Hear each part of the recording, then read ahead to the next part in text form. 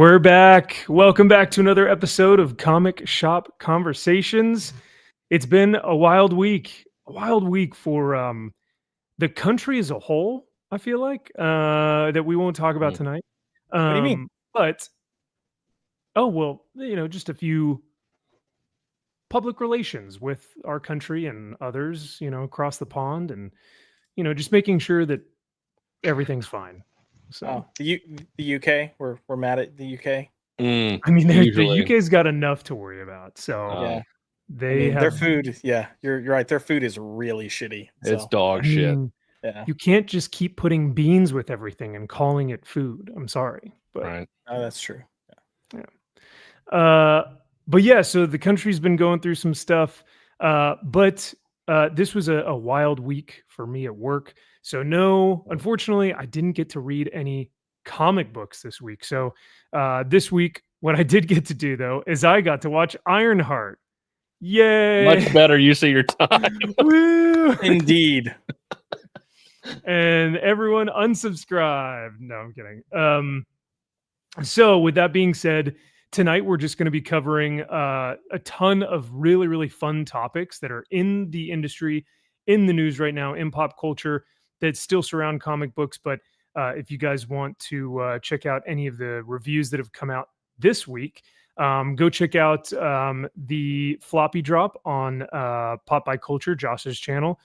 Josh and Drew Dolan, who is here joining us tonight, they went over this week's books, and it was a great show. And so, yeah, I think, what was the highlight? Spider-Man v. Wolverine and Feral? And Green Lantern. I'd say Green Lantern too. And Huck. There were some good ones. It was a week where there were a decent number of good books, but nothing that knocked my socks off. Okay. All right. That Carrie Andrews art didn't knock your socks off? I'm not a Kari Andrews fan. Oh, that's right. Like, I can respect it, but I like, it's too bulbous. Yeah. Oh my goodness. Yeah, you didn't like his balloon thigh, Spider-Man's balloon That's thigh. Right. And I'm a thigh guy, so who knew? Oh, all right. We're getting to know our boy Josh even more on this stream. I'm like turkey legs, chicken legs, like thigh, the leg. Like, that's what I'm referring to. Right. Thigh Okay, guy. that makes more sense. We are graced with the presence of Yasoi Whack. I mean, gentlemen, it's him in the flesh. Thank you, sir. We are. Thank you for being here. Hats off to you. Wigs off to you. Oh my lord. Where is my soundboard? Yes, your boy Zach, otherwise known as AKA Yasoi Whack. He says being on time is for tourists and birthday party clowns. That's for sure. That's fair. Yeah, it's pretty wild when you go onto your boy Zach's channel, and his thumbnails are now just Wes's face. Like, he's not hiding it anymore. It's just Wes. Like, he's using the crosshair now. He doesn't like Wes anymore. No. Yeah, it's ugly. Yeah. Which is, I feel like if you were to go after anyone hard, it would be like Az, right? Like Az, or like, I get the hate for Az, but like Wes is like one of the most notorious for being super well, not only just well spoken, but has like the best panelists and guests, like by far, at least in my opinion. I don't know. And I love how Wes was just like, I guess we're doing something. I guess we're beefing. I don't know what the hell's going on. Who knows? Yeah. Maybe only in his mind. Yeah. But it's so odd because your boy Zach, a broken clock is right twice a day, because then he'll still post stuff about, like, I don't know, Rip-A-Verse or Mags Visaggio or something, and I'm like, that's really well spoken, and he makes a good point. So I don't know. Oh well. Oh boy. I think our boy MG, aka Destro 47, I think he might be first, or drunk. I'm not sure. Or fifths. He's both. We've got Cajun Corey in the chat as well. Jamin D, Kaiser Jose, Station. Or was that a dab? Does he dab or does he just go know what the fuck Station? he does. He's an asshole. Whatever it is, it's working for him. It's working for him. So, and then I hate these handles instead of names. I just noticed that, Cajun. So it looks like YouTube now does the handle of the person instead of their name. So, like, for example, Destro used to be MG, but I don't know if this is like a Google decision, a YouTube decision. Not all channels. Oh, weird. All right. So it's well, just your channel. I guess so. I guess my channel doesn't rate. I can't say the word, so you know. It's a hyphenated word. Oh, okay. Donald gave it. That tracks, yeah. Okay. I mean, yeah, that is kind of odd. Oh well. Well, let's get right into it because we've got some show and tell, and like I said, we've got tons of new topics to go over this week. So first things first, let's go into some show and tell.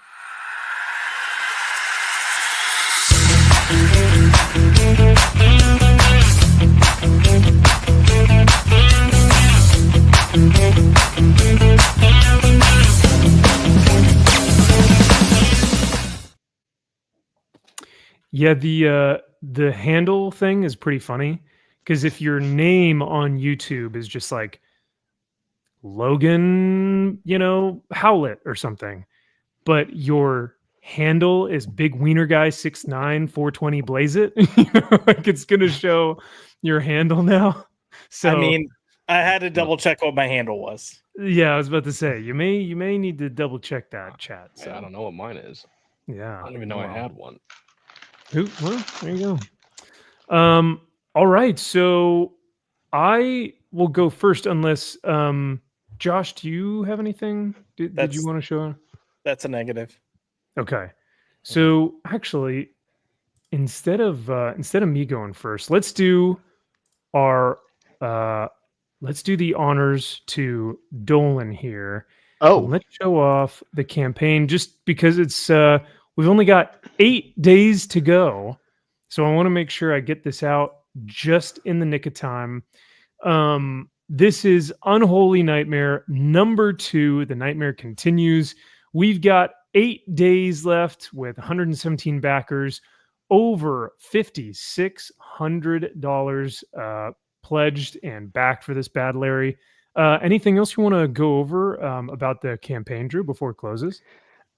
Yeah, one thing we try to remind people of with this is that the Golem is our add-on for this for people, and we hope that everyone checks this out because Aaron and we have told an incredible story here. It's to the point where Aaron is honestly considering submitting it to various reviewers for potential awards. He thinks it's that good.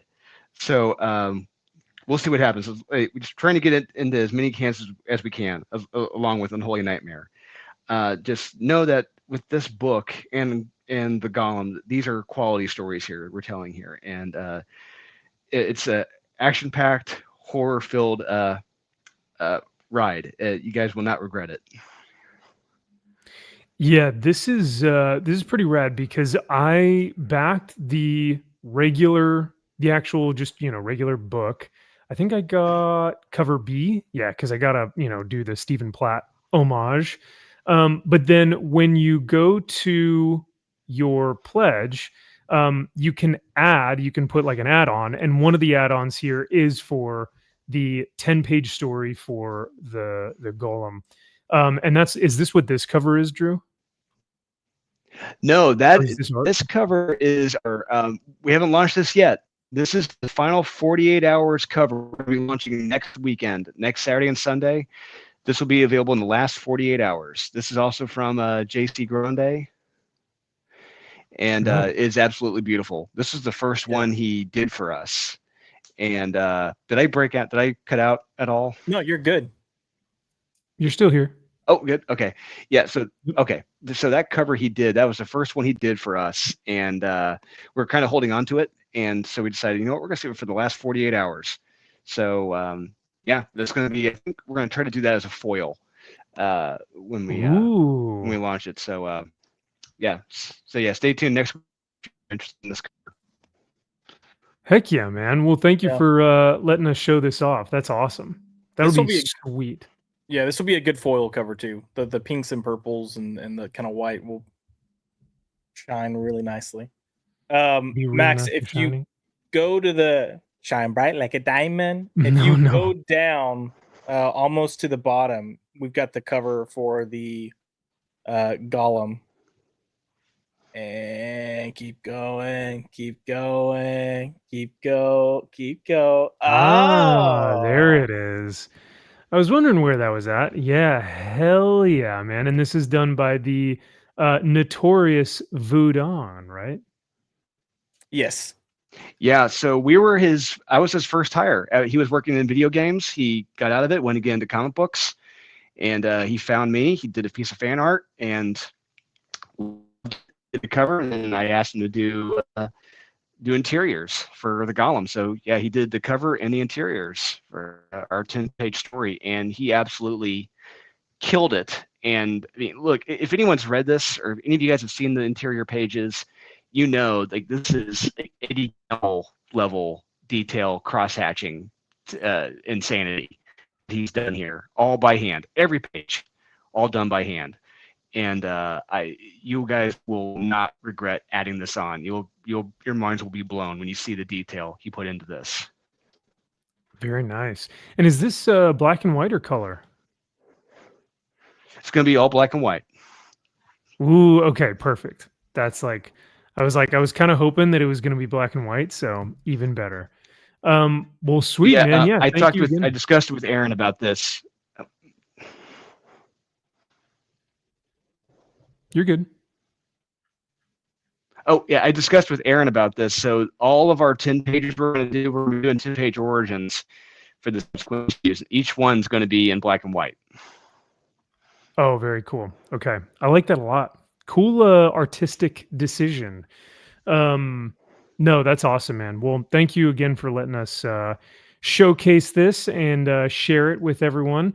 So if y'all haven't already, you guys have just a day and a week and a day, and that's it. And if you do want to wait, which I would encourage you to at least get the Golem book, but if you do want to wait, you can get in on this 48-hour action foil cover as well. That's pretty damn impressive. So, and look, we got covers that reflect what happens on the interiors.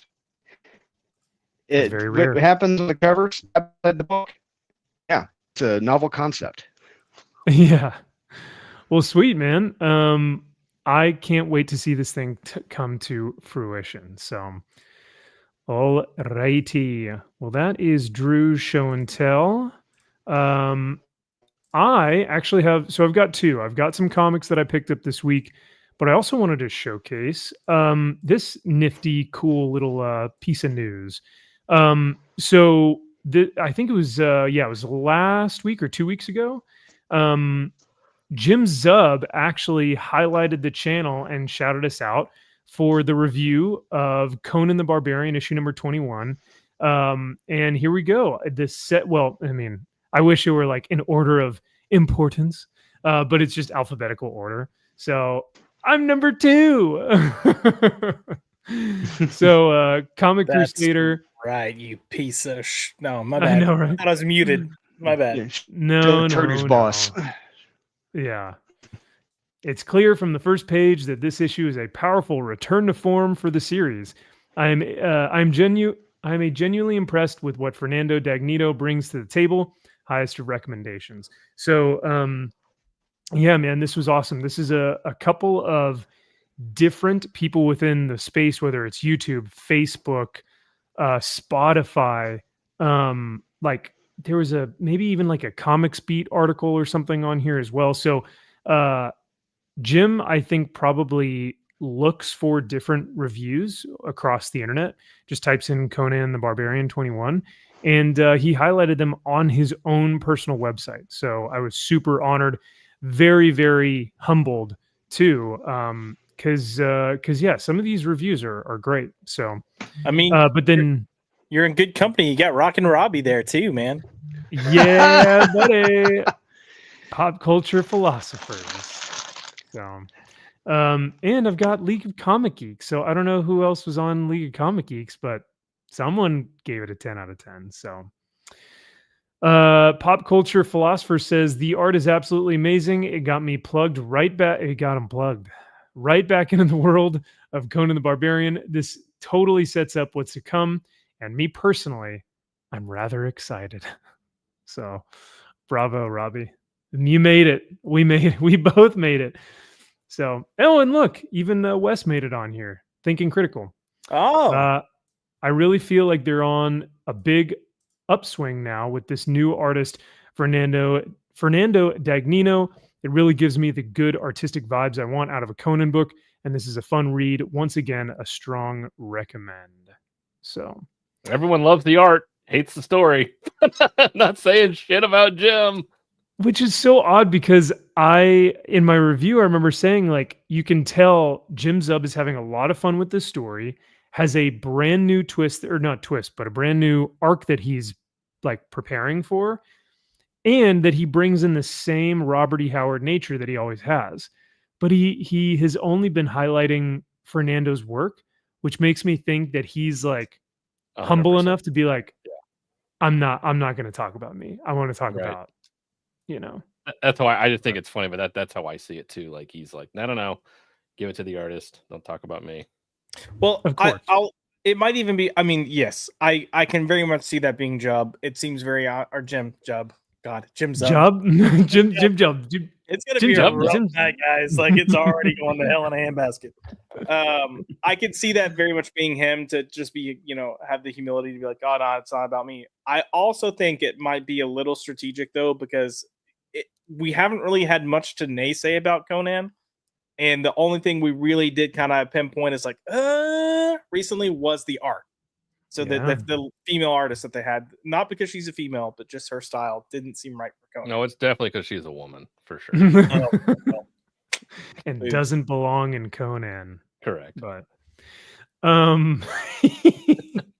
but guys, what if Conan did an MRI on himself? What if he scanned himself like Daredevil does in the one Daredevil issue that we read briefly because it had good art? Yeah. That'd be cool. If only. Okay. If only. That's cool. I mean, comics are good now because of that one Daredevil issue. It's back, baby. We're back, boys. We're so back. We're back. We're beyond levels of back. Daredevil is so back that they're having to relaunch the series again after canceling it again. Yeah. Molo1122 says maybe he's also trying to ease fears after the last fill-in artist as well. Definitely. Salty says, I'm concerned with the cover art for Serpent Run, mildly, but concerned. Panosian's doing... Yeah, you I was about to say, wait, I thought Panosian...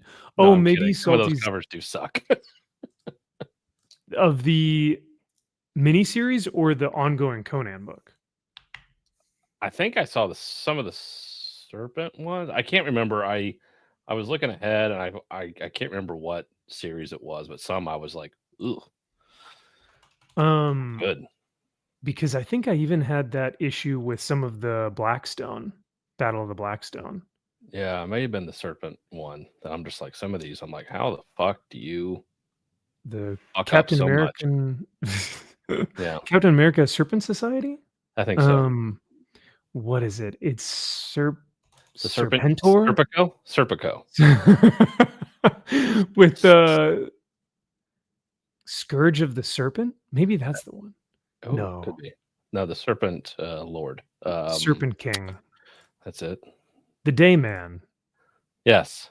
Fighter of the Nightmare. This is Roberto de la Torre, right? Yep. And that's a okay cover. That's fine, I like it. I guess. Oh, you know what? Maybe this is just a one shot. Is it? No, the new can't Conan be. epic starts here.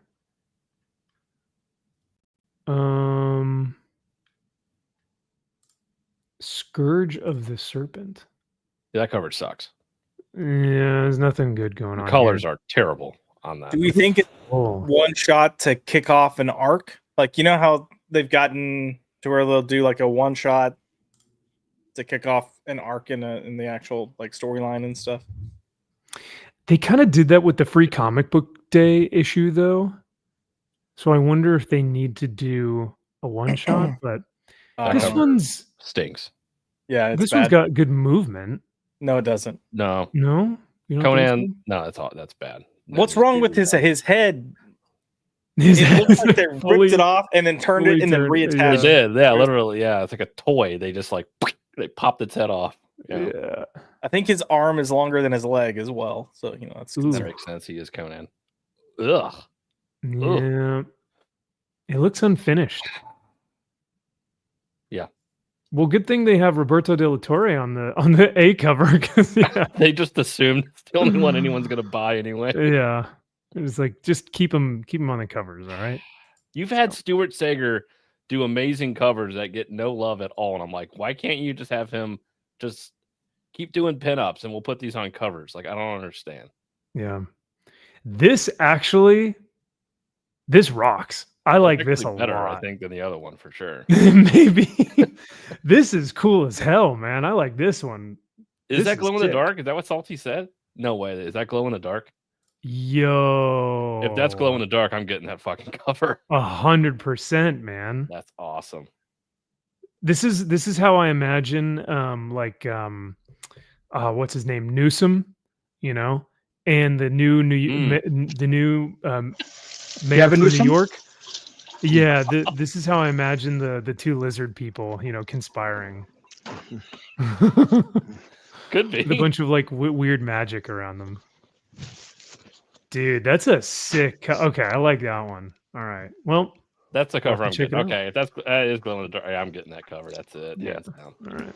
I mean, I feel like you need that and A cover and that though to Absolutely really. not. Fuck that. I'm only getting that. Actually, I'm gonna get 5 of Absolutely those. Well, and then on top of the blind bags and everything, yeah. that's Correct. fair. If that's in a blind bag, I'm definitely getting it. Yeah. But if it's just a regular cover, then Not no. getting it. Nope. No. All right, and then some comics that I bought this week out of pure. These were just straight emotional buys. I was like, you know, long day of work. I need to spend some money to feel better. So I've been on a big cap run lately, especially now that July is coming up, and we all know that is America's month. So with that being said, I started off my buying spree with some Roger Stern, John Byrne, Captain America, Ooh. El Presidente newsstand edition. And guys, I don't know if you noticed or not, but this book is worth $2,500. So I don't know. Call me a speculator. Good but, for you. Yeah, it's pretty cool. Yeah. Pretty cool. But I am only missing 2 issues out of the Stern Byrne run. But I love the lettering. It almost looks like those America ice cream pops that you'd get in the, from the Vans. But this The is Billy Kincaid Vans, yeah. Yeah, 100%. But no, man, these are super sick. This is when he encounters Baron Blood. Yep. And Union Jack back there. Yeah. Union Jack. And then thanks to Aaron Sparrow, while we were in Dallas, he kind of told me, he was like, hey, you need to read Streets of Poison. And he wanted me to get the trade paperback. But I was like, I'll do you one better. I'm going to do I'm going to find all the single issues and buy these bad Larrys, especially with the artwork by, and why am I blanking? Ron Lim? I think, yeah, I think it's Lim. I think it's Ron Lim. Yeah. But yeah, his stuff on Silver Surfer is just gorgeous, and it's even better. Well, I don't know if I can say it's better, but it's just as good here on Cap. Yeah, if people don't remember, like this run, this is when like, I forget what drug it was, but like it infected Captain America with the super soldier serum and made him go bonkos. Yeah, man, it's pretty rad. You get Bullseye, Crossbones, you get all the good ones in here. But I love this cover too. Yeah. But yeah, this is sick, Captain America, and then this was the anniversary issue 383, and this is the 50th anniversary issue. They're coming out with a an omnibus for all of the Grunwald stuff, and I guess apparently the second omnibus is going to have this cover. The only thing I wish that this gold was foil, but unfortunately, I don't think that would be the case. I feel like when you hold that cover up, you should hear an eagle like cry, like you know. Yeah, you just feel like people forget Grunwald's run was massive. He wrote I don't know how many. It was at least 100 issues he did, if not more, of Captain America. And when you think about like the span and breadth of like this, so he covered like Serpent Society, he covered the Union Jack stuff, or not Union Jack. That was the Stern and Byrne run. He did the Bloodstone saga. Bloodstone. He did Nomad. Yep. Nomad, but there was Capwolf. Yep. Capwolf. He did do that. What was the one? John Walker. Yep. He had US John agent? Walker in there. U.S. agent. U.S. agent. Yeah. Like everything that's been pulled from the MCU or tried to have been pulled from the MCU comes it's a lot from the Grunwald run. Yeah. So, including Crossbones. Yeah, 100%. So, but yeah, so that's what I picked up this week.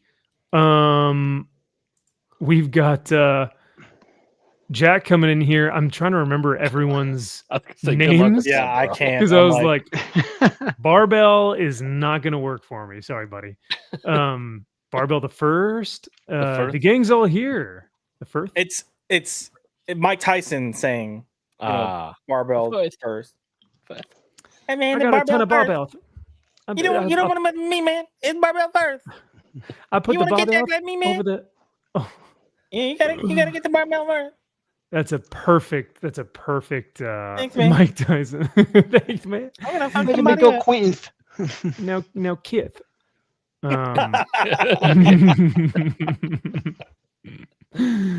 We've also got Rudy Taitague here. What's going on, brother? Great to see you as well. Chris is in the chat. What is going on, brother? Hell yeah, and the cap floppies. Nice grab. Thanks, man.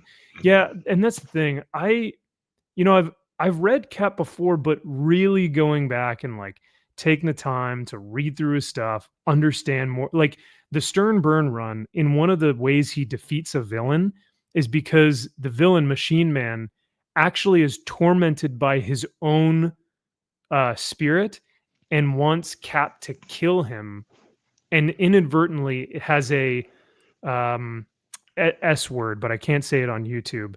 Unalives himself. Oh no, the confetti went off, didn't it? Oh, That's pretty awesome. You're really happy that he tried to kill himself. Yeah, I was really like, Cap really gave it to Machine Man. USA, USA. Yeah. Wait, are there fireworks when I do this one? No, those are the lasers. I forget what fireworks are. Maybe this one. Yeah. So, but yeah, there's some really good stuff in there. So, Salty says, hit that like button for this foursome. Doom. Well, thanks, man. I appreciate it. It's actually Barbelleth. It's from the Invincibles. Oh, okay. Invisibles. Oh, thank you. Invisibles? Invisibles? I don't know The what the Invisibles. Invisibles. I don't know. Morrison's Invisibles? Maybe.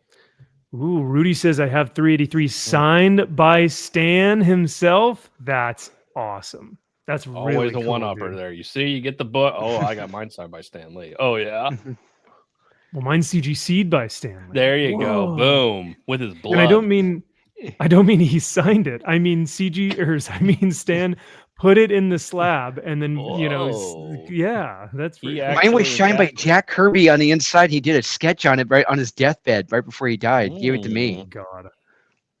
Yep. Yeah, there's always one. Always one. With that being said, there is always one in the chat here who goes above and beyond, is an absolute legend, and that is Salty Traveling Sea. Thank you so much.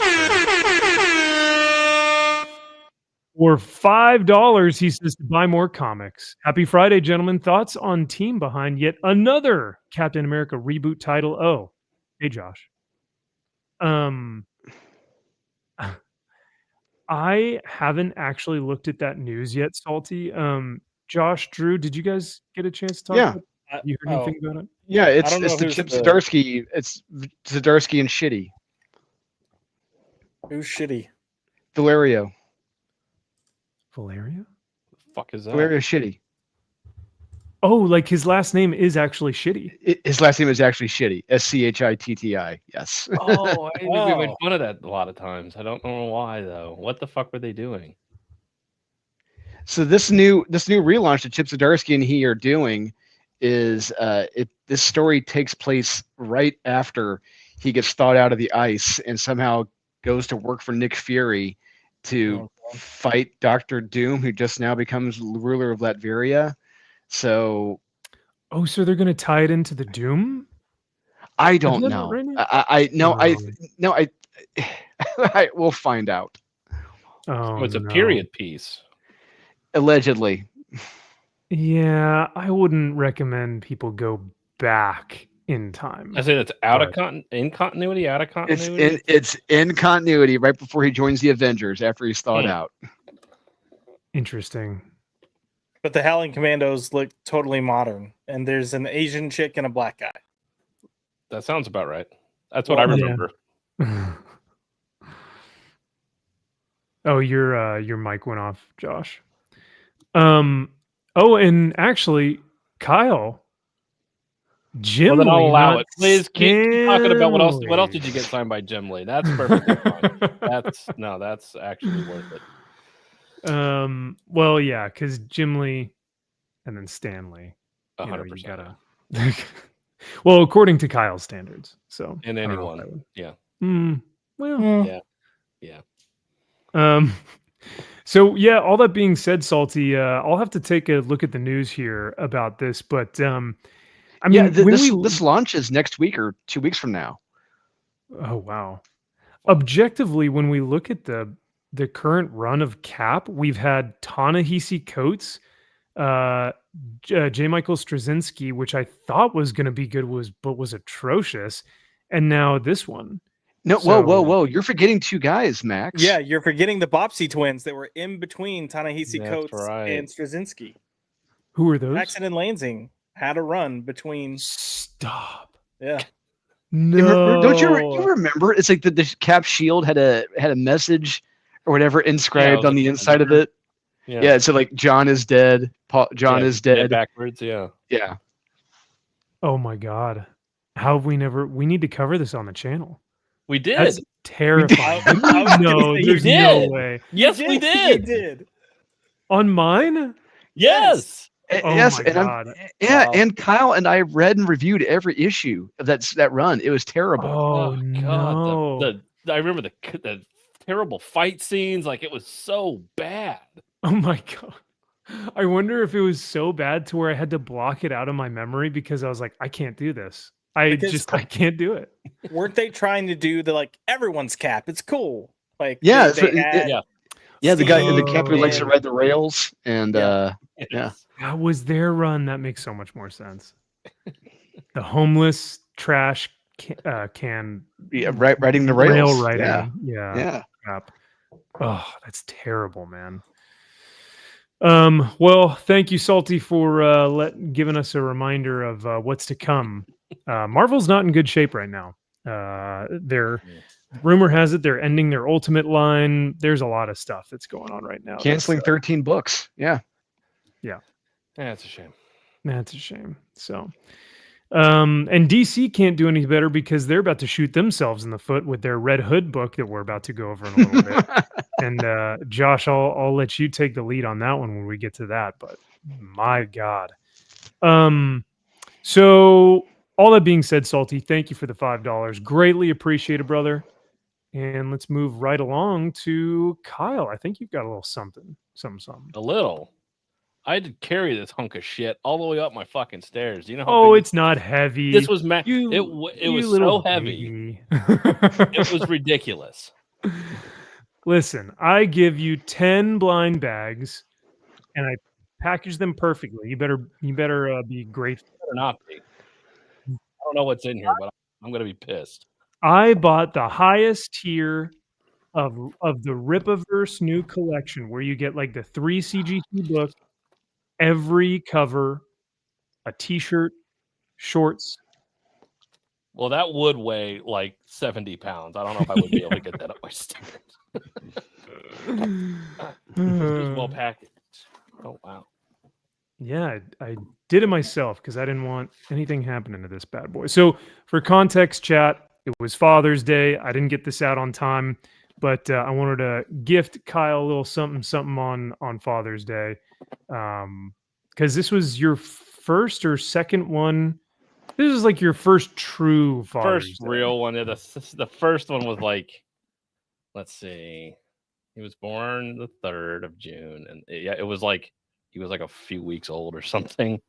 That doesn't count, yeah. So I know Amy was mad because she was like, "You get a Father's Day, I don't get a Mother's Day, yeah, blah blah blah." I'm like, "Shut up!" Oh my god! Like, because I'm better than you. First off. Oh wow. Kyle's like, I did most of the work. I was sweating. I the did whole everything. time. Come on. What did you do besides complain?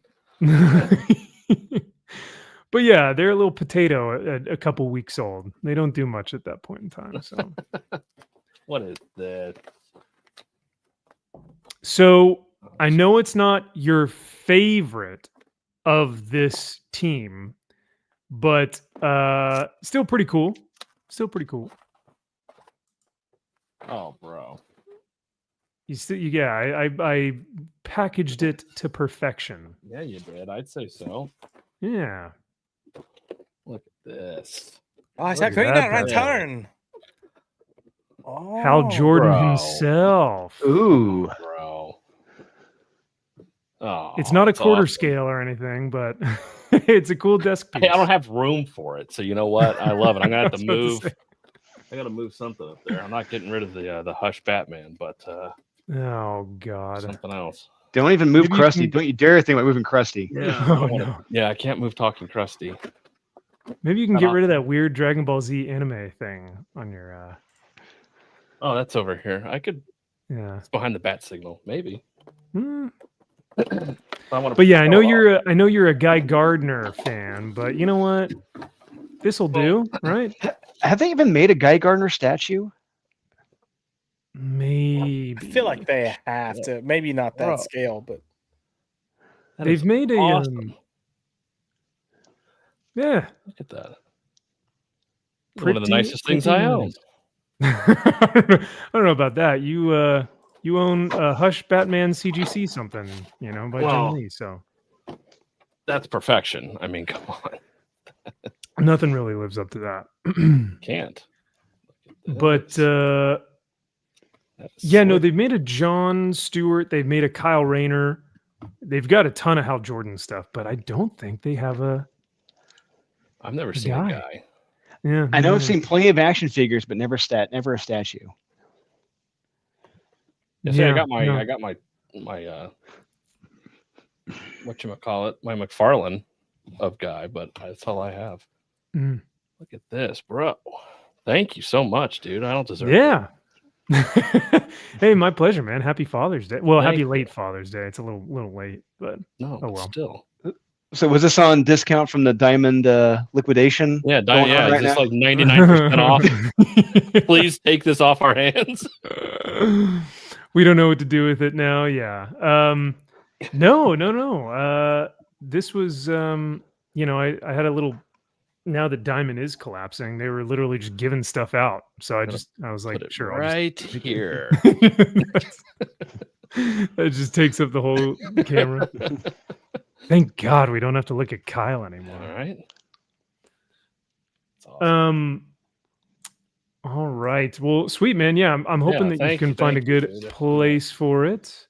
I will. I'll find. I might move that I might move that Wolverine there. That little VHS. Well, yeah, it's. Hold on. Give me a second. I'll move it right now. I'll do it right now. It's up to you. Oh, okay. All right. Hold on. Right now. Right now. Speaking of statues and action figures, I picked up I've seen you guys a picture of it, I think. I picked up a Hunter Rose Grindle action figure at the Las Vegas show. It was a little birthday gift to myself. I think did you send us a picture of that one? Yeah. Nice. Hell yeah, man. That's cool. All right. So now that we've got show and tell out of the way, we've got plenty of news here. So while Kyle's setting that up. Oh, look at that. See? Boom. Perfect. Oh, that fits perfect. Right next look to the that. sports almanac. See? Look at Boom. It looks even better than that stupid Housh Batman thing. But impossible. But it's on brand for like DC. So nice. That is true. Yeah. All right. Well, let's get right into the news.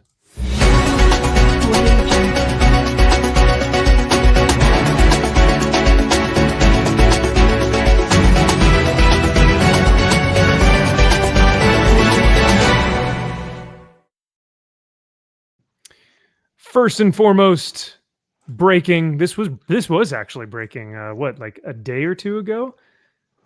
Superstars Robert Kirkman and Dan Mora begin a new Transformers era with issue number 25. So this is. Are you not excited? Well, if you read League of Comic Geeks, there's plenty of people not excited about this. Yeah, I think I'm more excited for Kirkman than I am Dan Mora. Really? Yeah, I think these are uninspired picks. It's like white bread and mayonnaise. Wow. All right, so who would be your plain and boring dream picks? Like clearly Alice Cott. Oh God. So Drew shared that screen capture in the group chat of the psychos on League of Comic Geeks, but no, I think this is badass. I think this is awesome. Let's show some interior art, shall we? Optimus he's never looked better. That looks pretty sweet. I mean, this is a totally different vibe from the DWJ Jorge Corona stuff. But still cool. I wonder if we're still going to get Mike Spicer on colors. It looks kind of looks like his colors, right? Yeah. The bright, bold, really poppy. At least from what I can tell. But yeah, no, I think this is a great pick. I feel like for Transformers, our biggest concern has been what is going to happen with this creative team after issue 24, 25. And sure enough, Image had an answer. And they said, hold my beer. If it's possible, we can get better. So do we think that the series will be better, or do we think it's just going to be... Because, I mean... After that issue with Megatron beating the ever-loving crap out of Starscream, which was a highlight for this year, are we going to still see that same type of impact with Mora's stuff? It's definitely cleaner, but I don't know. And Josh, that may have been, I'm not going to... I'm willing to bet you it's probably due to Hasbro probably wanted this traditional art for their IPs. So if that's the case, it's probably a smart move to get Dan Mora. Yeah, I can see that. Look, I think it's good picks. Like both Robert Kirkman and Dan Mora have a lot of heat behind them right now. So it's gonna. I told Drew, the other day when we were talking about this, it's like when they launched Transformers and you had the #1 come out and there was so much fanfare about it, it was like, oh man, that's lightning in a bottle. And you kind of think, well, they're not going to be able to do this again. And in some ways, they kind of did it again. So I'll be really curious to see what kind of sales issue 25 has, how much, it brings new people in or back into the book, I guess I should say. It's going to be interesting. This is the real test of Dan Mora's name, to see how if he can really put butts in seats for this run, because we see the Dan Mora effect on various books at DC and Boom. His work is amazing, but we'll see what his sales power is with this book. And if he truly is a superstar. And look, League of Comic Geeks, it is turning into the Reddit of comic books right now. It is. I had to send that screenshot. I could have sent more. The amount of hate that these guys are getting for being the next team is fucking ridiculous. I could not believe it. They're just saying bland, safe, just predictable, lazy. I'm like, why would you not want Dan Mora? I don't understand.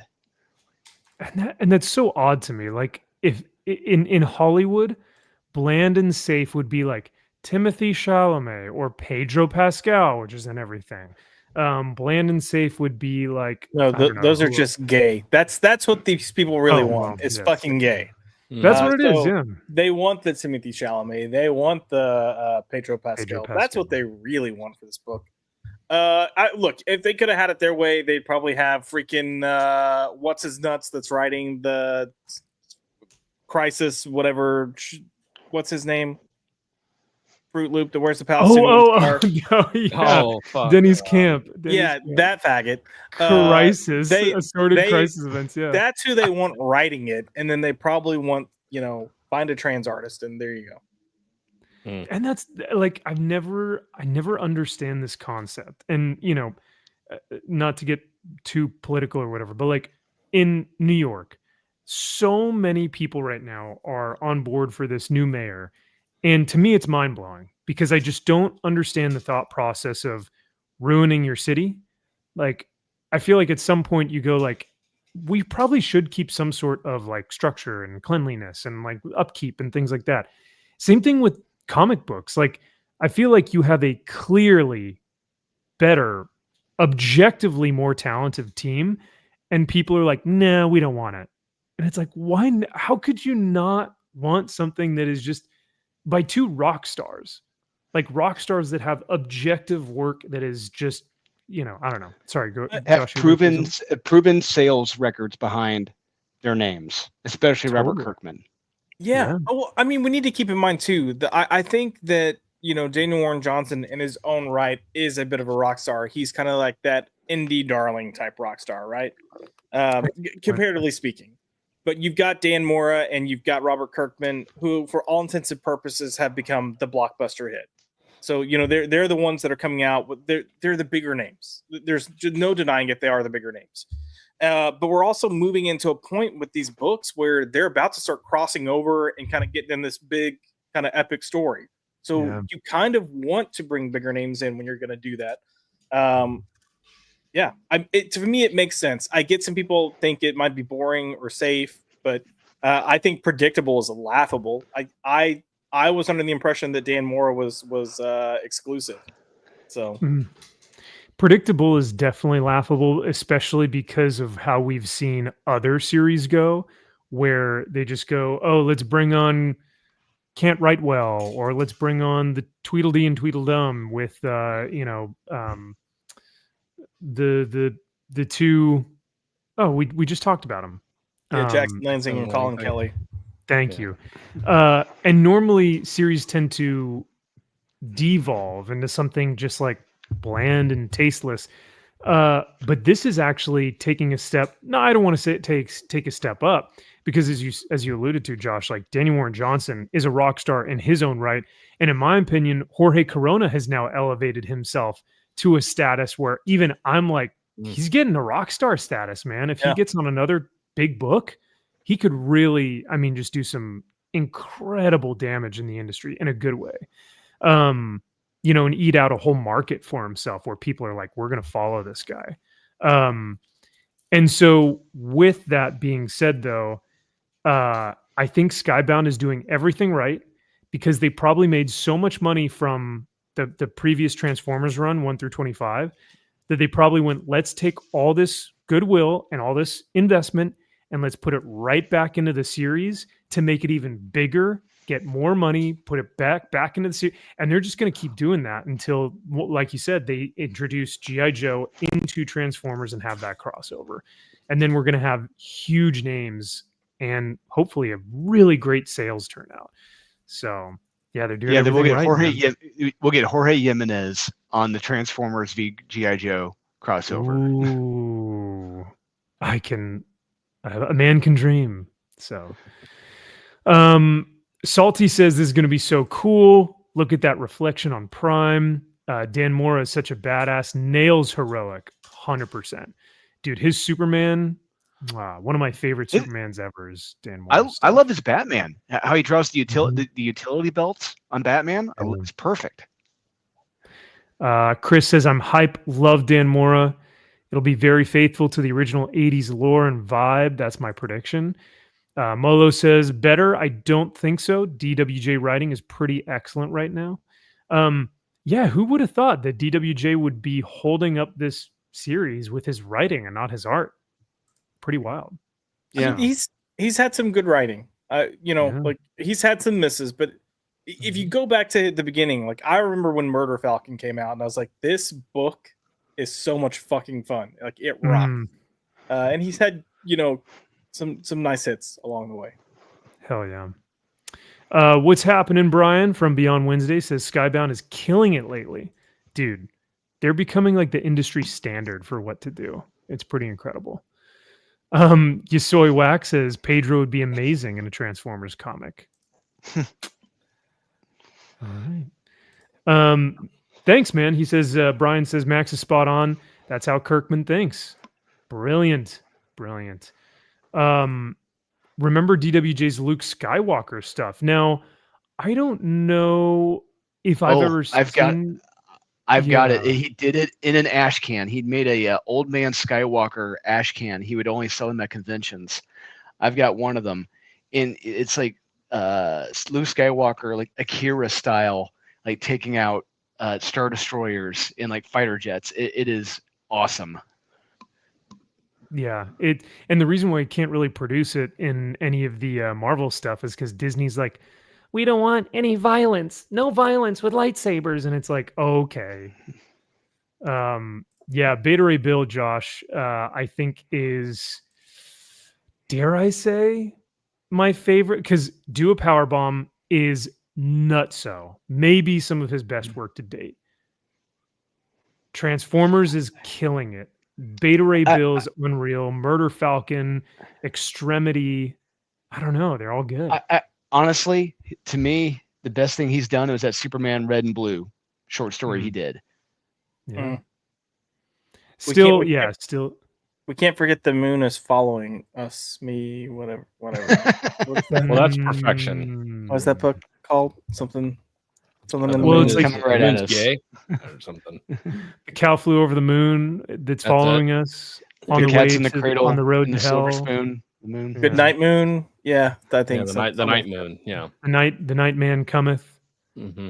and the moon. Yeah, so, yeah, no, that's in a different stratosphere. Like we're talking about just as like regular comics. Like that one's in like a totally different category of good. So, and that I am being sarcastic, and because it's probably his worst work. So. Mm-hmm. He hitched his wagon to a bum horse. I'm sorry, but he tried. We've got work in progress coming in. He says, Dolan, I am 3 months from finally having some income to back some of your creations. I love your work, and I wish I could have helped you more in the past. Oh, yeah, don't worry about it. I mean, hey, take care of you first. Then once you're in a comfortable place, then you feel free to chip in. Yeah, man. No, we just work in progress. We appreciate you watching and hanging out with us. And whenever you are able to support, us here on YouTube or a comic book, feel free to. But we are here to support y'all as well and to give you guys some great entertainment. Because he even has been loving the recent reviews, Kyle. So he really appreciates that. And so we appreciate you, work in progress. Yeah, So. don't watch those. It is pretty incredible. I think I was telling you, and it's night and day. One of the things we always like to talk about on the channel is like being able to, if you like something or dislike something, the ability to articulate yourself well enough to where you can explain why you do or don't like something. And it's very clear with Kyle when he does so. So it's something that I very much appreciate. But yeah. Oh yeah, don't forget Wolverine number 300. That's the Yeah, most important book he's ever worked on, according to social media. I also love how none of us are mentioning Wonder Woman Dead Earth or whatever it was that he did. The art in that is Yeah. terrible. Yeah, it's rough. Man, I totally forgot about that. I did too. Yeah, there's reasons for that. Yeah. Only Daniel Warren Jones can make a pretty woman ugly. I I think some other people can too. Embrace her Greekness, maybe. I don't know. But yeah, no.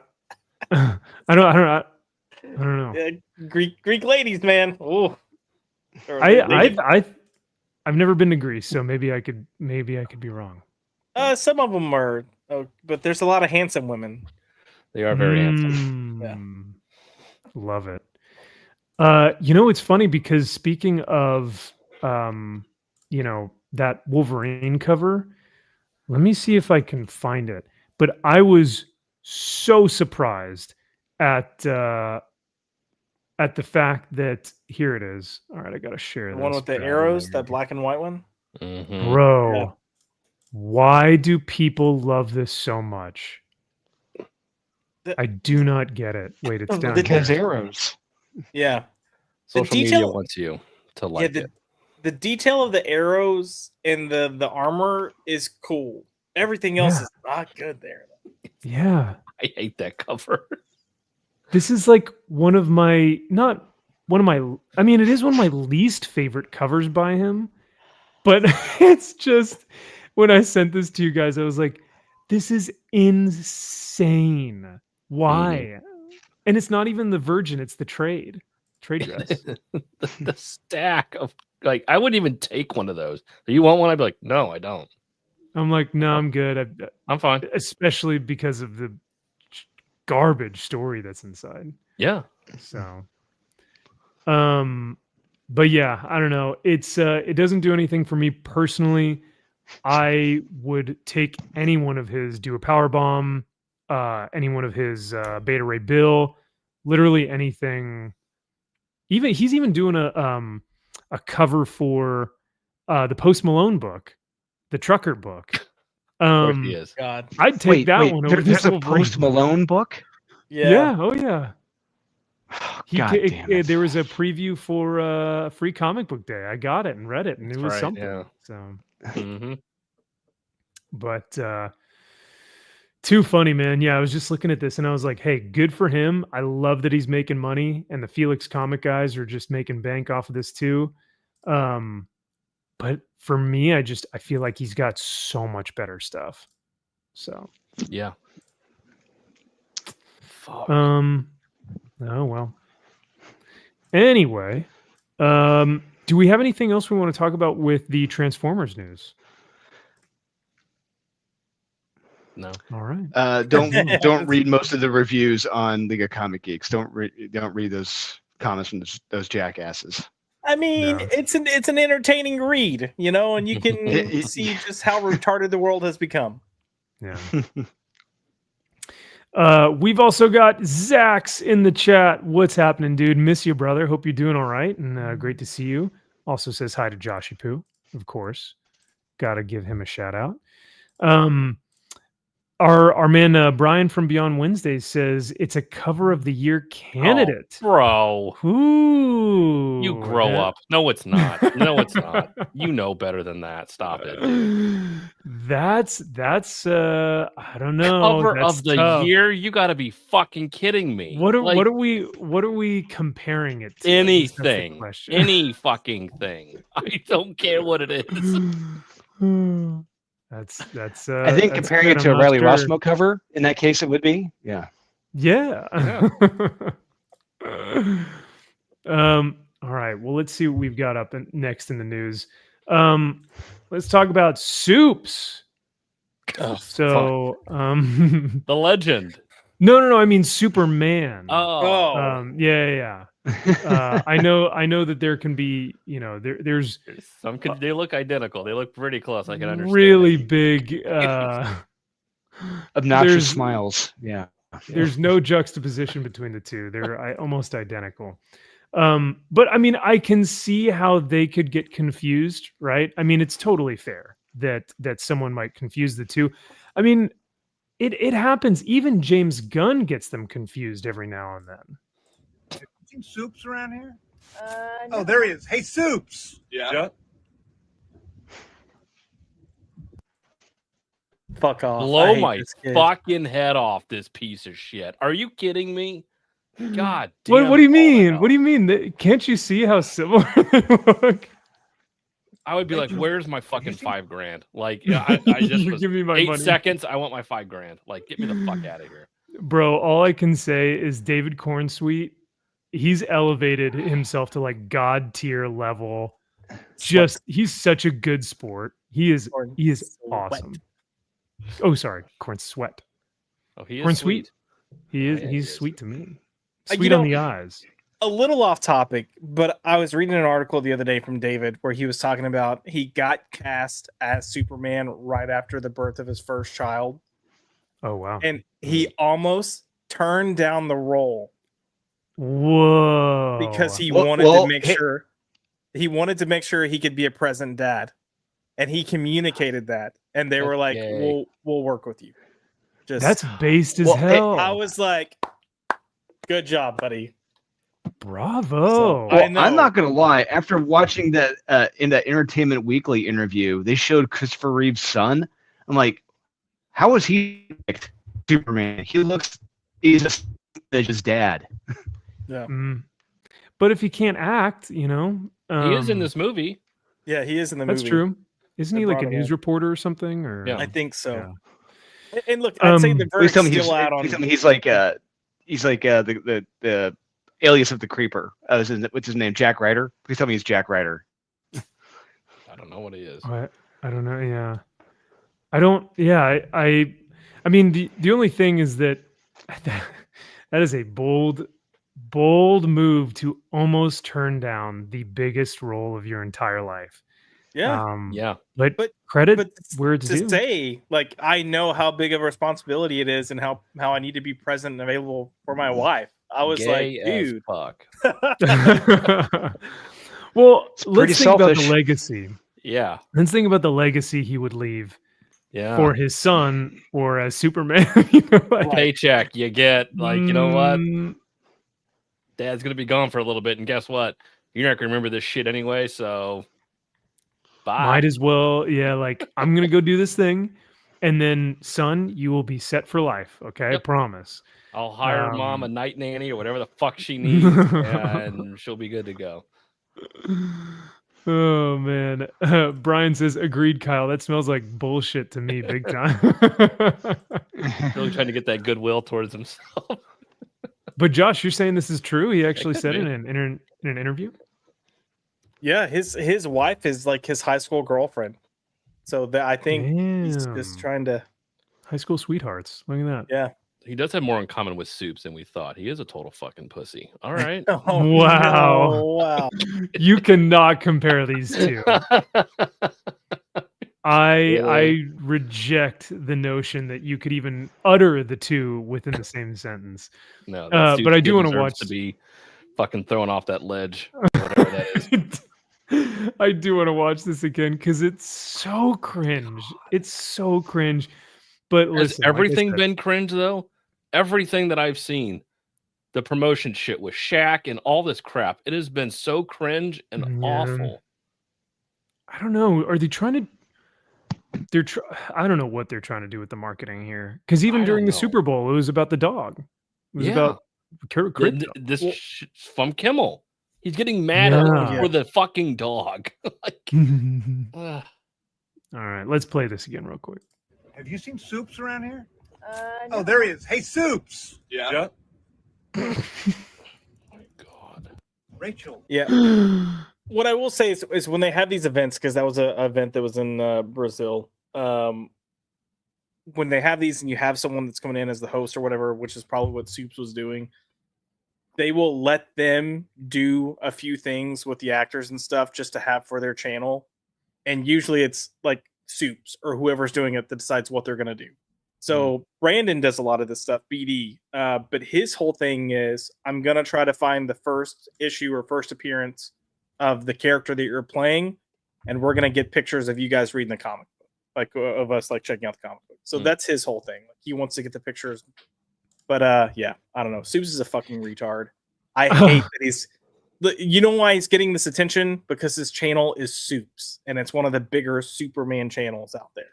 That's it. And that's all. That's it. I mean, well, he's devoted his whole TikTok and YouTube and everything to Marvel coverage, and he really gained notoriety when he started doing trailer reactions, but would just autistically scream at these like big reveals, and he's become his own meme, like his own lolcow, because of his reactions.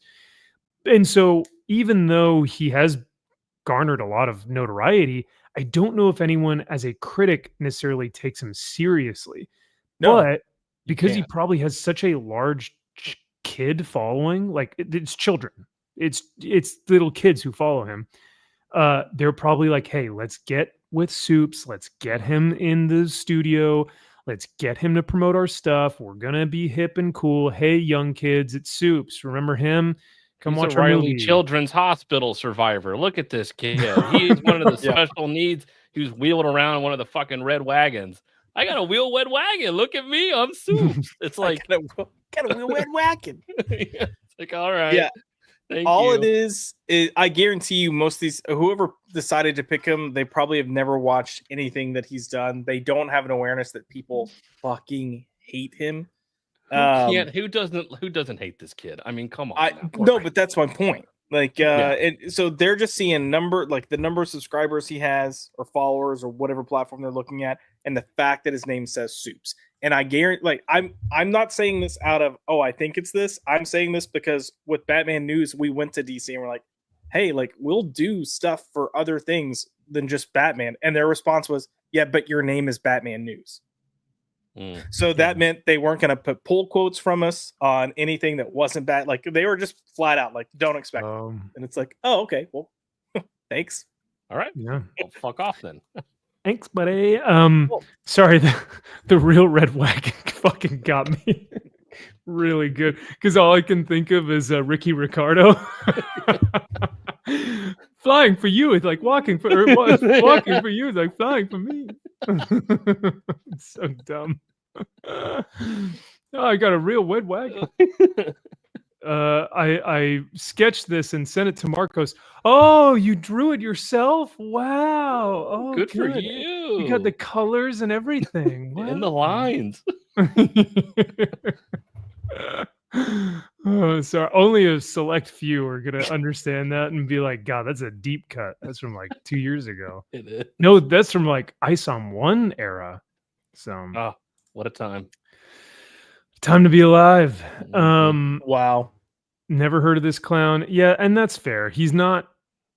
It's weird because you could be someone on YouTube and have like 15 million subscribers and no one could have heard of you. So totally understand. Kaiser says it's for as frequently as Kickstarter and whatnot is used. I still run across every day people who have never heard of Kickstarter or whatnot. It's the amazing amount of things people have never heard of that you would think would be common knowledge. Yeah, and it really is pretty interesting. Hold Yeah, Kaiser says CW Superman looked awful from the beginning. Do you guys think this looks like CW? That's a good question. CW Superman looks better. I'm not gonna lie. I never really watched it. I've only seen clips of the CW show. I've never actually seen an episode. So I mean, I don't know. That would be interesting to see. I think. there it is. Oh, Josh has got it. Hold on, let me. Yeah. In my opinion, for the Clark, Superman, Lois stuff, for sure, totally worth it. It doesn't feel like a CW show until they focus on the kids. As like, let's give the kids their own plot lines. Now, when it's got the parent-kid relationships, it's fantastic. That first episode is terrific and has one of the greatest Superman moments in the last 25 years. My mom made it. Yes. My mom made it. Yeah. Bullseye. Pretty damn good. It's some of the best Superman stuff we've gotten in a long time. But you're getting 20 to 30% of the kids and that melodrama to make it CW-ish. Everything else doesn't feel like CW to me. So, and it really is fascinating to me how simple something like that single line, thanks my mom made it, is such a cultural moment for us to be like, man, that was great. And the way that he delivered it and the way that, they presented it, it just felt so genuine, so real. I don't know what that's going to be for us with this Superman movie. So, but I guess we'll find out. It seems like he's going to be yelling at everybody and getting pissed off for every stupid little thing. So I don't know what we're going to get. Yeah. In the foreign trailer, he blows Crypto out of the way of a kaiju. That was kind of cool. Sure, I guess, God damn that fucking dog! I want to punch they're really the fucking window at this point. Like they kicked Baxter off the bridge. I know the Batman kicked Baxter off the bridge. Jack Black just kicking the dog off the bridge. Hey, bud, what you doing? And he's like, "What the hell, bro? What the hell, bro?" Jack Black off the motorcycle. He's like, "Oh yeah, you ruined something I love. I'm gonna ruin something you love." Just that's how I roll. Him. Yep. I'm in a glass case of emotion. The Batman kicked Baxter off the bridge. All right. Well, man, I gotta preface this before we watch this. I know we give this kid a hard time. I know we give Supes a hard time, and there are times where it's like rightfully so. Every time. This one, all right. Every time. Every time it's rightfully so. He's a fucking dick. Yeah. Like, oh, that's right. Yeah, he like legitimately has done some pretty awful stuff. Oh yeah. Oh really? Is From, like steal money from kids or what? What's has he done? Has he burned down a hospital? Bad. Oh no, just throwing tantrums and like lying about people that he's worked with or worked around to try to prevent them from getting access so he can get at it's just really shitty stuff. It's just it's like Hollywood backstabby drama stuff to like just for access, right? Like it's not about his character, it's about how much access can he get, how much fame can he get. And I feel like that's what those little jabs behind people's backs are. But his facade, outwardly is just kind of like, I just love stuff, guys. Like, I just love everything, guys, and everything's like fine and like everything is awesome. Yeah, like Marvel's great and DC, they just bangers, man. Like, and I get it because he's just trying to be positive and uplifting and blah blah. So he's trying to do the same thing here, but what I really can't stand is that there's no substance to this video. Because what you guys will watch as we play this here is his whole reason for creating this is for him to promote, hey, I watched Superman and you didn't. I got access. You didn't. Though I can't talk about it or say anything of note, I watched it. That's the important part that you all should know. Is that little tiny gauntlet hand in reference to himself in his background? Little tiny hands. He's like, this is what I wish I had. He's like, hopefully, no, I don't know what that is. What is Someday? that? One day. Thanos snap, little tiny hands. Yep. The what was that, Burger King or Carl's Jr. hands, where they had the little guy, little hands? Yeah, little hands. Yeah, that's him. Well, the opposite, but I couldn't remember. Did he have big hand or little hand? I can't remember what his problem weird was. hands. Weird hands. All right, let's see what Supes has to say about Superman. I'm alive. I'm breathing. God damn it! Fuck you. It's the morning after, and guys, I've seen Superman. Wow. I want to be very careful with this video because I'm not allowed to talk about the film.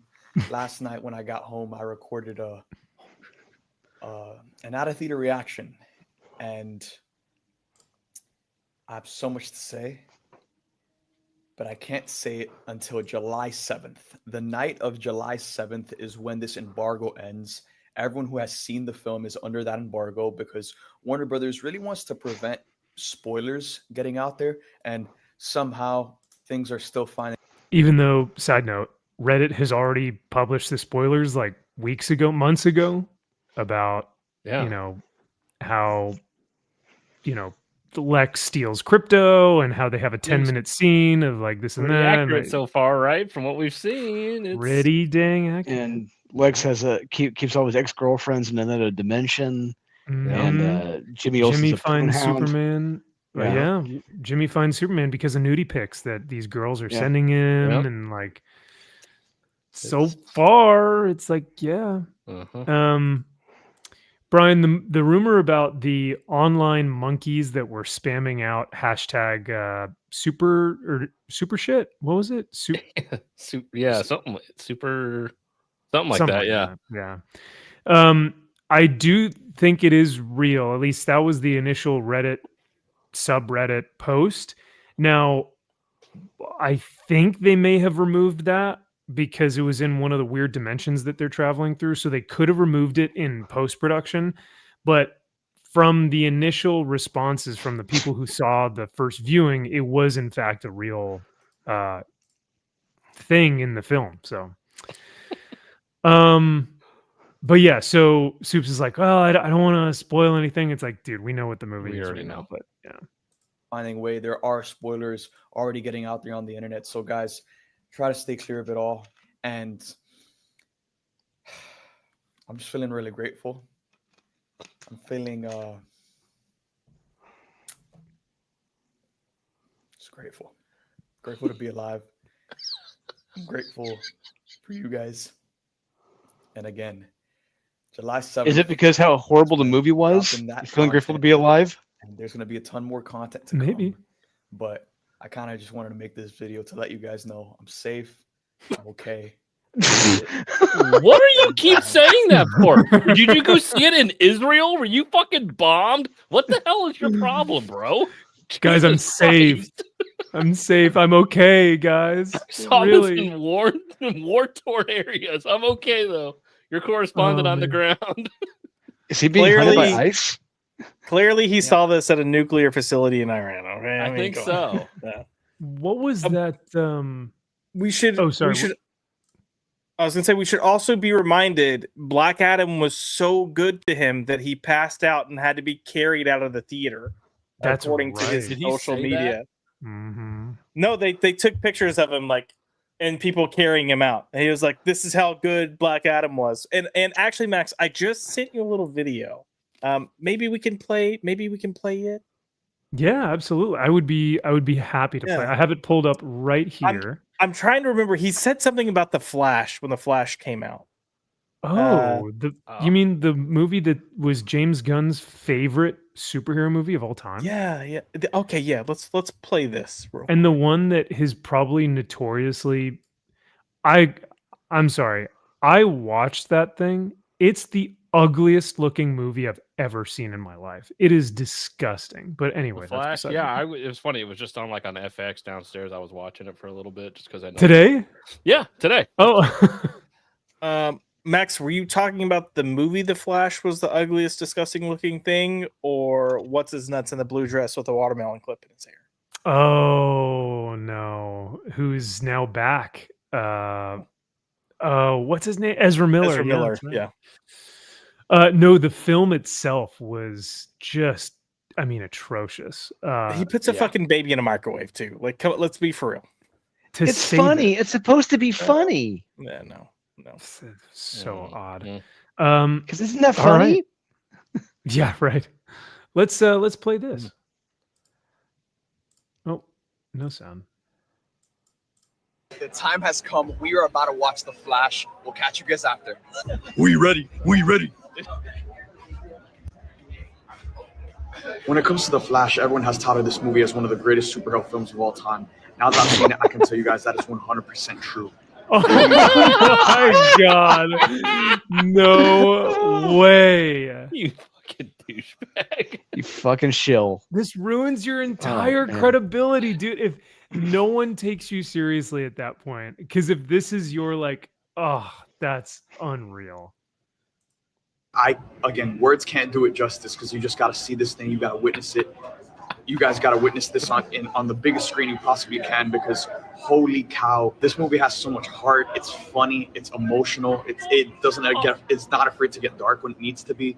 And there are just so many cheer-worthy moments that as a DC fan, you're like, it brings you to tears, man. Like, there's a 2-minute sequence in this film where it was just nonstop cheering from the crowd, like for every little moment that happened, because dude, I'm just shell-shocked. This movie fully brings to life the magic that comes with the DC universe in a way that we haven't really seen on the big screen before. Like, I'm telling you, this felt like a freaking cartoon come to life. He's spitting. Like, he's spitting. Oh god, get him off the screen. Shit. He's spitting. He's spitting. Be ready. Believe the hype. Believe the hype. Wow. And since then, we've had 2 more Flash films. We've had another Michael Keaton Batman movie. It was that successful. Batgirl, everything. It's been great. Everything. Awful. Do y'all remember when I sent y'all the clip from Batgirl where the guy's on the toilet? Oh, yeah. Oh my god. I couldn't even watch it. They took it down before I could even see it. I know. Have a good night, Cajun. Thanks for being here, brother. Take care, man.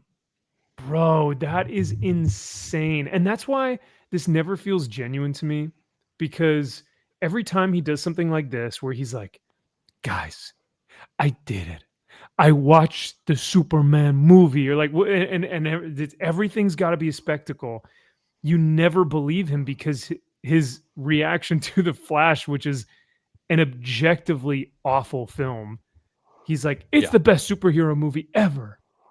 It's like I get the sense when you go see a movie opening night, or when you get, I've never been at one of these press junket things, but like if I were to, you can see how you can get caught up in that hype when you're in the movie. You don't necessarily realize how shitty it is, although The Flash is fucking dog shit, and you would know pretty soon that this movie, I mean, you're saying pretty damn fast. Like, I remember going to see The Last Jedi in IMAX, watching it, and literally within the first 5 minutes of that film, like I had a gut. I'm like, something's off here. Like something's not sitting right, and it's this movie, and I don't know why.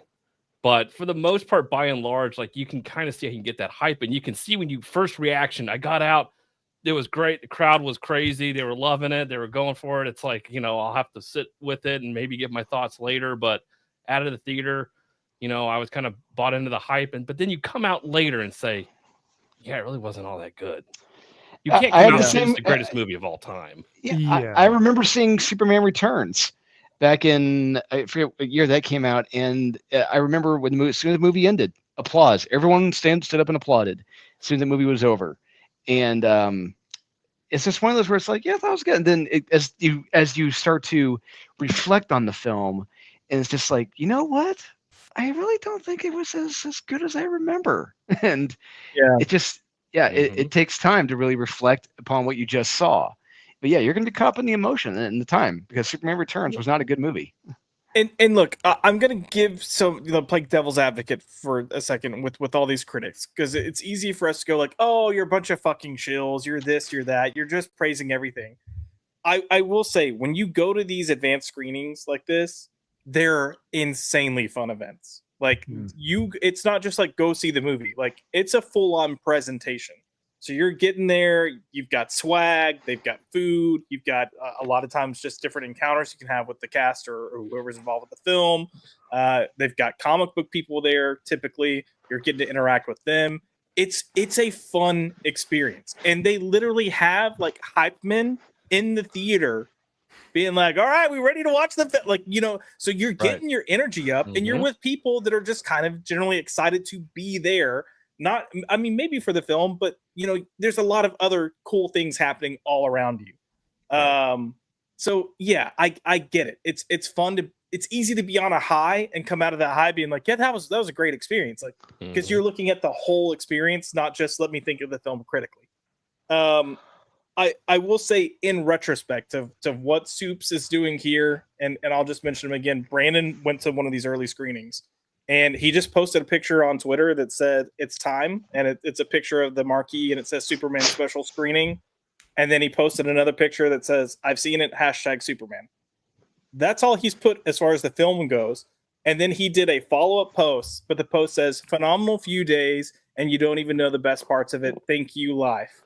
I'm going to lock into the weekend. I've got a lot of editing to do, creating my next great moments and experiences. Thank you all.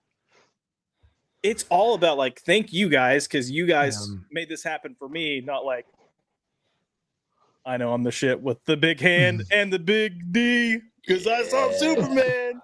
Let's go. So I'm just glad he's safe. Okay, the fact that he's safe, guys, and I'm safe. That he's okay. But yeah, no. What it sounds like, Brandon, your friend Brandon, BD. Sounds like he's in work mode, right? He's like, man, I'm so grateful for this. It's like if I were to go to a convention or a conference, right? I go to the conference and there's a ton of new release stuff for my business. And I'm like, man, I can't talk about this right now, but I'm so grateful for the opportunity to be here. And a lot of work that I have to put in the next few days, because obviously we're going to have to put a lot of this stuff into motion. Once we do that, we're going to launch this new product and it's going to be incredible. And thank you all for sticking with us, right? It's very business-like. And it's very emotional for Supes, which is, it's just a different vibe. Yeah. So, but no, reincarnated Kevin Smith. Jeez. Oh, and that's he wasn't crying. Yeah, he could have been crying. Oh, that's the heartbreaking part, is I love Kevin Smith. I don't think I'll ever ride the bandwagon. It's like, F Kevin Smith. I'm always just going to be like, I love him. I love him still. Which, I don't know, makes me a shill, but who cares? He has actually he has contributed to society more than he has taken from it, I think. But Clerks, Green Arrow, Dogma, Green Arrow, Dogma, Mallrats. Oh, Chasing Amy. Oh, yeah, so good. All of them. So, well, not all of them, but no, definitely not all of them. Not all of them. Mallrats is, God, one of my favorite. It's like when I think of me as a comic book reader in high school and college, like that's me. Like Mallrats is like my movie. One that gets overlooked is Red State. I actually enjoyed Red State. That's actually a pretty creepy and pretty good one. I don't think I ever it is. saw that I one. liked it. Zack and Miri Make a Porno was good. Obviously, James and Bob Strike right. Back. Like, yeah. Well, since we've been talking about Soup seeing this Superman movie, let's see what all the hype is about, right? Like, what's he responding to? What did he actually watch? Well, this week we got a 37-second clip of a scene from the film. So let's take a look. Wait, is Warner Brothers going to hit us for this? Probably. I don't know. Listen, Just stop it every 2 seconds. Yeah, no one hits you worse than freaking WWE. That's all I can say. Really? Okay. Oh my Yeah, god, that's they true. butchered me. Oh, I'm so Wow. sorry. Well, oh man, crap. Has everyone on the panel watched this? Unfortunately, yeah. Unfortunately, okay. Yeah. Well, then we'll just show some screenshots. Chat, I'm so sorry, but I just realized if I play this in its entirety, which I would love to right now, this whole stream would just get gone. So I'm just gonna play through the screenshots. Josh, initial thoughts about watching our main man David Korn sweet? Well, the suit looks Sweat. halfway decent here because you can't really see it. Really, his shoulders look. He looks like he's actually worked out here. Yeah, he looks great. He man. did. Yeah. Look, it's one of those things that I watch this, and as I'm watching it, I'm like, bro, this would be how I would react if someone did something to Ollie. Right? That was my first initial reaction, and then I go, but wait, that's not Superman. So I legitimately think what we're not seeing here is that there might be red kryptonite involved somehow, some way. And if it's not, this is bullshit. If it is, then it's fine. I think they're just trying to appease the Zack Snyder fans because they got to draw him as angry. We got. He's gonna snap his neck or her neck. Dude, what? Yeah, I hope they snap her neck. That would be totally fine with me. Like I can't stand this whole character because we've seen her in the trailer, I think, as well, where she's like taking a selfie while Superman is fighting outside. Hey, if she's wearing clothes like this the whole movie, a fucking plus. I'm going to recommend this fucking movie. So no, thank you. I'm okay with that. Yes, thank you. So all right, I have a question. Yeah, Kyle, in this trailer. Now I know you could probably put on subtitles, but when he says the dog loser, or does he say the dog Luthor? Where like he's like the dog Luthor. It's like, does he say loser or Luther? I think he's saying Luther. I heard it as Luther. I was hearing it as Luther. I was like the dog loser. I'm like, did you call him a loser or are you calling him Luther? I mean, he's a self-made man. I wouldn't call him a loser.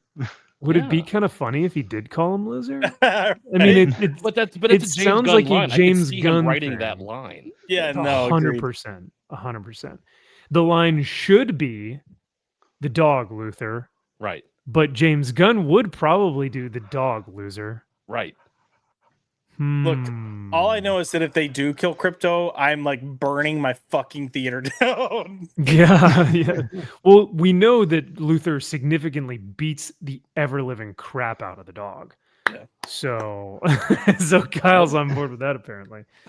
But like, why does James Gunn have this fascination with like animal cruelty in his because there's a whole sect of people, like a decent sized amount of people, that if you're hurting animals, they're going to be fucking pissed. So they're gonna like it's one of the like if you want to make someone a despicable, disliked character, have them do something to a baby, someone who's considered very innocent, or an animal, and then you're gonna have most of your audience going, "Fuck that guy! I hope you beat the shit out of him." However, it could be seen as a cheap way for the audience to do that. Not necessarily it's the cat thing. He's putting a dog in front of your face and saying, "Don't be mad at this movie. Look at this dog I have. Don't be mad at the movie. Good movie. Good movie. Good movie. I got a dog in here. Remember that? Hey, remember the dog parts of the movie?" I'm not saying it's not a cop out. I mean, you could say the same thing about like the score and our music that they put in movies. You know, to like, oh, you're trying to force this emotional thing. I'm just saying it's an easy tactic, and it almost always works with a certain subgroup or group of people.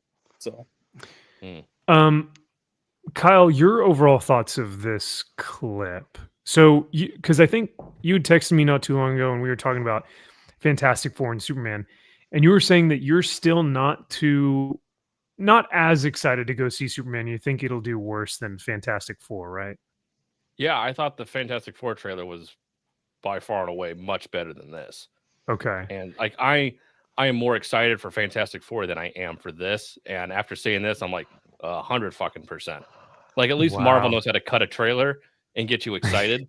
You may not like what you see per se, Max, but by and large, I'm like, okay, this will get me in the theater. Seeing this, I'm like, fuck, I bought tickets for this piece of shit. And I'm like, well, we actually know what the story should be for Fantastic Four. Correct. This, I'm still not completely sure.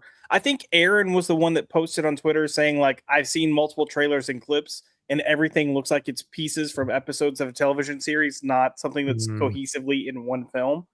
And I think that's like a spot on comment, because it feels like this film is all over the place. And it very well could be.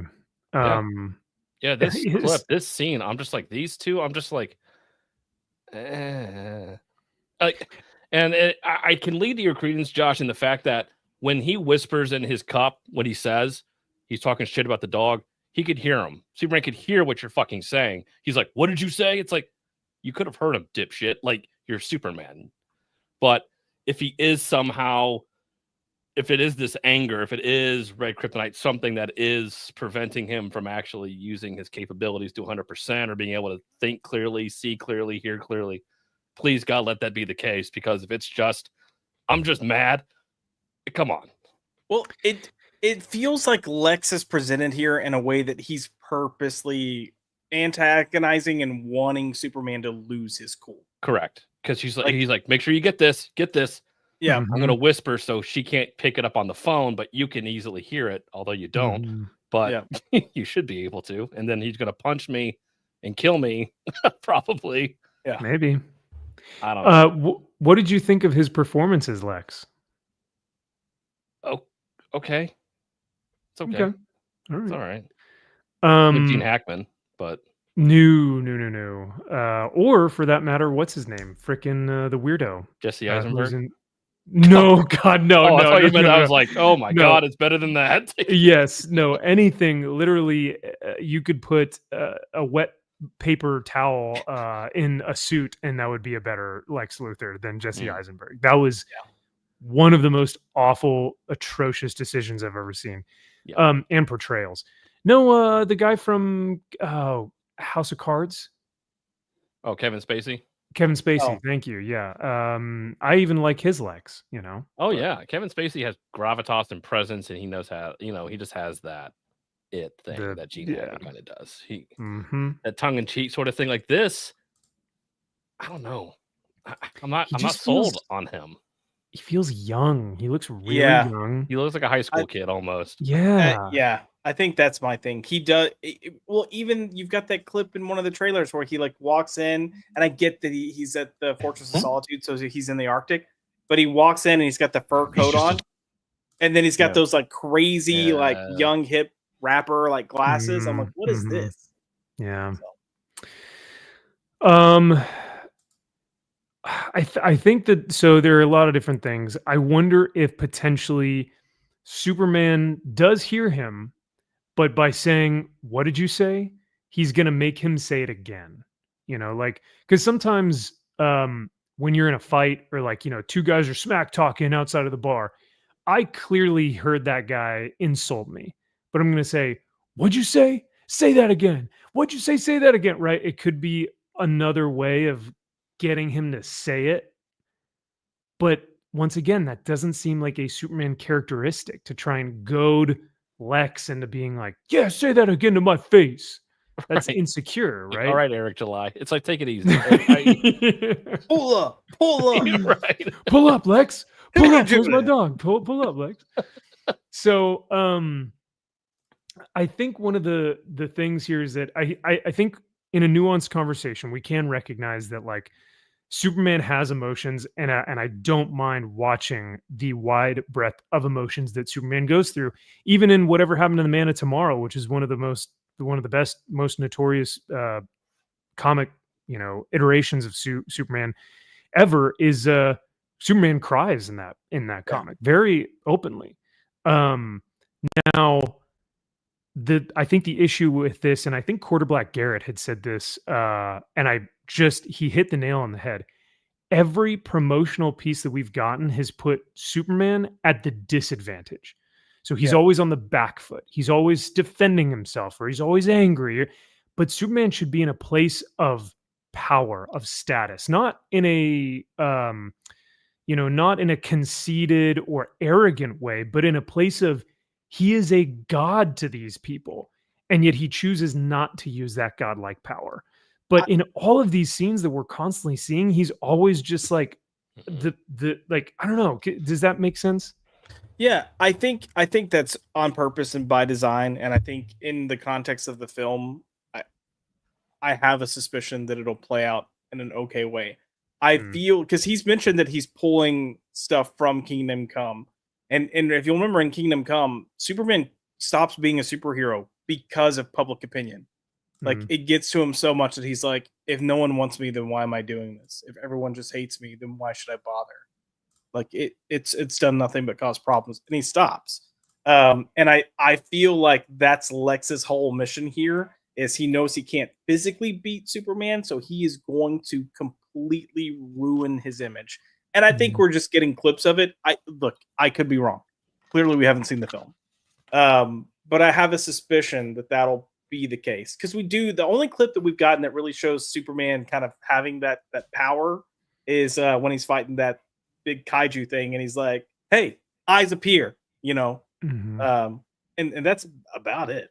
So, yeah, that's it. So it's like, man, that's not a lot to work off of. So, on the tally board on the scoreboard of like, here's how to promote a movie and here's not how to promote a movie, man, like how to promote a movie, I got to give it to whoever's doing the trailers for Fant Four Stick, but they are crushing it right now. Yeah. It looks like it has a cohesive vision. That's the biggest part. It has vision. It clearly has a distinct style, a distinct story that follows specific characters. Like it is so like the trailers have been so well thought out and purposeful, where this just feels sporadic, chaotic, unintentional. That's not a word. Is that? Sure. We'll go with it. Yeah. Yeah. So any other comments that you guys want to add to this before we go to Fant Four Stick and talk about that next? The only thing I'll add, and the one thing that I keep trying to remind myself of, is that if James Gunn can pull back his James Gunness 50% for this film, it'll be a plus. But he does deliver good, heartfelt moments, and I'm trying to just keep that in the back of my mind. Like even with his Guardians films, he had nice, heartfelt moments that anchored the film. And if you didn't have it, it'd just be schlock, right? But like Groot sacrificing himself, there's all these things. Yondu, like he's got times where he delivers that kind of that punch, that gut punch that you're like, all right, if this movie didn't have this, then it would have sucked. But we got it, so thank God. So I'm hoping we get that here. And if we're being honest, he's got an easier job with a character like Superman to deliver that than he does with characters like Guardians of the Galaxy, or that he does with the Suicide Squad. Like it's very easily to really emote and connect with Superman because of what Supes should represent. What's wild too is that, I hate to say this, but one of my favorite scenes from the Guardians stuff, and one of the most kind of emotional scenes in the MCU as a whole, is when Chris Pratt as Star-Lord loses his mom at the beginning of Guardians 1. Yep. And comes back around in the third act for her to say, "Peter, grab my hand." Yes. And I'm getting chills just thinking about it. Same. Because, dude, right?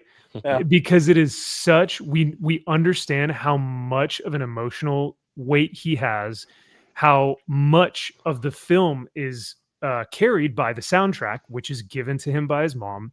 And then for him to sacrifice himself by grabbing the stone and then taking the force of that, but realizing that his family is actually with everyone else. But in order for him to do that, he has to take her hand, Gamora's hand, in the form of his mother. Like the whole thing is just like, God, this is well done. And let's hope that comes full circle in Superman. So, hey guys, I gotta go. I got an early morning tomorrow. I got an appointment.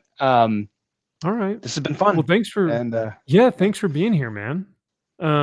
And we're glad that you were here just for a bit to showcase the book, and we'll promote it again once it starts getting closer to the end next week. Sounds like a plan. Sweet, man. And then I know I won't see you because I'll be on Aficionados tomorrow. Hey. But you too? Yeah. Oh, Wes did that Yeah. intentionally. Hell Wow. yeah. You'll Oh, see. probably. You'll see a little. There'll be a little promo video tomorrow during the aficionados. So yeah. Perfect. Because I was actually going to ask, do we expect to maybe see you or your book? So no, that's perfect. Yep. It'll be a little well, cool, man. advertisement. We'll see. Yeah. Very nice. Well, be safe out there. I know the weather's crazy, but yeah, man, thank you again for hanging out tonight. You're welcome. There, guys. All right. Take See care. ya. See ya. I am a bit jealous, Kyle, because it sounds like y'all are going to see Return of the King in theaters. So We are. I mean, I thought you were. Or no. Seeing F1. That's what it was. Okay. I thought you Yeah. guys were seeing a Fathom event or something, but No, F1. I heard it's good. I'm excited. Are you a Brad Pitt guy? Who isn't? Come on now. It's Brad That's a fucking good Pitt, bro. guess. Yeah, never mind. Are we talking about F1, Formula One? Yeah, dude. I'm Mhm. seeing it It looks tomorrow with good. Drew. I'm excited. Oh, hell yeah. Yeah, MG, I get it, but that didn't feel like it was emotionally manipulative. It felt like it actually had a full circle. It dovetailed. It worked. Yeah, it's not like Yeah, Guardians like- 3 at that point where Mm. beat animals and it's like Rocket Raccoon getting fucking tortured. It's like, okay, Oh, God. take it easy. Yeah. Yeah, take it easy. Take it easy. Um, But no, I will say one more thing about Superman is Yeah, you promoted this at first with the tagline of "Look Up." It's like aspirational. Look up. It's Mhm. like we're gonna be. I'm so excited. I can't wait. And it's just nothing but him, beat up, yelling, pissed off. Everyone treating him like shit. It's like, what is the tone? Like, what the fuck are you doing, dude? Like, yeah. come on. That's such a good point. And all the marketing that we thought was going to be was like back to the 80s, look up the music, dun, dun, dun, dun, dun, dun, dun, and nope. Like, nope. I'm gonna fucking throw this goddamn desk in a fucking window. You give me the fucking dog. I'm gonna rip your Where's fucking my head off. dog? It's like, oh Jesus. Crypto, take me home. Oh God, the sun. I'm dying, but I'm healed at the same time. I don't know. It's like, wait, when are we gonna get Superman? Yay, Superman. Yay. Yeah. Look up though. Let's not look up. forget to look up. Oh, Yeah. God. Yeah. Hold on. Yeah, that. Mhm. Oh. This is a God, I wanted big, to vomit. big no. All right. Big red. Well, we're flag. relying heavily on Tom King to get us through this. It's like Tom King reads everything. So when he speaks to what's true to characters in the comics, we listen. Oh, Bro. it's brilliant. oh no. Gosh dang. Oh. MG says it didn't back then, but it became way more obvious as movies went on. That's fair. That's Yeah. I mean, look, it's a writing technique, right? Yeah. And writing techniques exist for a reason. They're kind of part of story structure in general. Story structure exists for a reason. It's a way to effectively tell stories. It's not a bad thing to do it. If that's all you do and you start to overly rely on that, then yeah, it becomes predictable. And that's what happened. But I would even argue that the best he ever did it was Guardians 1. So Yes. Yeah. Guardians 1 really is a great film. Even in Guardians 2, there's a scene where Ego and Star-Lord are together, and Ego, well, it's Kurt Russell, so it's just going to be good regardless. But even taking my bias aside, Kurt Russell says something like, "That's why I had to do that to your mother." And his eyes just turn blue, and he's like, yeah, that's right. "What did you do? Or what did you Yeah. say?" And it's just like, oh, and that whole scene too, I thought was really well done.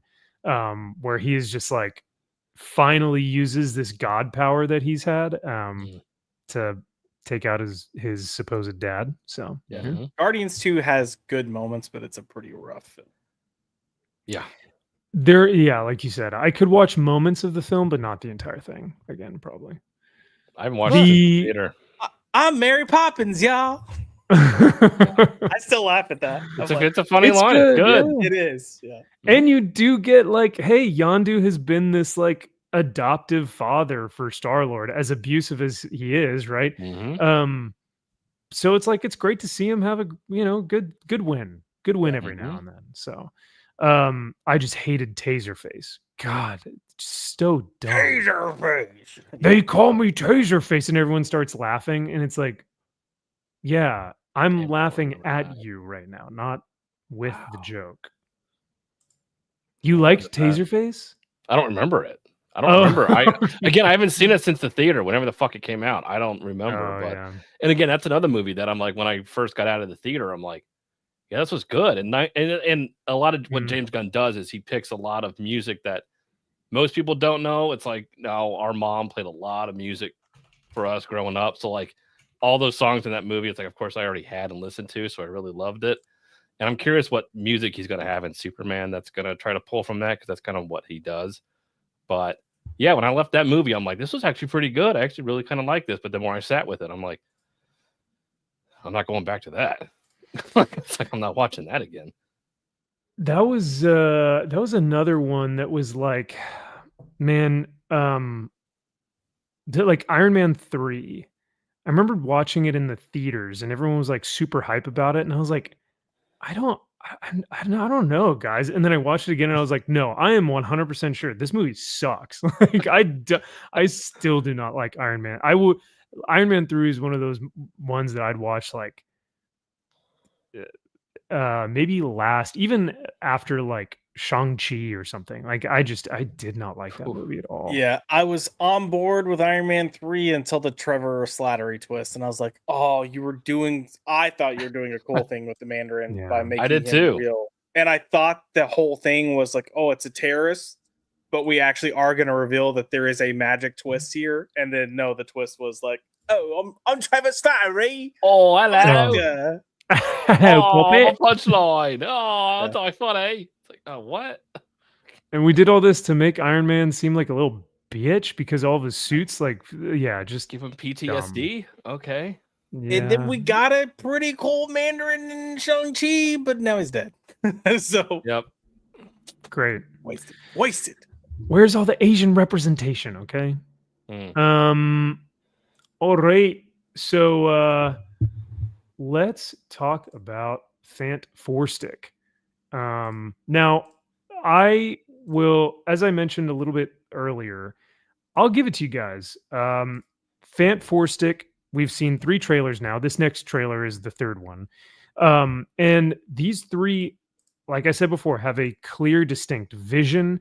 We follow our cast of characters pretty well, where we kind of understand exactly what's happening, what the storyline is going to be, how the story is going to progress. And there's a thematic element to this that seems like cohesive, whereas a lot of other stuff just doesn't. So whoever's doing the marketing on this and the trailers for this is just crushing it. Now, I still don't like a few things here, and we'll talk about it. But Josh, what were your thoughts about this 3rd trailer that we get? There's not a ton of new stuff, but the stuff that we do get, what do you think? Well, this is the first trailer that we really get the plot kind of laid out for us of like, here's your overall plot for this film without giving too many details away. I thought I think it's a solid trailer. I think there is potential for this movie. I think there are going to be moments of this film that are excellent, but we've had Marvel films in the past where 70 to 80% of the film is good, and the other 20% is unfortunately so bad that it will ruin the film. So we'll see. Like, I'm hoping for the best. I've been saying this since day one. The director, Matt Shakman, I think he's a great director. And I'm excited to see what he does. And I think a lot of what we're liking from this is his touch. Like, this film has an identity, and that's why I'm calling it a film opposed to just a movie. Like, visually, it has an identity. And that's saying something for Marvel, because that's usually not the case with Marvel. Yeah, we'll see. I mean, what do I dislike about it? I'm still not crazy about Pedro Pascal, playing Reed. I think it's a bad casting. I don't hate Pedro as an actor like a lot of people. I think he's fine as an actor. I dislike a lot of his personal stuff. But I can't get up here and preach about separate art and artists and then just decide I'm going to pick and choose when I do that. So for me, he's a perfectly fine actor. I don't think he's leading man material. I think he's great with supporting roles. I think he adds a lot to supporting roles. But I think they could have had someone with just more presence here, and that's my problem with him. We'll see. I think the rest of the cast are great picks. Yeah, I don't know. I think this will be better than Superman. Okay. Do you think it'll make more money than Superman? That's going to be interesting. It's really going to be a case of what's coming in with more baggage, DC or Marvel. So yeah. Oh yeah, who's had the more damaged brand? DC or Marvel? And here's the thing: if Thunderbolts had actually performed better at the box office, I would have said Fantastic Four. But because even with positive word of mouth, even with the name change of New Avengers, the fact that it's still the second lowest grossing Marvel film is sad. That's really bad. Because I actually thought coming out of that first weekend, I thought it was actually going to hold quite well, and it still did nothing. I mean, it did better comparatively speaking. I think it held around like 40%, but the initial weekend was so low that it was like, yeah, no, that's not even close to being what you needed. You needed to be like flat to 20% drop, not where you were. So I don't know, Kyle. Do you think that this is going to make what's up? Yo, just soy whack. Oh my God, who talked about box offices? What does making money matter with movies? Yeah. Don't you know that Fantastic Four cost $300 million to make, plus the marketing budget, which is an extra $200 million. So just to break even, they're going to have to make $500 million, $1 billion on the movie, because you have to double all that. So isn't that what everyone says, right?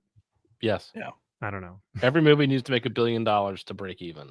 Yes. Thank you. You're welcome. By AS's standards, yes, that is true. Correct. So yeah, Kyle, do you think this will be better than Superman, and do you think it'll make more than Superman? We may have by better.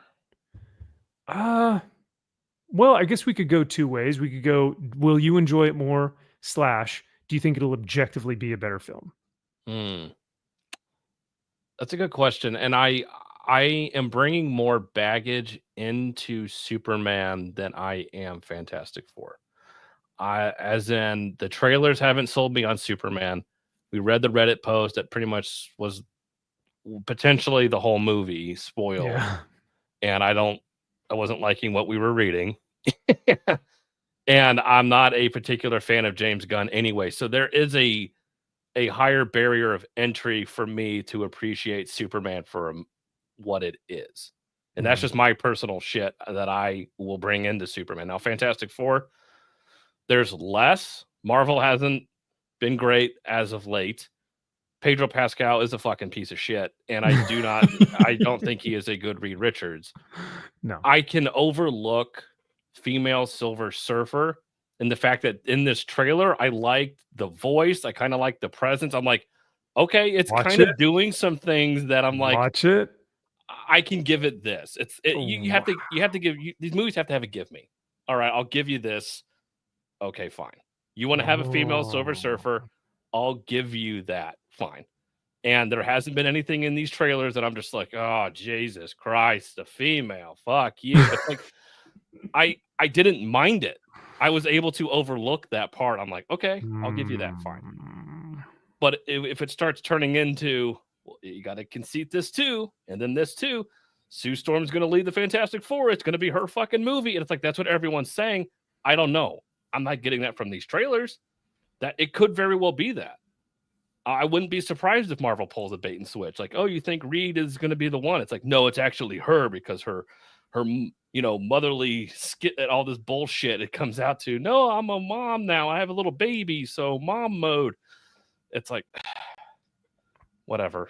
So, but Superman has a tougher task for me to appreciate it.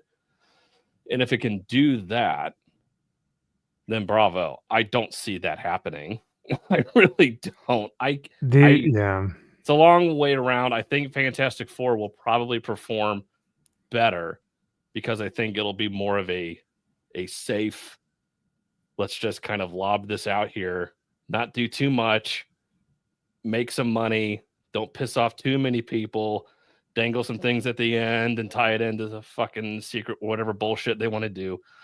It'll get people to back in. Now, Superman, I really feel like they're letting James Gunn kind of do his thing, and I'm like, that, I don't know. That's very worrisome. Yeah. They're kind of giving him free reign on that Superman thing. Like they're just kind of letting him do what Gunn does and just have fun, buddy. Yeah. Ross says FF looks awful. Pedro sucks and female surfer is a red flag. Molo says male surfer is an iconic presence. You lose that with female surfer. Salty says I hate Pedro a lot. Sure. Yeah. I get that. I do. And I hate the line in this when he says, I don't know. Reed would never tell a group of fucking reporters and everybody, fuck if I know. No, you say that behind closed doors with the family. Like he says something like, no, we got this. We're perfect. No, I will make sure everyone's safe. And behind that door back there, he's like, guys, I don't have a fucking clue how we're going to do this shit. Like that's when you have that moment. And that's when you have them come together as a family and say, Reed, we're all going to figure this out. You may not know, but you will figure it out. I have faith in you. Blah, blah, blah. That's how you, whatever. I have been hearing from, my sources, and my sources being like, YouTube. So I don't have any sources.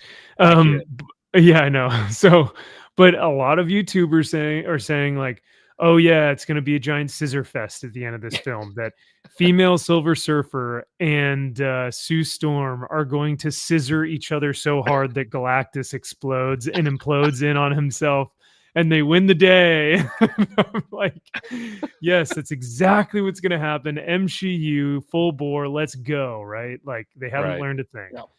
Well, that very well could be the case. And we just I don't know. Yeah. No one knows. I will say, I think if you hadn't had the past 5 years of like blatant MCU, I do think people would be less critical of having the female Silver Surfer here, with the context knowing like they're in a separate universe and will be joining the main universe. Totally. But when you have 5 years of just doing it, even though you're doing it now and it makes sense for what you're doing, it's still like, bro, you've been doing this for 5 years and we've told you we don't want this. Right. So, yeah. The market has told you, everything has told you, your numbers, your charts, everything that all of you look at every day tell you you are in the wrong direction. You've been going in the wrong direction for a very long time. Yeah. What have you changed? Let's look at ourselves introspectively. What have we done differently as a company? What product have we put out that has changed significantly? I wonder what we've done. Sure ain't Ironheart, that's for sure. That's for damn sure. Dude, Ironheart's been done since fucking 2022. And you can tell. Which is it is a product of its time. Jesus. You could not make that now. Ever? Yeah. Well, I mean, I guess you could make it now, but people would just it's laughable. And I think that's a good point that both of you guys bring up. It's like, hey, MCU has been a real thing. It's been there for the past 5 years. Now we're just getting fatigue of like, these films are just bad. These TV shows are just bad, regardless of girl bosses or whatnot. But they have been leaning towards the girl boss thing. So because of that, we say we want good female characters. We want well-written female characters. So then Marvel's like, okay, yeah, we'll do that too. But now I think it's too late, where it's like, let's get back to a, Chris Gore says, make Marvel male again. He's got that shirt that says make Marvel male again. And I'm sorry, but that just sells. Like the nature of a more masculine MCU sells. And I don't think that there's anything inherently wrong with saying that. But I think it's a little too late, that even if they were to say, yeah, well, we did this female character where it makes sense for the story It's like, cool, yeah, we get it. But at the same time, Reed should be the leader. If that's the case for Fantastic Four. Right. Reed should be the leader, even if Sue Storm makes sense to lead this team for this weird film or whatever. Rewrite it so that Reed is the leader, because that's what comic fans are going to come to see the movie for. Right. And that's where an actor like Pedro, unfortunately, being a total cuck, would just be like, yeah, no, let's go with a woman. Yeah. It's like, let's do that because it's great. It's like, dude, no, you're a fucking pussy. Like, no. I'm the head of the fucking household. I'm the man. Like, that's how it's been in the comics. Like, I'm the smartest fucking human being on the goddamn planet. In the world, yeah. Yeah. Well, and that's kind of like, to me, that's where Pedro's lacking the presence. And look, Right. I clearly just said that I don't think he's a bad actor, but part of him not being right for the role isn't just his look. It's just he doesn't. There needs to be a sense of arrogance to Reed when he's here. Like, no, I'm right, and we will figure. Like, he doesn't exude that at all. He exudes his timidness, and that does not work for Reed Richards. No. But I will hold on, because I will add, because I get the whole MCU thing of it all. The only thing we've gotten to, and I'm not saying that it won't be the case, so please just everyone take a deep breath and chill. The only thing that we've gotten saying that Sue Storm is going to be the lead are people saying that Sue Storm is going to be the lead, right? Yeah. Because even in trailers, like I think that first trailer, she had like half the dialogue and it was all front loaded, and then Reed took out the back half. But every line that she had was building up Reed. Like, it's her kind of reaffirming.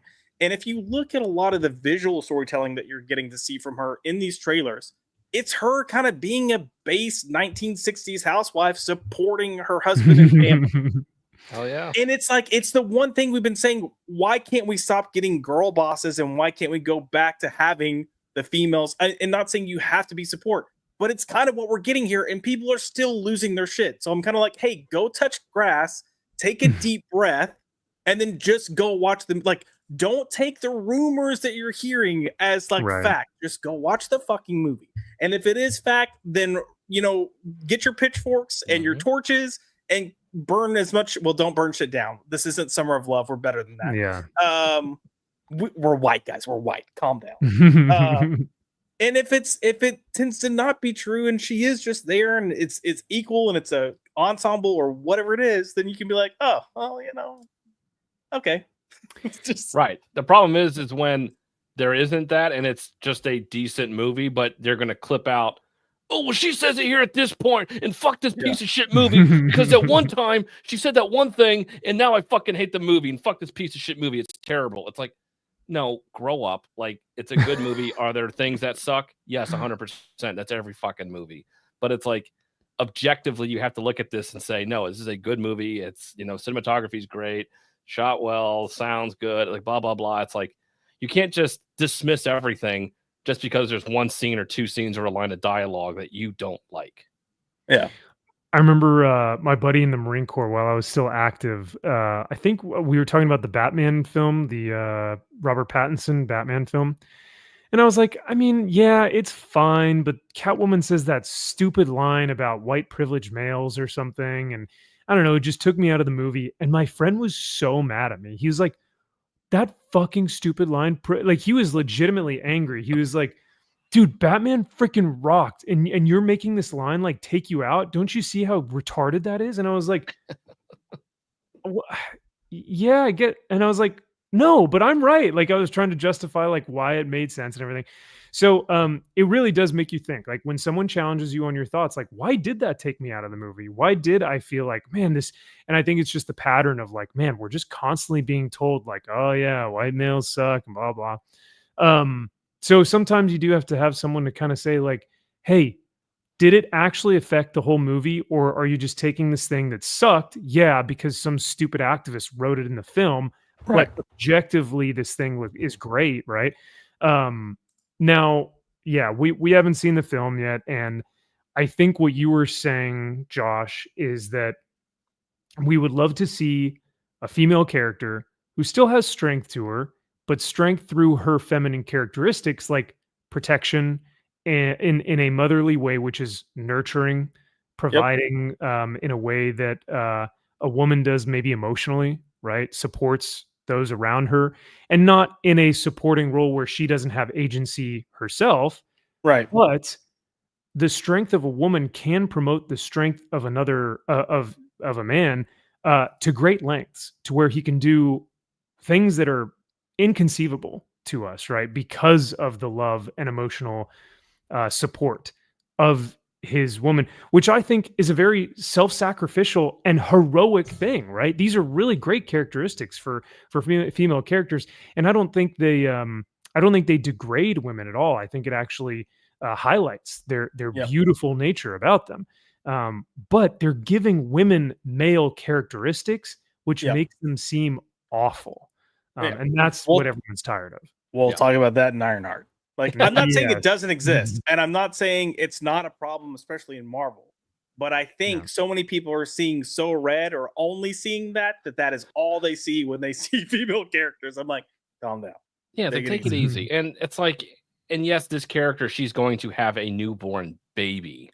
Like, she should be anyway, all about that baby. And Reed's job is not to raise the baby. My job is to take care of my wife. My job is to make sure she's getting everything she needs, because her attention is on that child, as it should be. Because as a man, I don't know what the fuck I'm doing with a baby. Yeah, we're not good Women at nurturing things. Women just have that as they do. That's the role. Yeah. They just know how to take care of babies. It's crying. I know how to take care of it. A man, when they, that's a good Reed answer. Like, hey, Reed, what do you do with the baby? What's going on with? I don't know. I don't know. That's her fucking job. But if you want him to tell you about how to reverse the quantum millennial activator, then he can do that. But he'll go into grave detail about it. So if they have those roles, and it's like, don't give this female character a child and then her be like, get the fuck out of my way, I'm going to save the day. It's like, what? Stupid baby. It's like, okay, that's not it's like, I killed Galactus with the baby sucking my teeth. Yeah. That's women power. Rosie the Riveter. Woo! Salty says we had Arnie and Sly and Bruce in the 80s, Keanu and Brad, Matt in the 90s. Now it's just weak beta males for a reason. I would also add, Salty, in the early 2000s, we had Mel Gibson and we had Russell Crowe and we had Viggo Mortensen. These were freaking bangers, dude. So any other, like Arnie and Sly and Bruce in the 80s, there were so many good action heroes. You got Jean-Claude in there. We got Van Damme. Jean-Claude. I mean, even if you move into the 2010s and you look at it, you've got Chris Hemsworth as Thor. You've got Hugh Jackman as Wolverine. You could, even though Chris Evans is controversial, he looked good and did some bomb-ass action as Cap. Yeah, he did. And Hugh Jackman is objectively a gay man, so like, but he's still he is way more masculine than Pedro. Which is hilarious. So, Keanu and Brad and Matt in the 90s. Who else could we say in the 90s? Wesley Snipes. Wesley Snipes in the 90s. For sure. Demolition Man and Blade. I mean, those were notorious bangers. Yeah. Are we gonna just forget Steven Seagal? Steven Seagal. Yeah. Oh my god. You got Chuck Norris in there too. I mean, Chuck Norris. Yeah. Some good ones. Those are some good ones.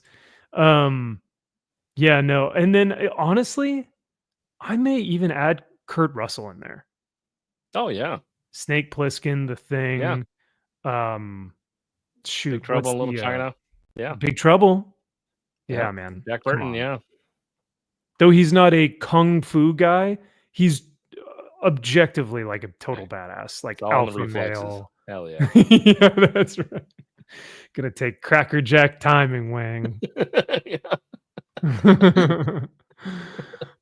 Jamin says Wesley Snipes. Remo Williams. Hell yeah. Remo Williams, the adventure. Oh, you know Remo Williams. Come on. That's such an awesome movie poster. Jason Statham. Do you know what I mean? You know who I am. Do you know? All this misogyny is giving me a cough. I know we can't talk about Furiosa or what's another? What was the other one that he just lost his mind about? I don't know. There's another female-led film that. But yeah, dude, early 2000s, like Braveheart, Gladiator, and Lord of the Rings all came out within like 5 years of each other, and you're like, God, these are bangers. Peak fire, bro. Sure. Peak flame. Yeah. Fire. Peak flames. So all that being said, Max, your take now. What's your view on this? I have to mention this. So I mentioned to you guys in our text thread. I said, listen, I hate it, and it's killing me because these things just completely take me out of the trailer. But one of my biggest pet peeves is the way that Marvel has given fans, and DC is totally guilty of this as well. But they give fans not a good story, but a spectacle so that they react to things, right? And so it's the Simpsons clip of say the thing, right? Say the line. And then he says the line, Hulk smash. And everyone goes, yeah, and like freaks out. Hulk smash, he said the thing. Or like Star Wars when it's when everyone was like, oh my God, he Vadered. It's red, guys, get it? So he Vadered. It's like the most mind-numbing, brain rot, just gobbledygook garbage that so many people just like eat the slop. And that's exactly what we get with It's Clobberin' Time. It's Clobberin' Time should not be a catchphrase that is meta or made fun of for the sake of let's build it up, so that people like Supes will just go freaking nuts in the theater and go, he said it's Clobberin' Time. It's like, no, that should be a badass line that he says unironically. I know that's a hot take, and I know that people are going to be like, I liked it, but... Here's the thing. If you try to, and this is just my opinion and people can disagree, I feel like if you try to take a film or a movie and make it grounded, and then you have him unironically say it's Clobberin' Time, most of the audience is going to go, that's cheesy as fuck, even though it's on point for the character. Yeah, I don't know, man. I think we kind of need cheesy. It's like that line in the Avengers film where Cap says, we kind of need old fashioned, right? Like we need to go back a little bit, especially with Fantastic Four. Those early comics are cheesy as hell. And the way that Reed talks to Sue is actually pretty hilarious because of how like, make me like, a sandwich, woman. Silly woman, you don't belong in these meetings. Like it's super, like very Go get your vacuum. clear. Yeah, no, he like straight up is very clear about Sue's role on the team. But this is exactly what I'm talking about, and I saw this today, so I didn't even. This is what I mean by just the eating the slop. Soup says, hearing Ben finally say it is going to hit like crazy. Hell yeah, bro. Of course it is. Max, of course it is for you, Soups. How much of this frustrates you, not because of how they set it up, but because of how these retards react? Like, are you upset with the retards being retarded? Or are you actually upset? Because like we kind of liked it for Avengers Assemble. Like no one complained about it. They were just like, all through the Avengers, like, dude, can we get this? And when we finally got it, we're like, oh, fuck yeah. Did they, but like, even in this scene where they go, Ben, what time is it? He's like, it's dinner time. And they're like, there was never really. No, but they kept teasing with the Avengers and they kept cutting it off. Like, they were, giving balls. So it's the same. Ultimately, it's the same thing. It's the same technique. Just they're approaching it from a different way. I mean, they're trying to make it more jokey. I feel like, but it's also Johnny Storm fucking with Ben. Like it's so in character for Johnny to fuck with Ben that way. Like it's true. And there's celebrities here, so there's gonna be stuff and marketing. And they mentioned like, oh, it's the cartoon. Like that's a way for them to take some of this hokiness and make it feel like it's real and in place and not out of place or stupid or weird. So I don't have a problem. It depends. Well, it depends on how many times they do it. If they Yeah. go the Taika Waititi screaming goats thing, where I'm about to start Mhm. shooting people every time a screaming goat screams, then yeah. But if you just, I mean, if they've kind of just shown their hand in the trailer and that's it, fine, I'm fine with it. If there's like 6 more instances, I'm gonna be like, fuck off, we get it already. We You know? get it. So- Yeah. So it could be just these 3 instances where the guy in the street goes, "Hey, you say it. You got to say it." And Ben's like, "It's only in the cartoons, man. Like, let it go." And he's like, "It's clobbering time." It's like you in your own film are making fun of your characters. Like, to me, that's what it seems like. It doesn't Hell feel yeah, like because a Ben's a big dumb genuine, dipshit. Hey, you stupid dumbass. you big pile of rocks. You Hey, dumb. pizza. Yeah, you get the got gabagool. give me the gabagool.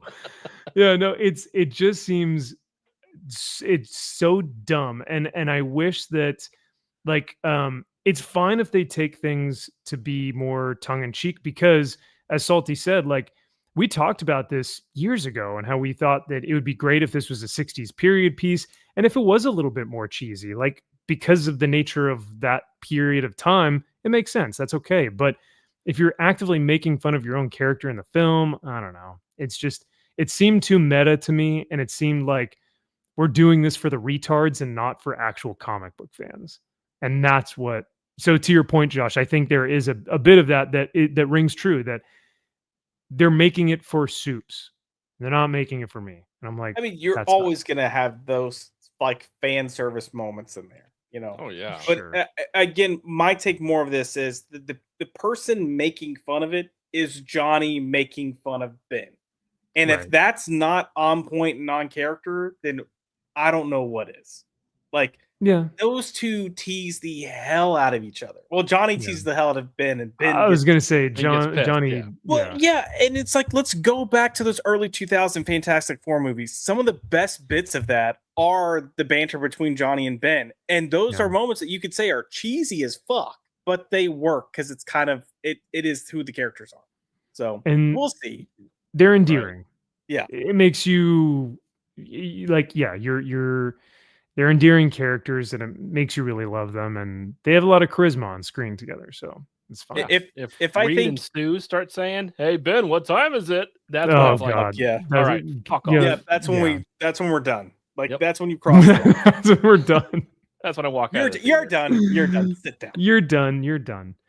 Kaiser says base Josh came to play tonight. Damn. Base Josh always comes to play. Or is that McDizzy speaking? I don't know. No, he's way more abrasive than that. Yeah. Yeah, the day later it could also be making fun of the source material and saying like, this is cheesy and dumb and whatever, but yeah. Mhm. Avengers era was not neck deep into a decade of the most cringe, obvious, agendized, race swap, gender swap, anti-America garbage imaginable. And that's what Fantastic Four is up against, man. It's going to have to kind of dig itself out of its own hole. Which, And that's why I said it's coming in with a lot of baggage. Both Yeah. Superman and Fantastic Four, they're both coming in with a lot of baggage. Big So time. what do you guys think about this trailer being the first trailer? no, I think the first trailer was exactly what it needed to be. You typically want to give as little away as possible with your earlier trailers. Like your earlier trailers, your teasers, your main objective there, your main goal is just to give an idea of the aesthetic of what the movie will be, the tone of the movie. But you know, this is the first trailer that I mentioned this final trailer is the first one really kind of giving us a scope of here's your A plot. So this is the movie you're coming to see. And I think that's good timing. And you want to hopefully try to get more people hyped to the closer you get. Whether or not these films are successful in that, debatable. All right. Well, unless we got anything else to say on FF, we good to move on to our next topic. Yeah, Max, you're wrong. So, and that's fair. I understand that I am. Like that's totally fair. Because the full transparency, chat. I I texted these guys and I was like, thanks, I hate it. And I texted the trailer and both these guys were like, this is great. I know, I'm like, it's I actually pretty good. What the fuck are you looking at? was like, no. Max hates everything. I gotta praise Max for a second though, because Sunday he started talking about the live action How to Train Your Dragon. He's like, I didn't like it. And I was like, oh, here we go. Max is gonna shit on the film because it's a modern day film, even if it's great. And then he was really good. He very distinctly discussed all the things he didn't like about it, and I was like, I'm proud of you, Max. You're like, what? Like I can't go. Nah, come on. Like I'm like, all right, those are all very valid and fair, very fair points. You're like, Max, you're maturing as a movie critic. You're growing. He's grown. You're growing. Kyle, he's our little Maxie Poo's fleeing the nest. Pretty soon Good I'll to be see. doing trailer reaction reviews on my channel. Like a All right, real so movie Max, critic. are you seeing both of these in the theater? Hell no. Good he's not question. going to. Oh, okay.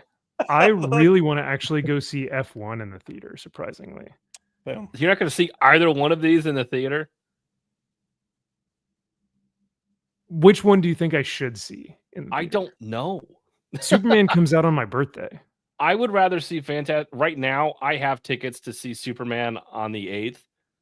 And because Okay. I got the Amazon one to see it a few days early. And so my wife and I Oh, are look going. at you. Oh, so are you going to do a Supes video? Fuck off. I don't think I'm going to like. No, I don't do videos. So no. No. I don't have tickets to see Fantastic Four. So I would much rather see Fantastic Four than Superman right now, if you were to ask me. Okay. Just But- because you think it'll be a better theater experience, like seeing that on the big screen? Yes, I'm coming. My arms are fucking folded seeing Superman, and I hate that about myself because I really wish I wasn't like that. Literally, Grumpy my arms cat? are crossed right now. I Yeah. was like, "Fuck this piece of shit." Yeah. So now, can I? At the end of the movie, can I say, "Okay, that was actually better than I thought"? Yeah, sure, I can. But I'm not going in so apprehensive with Fantastic Four. But I will let you guys know I am safe. Thank you. I was hoping that you would acknowledge. First and We actually foremost. we expect a Guys. Facebook safety notification Please. update. Oh, Mark man. Safe from Yeah. Supes. Yeah, Or yeah. Mark Safe from Superman. Superman. From James Gunn's Superman. Yeah. Yeah, no, I don't know. Because see, how you are entering Superman is how I enter Marvel films. Like I'm already apprehensive and I'm already like, you have to prove it to me. Right. So when I watched Deadpool and Wolverine, I was upset most of that movie. Because I was like, this is so dumb. I mean, I I was like, do. this is I yeah. don't. I just watched it a few days ago. I really don't see why you hate that movie so much. I remember walking out of that movie and literally going, Max is gonna fucking hate this. And then I spent like the next 10 minutes just sitting in my car debating if I should call him and give him a heads up or not. And then I was like, I need to. And then I was sitting in a Taco Bell parking lot just trying to be like, lower your expectations. Just lower your expectations. Yeah. I still have fun watching the movie. It still holds up. I mean, it's a fun movie. It's so dumb. It ruins so much goodwill and like it could have done so many better things, but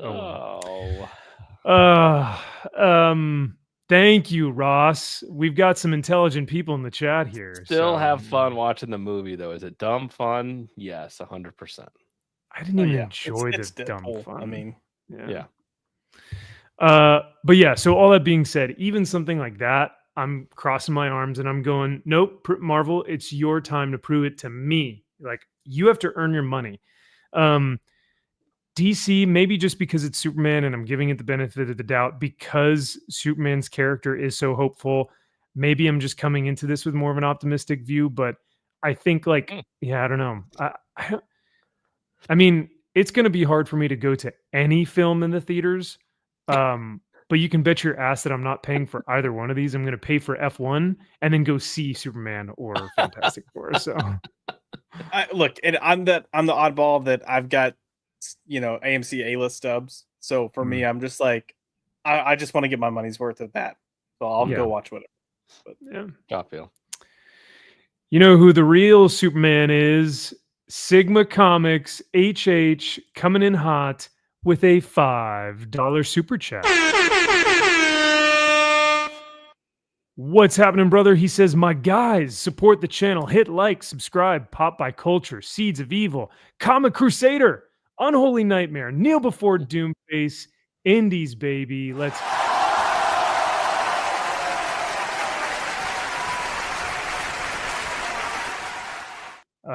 Sigma, thank you so much, brother. It's great to see you, and thank you again for the trade paperback. And funny enough, I actually realized at Dallas Fan Expo, I was like, man, I don't have issue 7. Like I'm missing it from my run. That's the only one I don't have. So I bought the trade paperback. Turns out I do have issue 7, and it was just in a different short box. So I've got the full run. I've got the trade paperback. Here comes Calico coming out with its second storyline that's going to be introducing Mike Barron as a writer. Here Comes Calico is fantastic.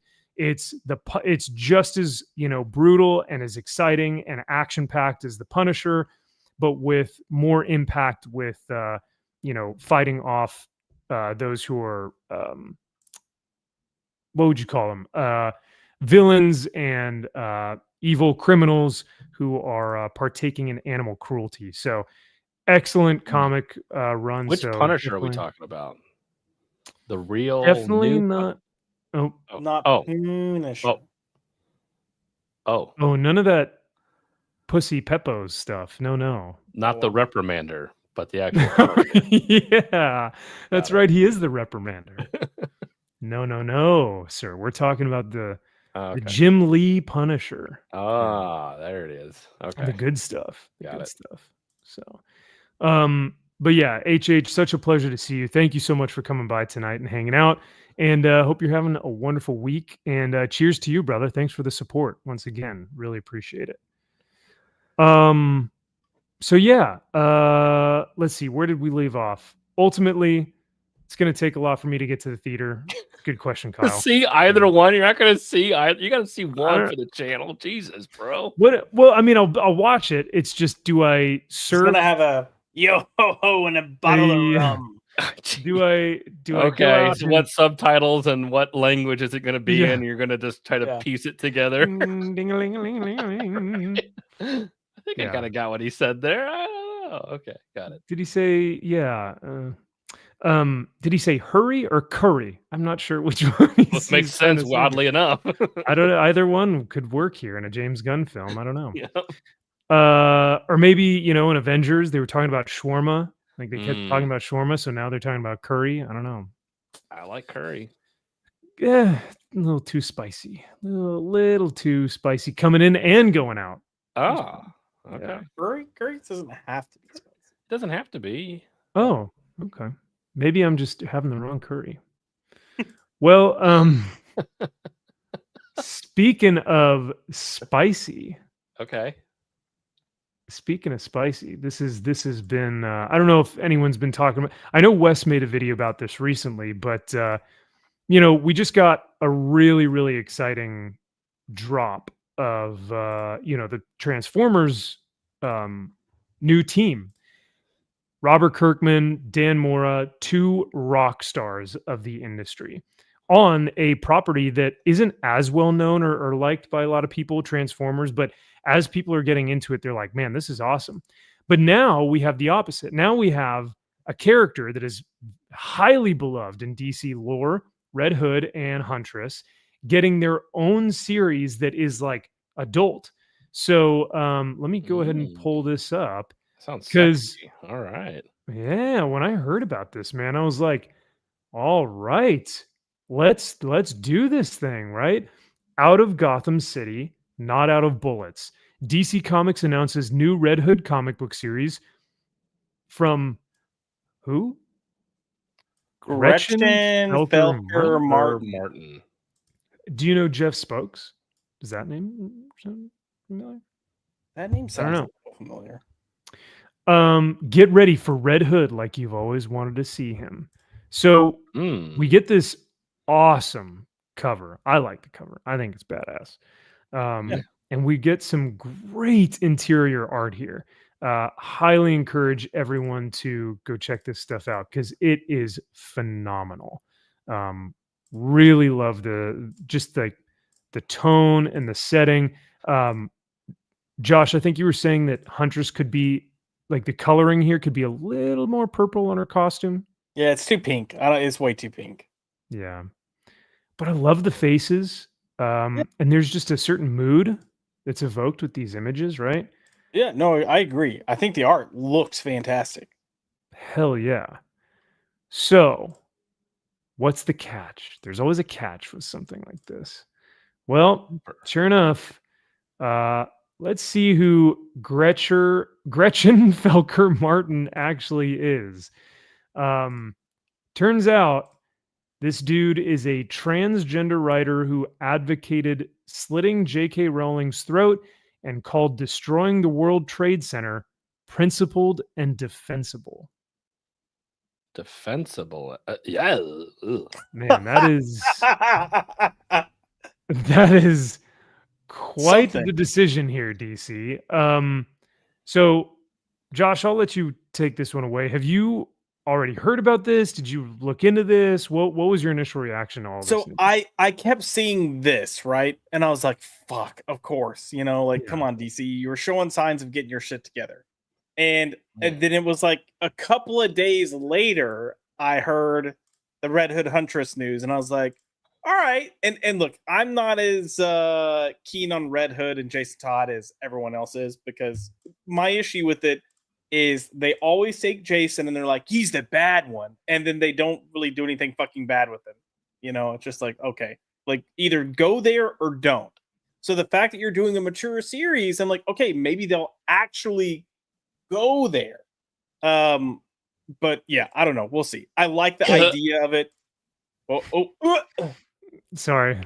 I just for context, we have to make sure that, we put up the tweet, the notorious tweet.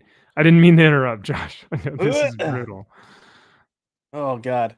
I think the idea of if you're gonna have Jason, and I mean it depends on how you take Huntress. If you're gonna have Huntress killing people, then yeah, it should be mature series. But her character has kind of grown out of that, so I'm curious to see what they do. Anyways, I was excited until I connected the two, and I was like, fuck. So yeah. What would be the ultimate if we were to do a Red Hood Huntress? Do you have a team that you would want to lead that charge? Oh, you mean like a creative team? Yeah. Honestly, I would love to see Jeff Lemire take the characters. That'd be sick. Because he can do heavier stuff, but he's gonna do it in a nuanced way that, like, there's a reason why they are the way they are. So with Huntress, when Huntress was first introduced, the reason she was like killing people right and left was, yes, she's got her mob background, that, her whole family was wiped out by a rival mob. But she was raped as a child. Like it was another mob that did. Sorry, I just thought about saying that on stream. It was another. We're 2.5 hours in. If you said it within the first minute, but it was another family mob that did that to her when she was like 9 years old. To get they purposely did it and then gave her back to be like, yeah, what are you gonna do now? Like that was the whole point. So it defined so much of who she was as a character. It was why she looked at it and viewed like, hey, killing is actually better. And when you go back to the late 80s and early 90s, there are storylines where you've got Gordon kind of going like, in some ways I agree with her. Like, she's effective because she's putting an end to these problems. And sometimes we have to make that same judgment call to say the best action we can take is to fully stop this person, which very much goes against Batman. But now you got one of Batman's greatest allies disagreeing with his methods and agreeing with something that Batman views as being wrong. Like Huntress was the first Jason. Huntress was Jason before Jason ever came about to come back in the picture.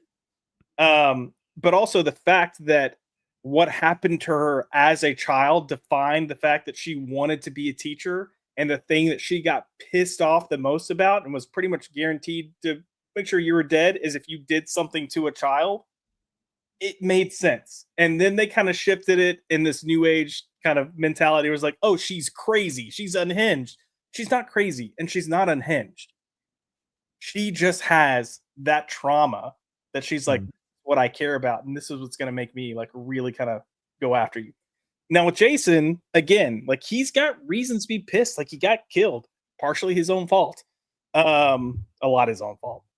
The fact that he got killed gives him the same mentality of like, Bruce, you're not effective. Look at everyone the Joker has killed because you just can't end it, including himself.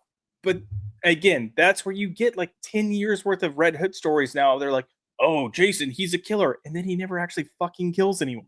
So you either gotta go there or you don't. You do it or you don't. That's all.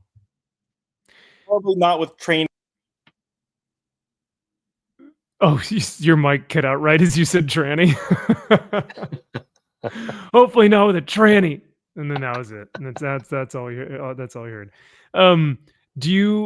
Could it also be, you said, well, kind of a little bit of Jason's own fault. Could it be the fans' fault too, because they voted for him to die? I mean, I don't think having Jason die is a problem. I don't even think bringing Jason back as Red Hood is a what the problem becomes is they tried to make him less of an anti-hero and still a part of the Bat family.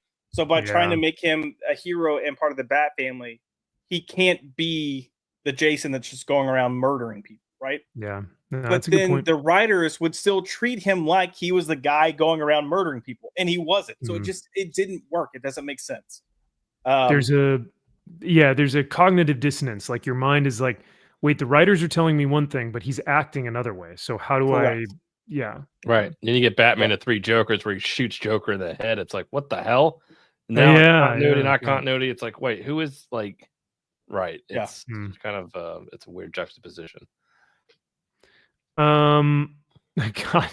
So I'm sorry, Chad. I did change the photo a little while ago, but before you were giving us some backstory on these characters, Josh, the chat was pleading that I take the image off the screen. Yeah.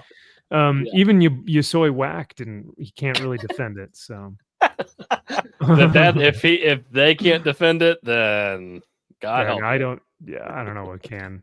Also, I know this isn't. I know this is gonna be the case, but for the love of God, if they make these two a couple, I'm gonna lose my shit.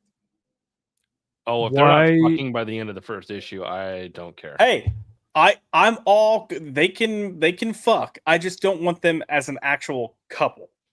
Oh, so you don't want them to be romantically involved. You want them to be maybe sexually just banging and then just.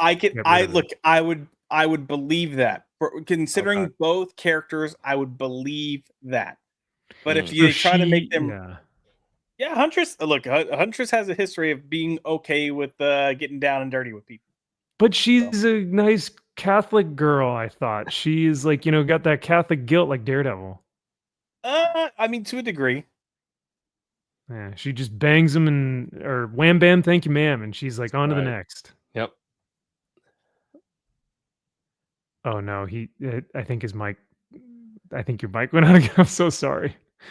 It didn't go out that entire time you were giving us the character study, so I don't know why it went out again. I was gonna say that we did a stream with Wes that Chuck Dixon was on a while back. Nice. And Chuck wrote. I mean, like he's had an extensive history, but he was writing Huntress in like those early '90s issues, and I kind of mentioned the part of the reason I like the character of Huntress is she's a almost like a perfect mix of Daredevil and Punisher. And he goes, that was the approach I had, was what if you could take those two characters that are so opposing, but find someone that is kind of split down the middle between the two. And that's how he approached writing her. That's why I thought she was great back then. And now. Yeah. No, that's badass, man. Chuck knows where it's at. Zaxx says, who is that sweetheart? Gremlin Felcher Martin. I don't know what that thing was. That's That's Gorlock Destroyer 2.0. Gorlock. Oh, Gorlock yeah. Destroyer 2.0. That's a destroyer or something, that's for sure. Uh-huh. Jamin says, yeah, Huntress's arc in No Man's Land is pretty solid. Banging. Oh, yeah. I love her arc there. Someone hasn't Oh read it. God. Some of the most fun in bed. Oh my goodness. Salty says, I hope this book is an allegory for climate change, indigenous land rights, queer liberation, and communism. That's what comic books need more of. Definitely. Concur. I want all of that. Oof. Man, I couldn't have said it better myself. Goodness. Hell yeah. So in Wes's video, he basically talks about, and you know, I want to make sure we have plenty of time for the last hour for us to go over Riri. My girl Riri, you go, girl. Riri. Yeah, You go, Riri. get it. You get it. Anyway, whatever this is. Well, they got cornrows. That's how they scratch their head because they have the it's yeah. got That's a how they bang scratch your their head. Yeah. Oh my God. Mind you, white people didn't make this show, okay? Oh, definitely. That's for sure. Uh-huh. Are you sure? Because I was lost in the first like 30 seconds. I'm like, I Oh, already need yeah. a translator. I don't know what the fuck's going on. Bigger than Gates, bigger than Stark, bigger than. Black people don't know who those people are. No. Yeah, Zaxx, Ironheart is a triumph. It's going to save lives, actually. So We hope. But yeah, so just for the sake of time, Wes talks about how the writer, Gremlin Felcher Martin or whatever, says that he writes his books like specifically for a queer audience, that he is only interested in writing a book for a queer audience. And then later, which like tracks for DC, right? Yep. But it's unreal how that alienates the entirety or a good portion. I'd say maybe 90%, maybe not now, because DC is obviously catered to a larger queer demographic. But stop. I'm showing you pictures of the author, okay? It's the end of Halloween 3. Turn it off. And listen, do you want to see Wes's mug? Is that any better? I don't think so. We'll go back to this. Slightly.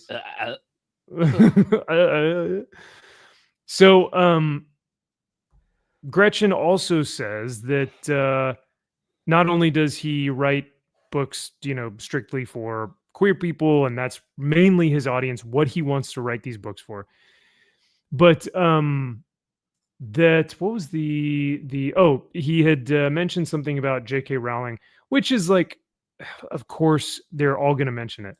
This is the thing that blew my mind. So this tweet is actually deleted at this point, but the tweet says, can pretty safely state that Bin Laden and I did not agree on much.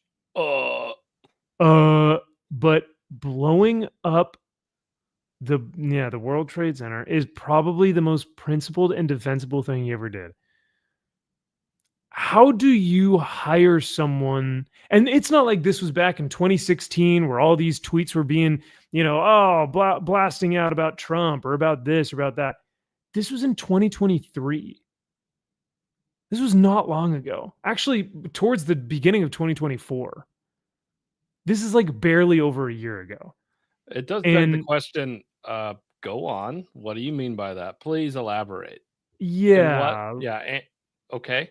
How? Like his most defensible thing, why?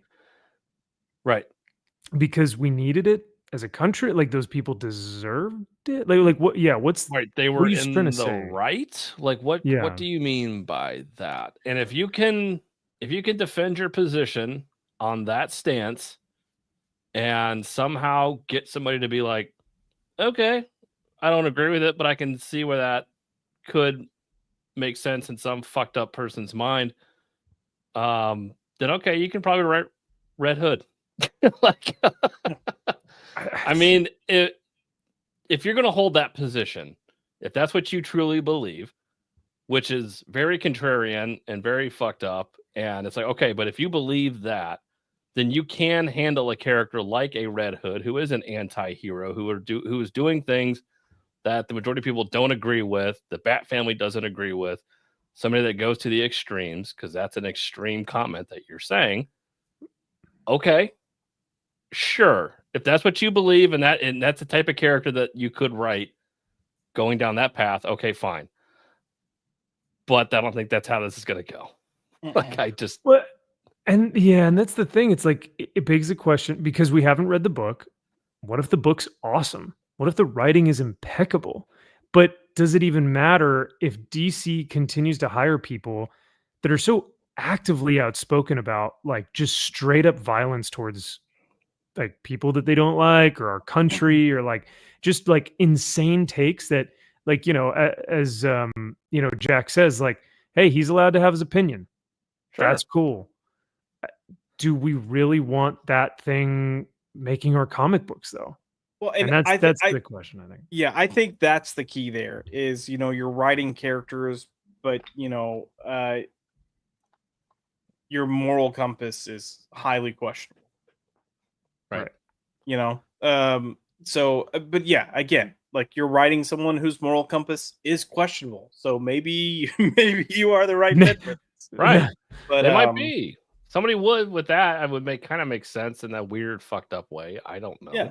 Listen, I don't think that, by being trans or gay or whatever, you're automatically a bad writer. I mean, we know the opposite. Right. Of that. There are people out there that, well, I can't personally name trans. Well, yeah. The DC. She just passed away, unfortunately, recently. Yeah, and I can't think of her name. But she's done some good stuff with fuck, now I can't even think of the show. Anyways, was it Doom Patrol? Yes. Doom Patrol. Rachel, not Zegler. Pollock. Like Rachel Zegler. Rachel Pollock. I almost said Rachel Paulson. I was like, that's not right. No. Rachel Zegler wrote Doom Patrol. It sounds like wow. Yeah, wow. Anyways, no, yeah, you're right. Rachel Pollock. Doom Patrol. You've got good writers out there, but I think the problem is we see with most of these queer or gay or transgender or whatever they classify themselves as writers, is their agenda isn't to write a good story. Their agenda is to deliver identity politics. And that's why you typically get really shitty stories. They make the comic book medium a vessel for their own weird, either fetish or insecure personal thing that they're not dealing with, like internally. That's the difference, is that, and I think from a business perspective, regardless of her tweets, regardless of her whatever, or his or whatever, as a business professional, do you want to hire someone who literally has said multiple times in interviews, I write strictly for a queer audience? It's like, well, then put her on a queer book. Then if DC truly wants to, cut out a piece of this pie, we've got, let's do 50% action, fun superhero capes shit, like 50% of that.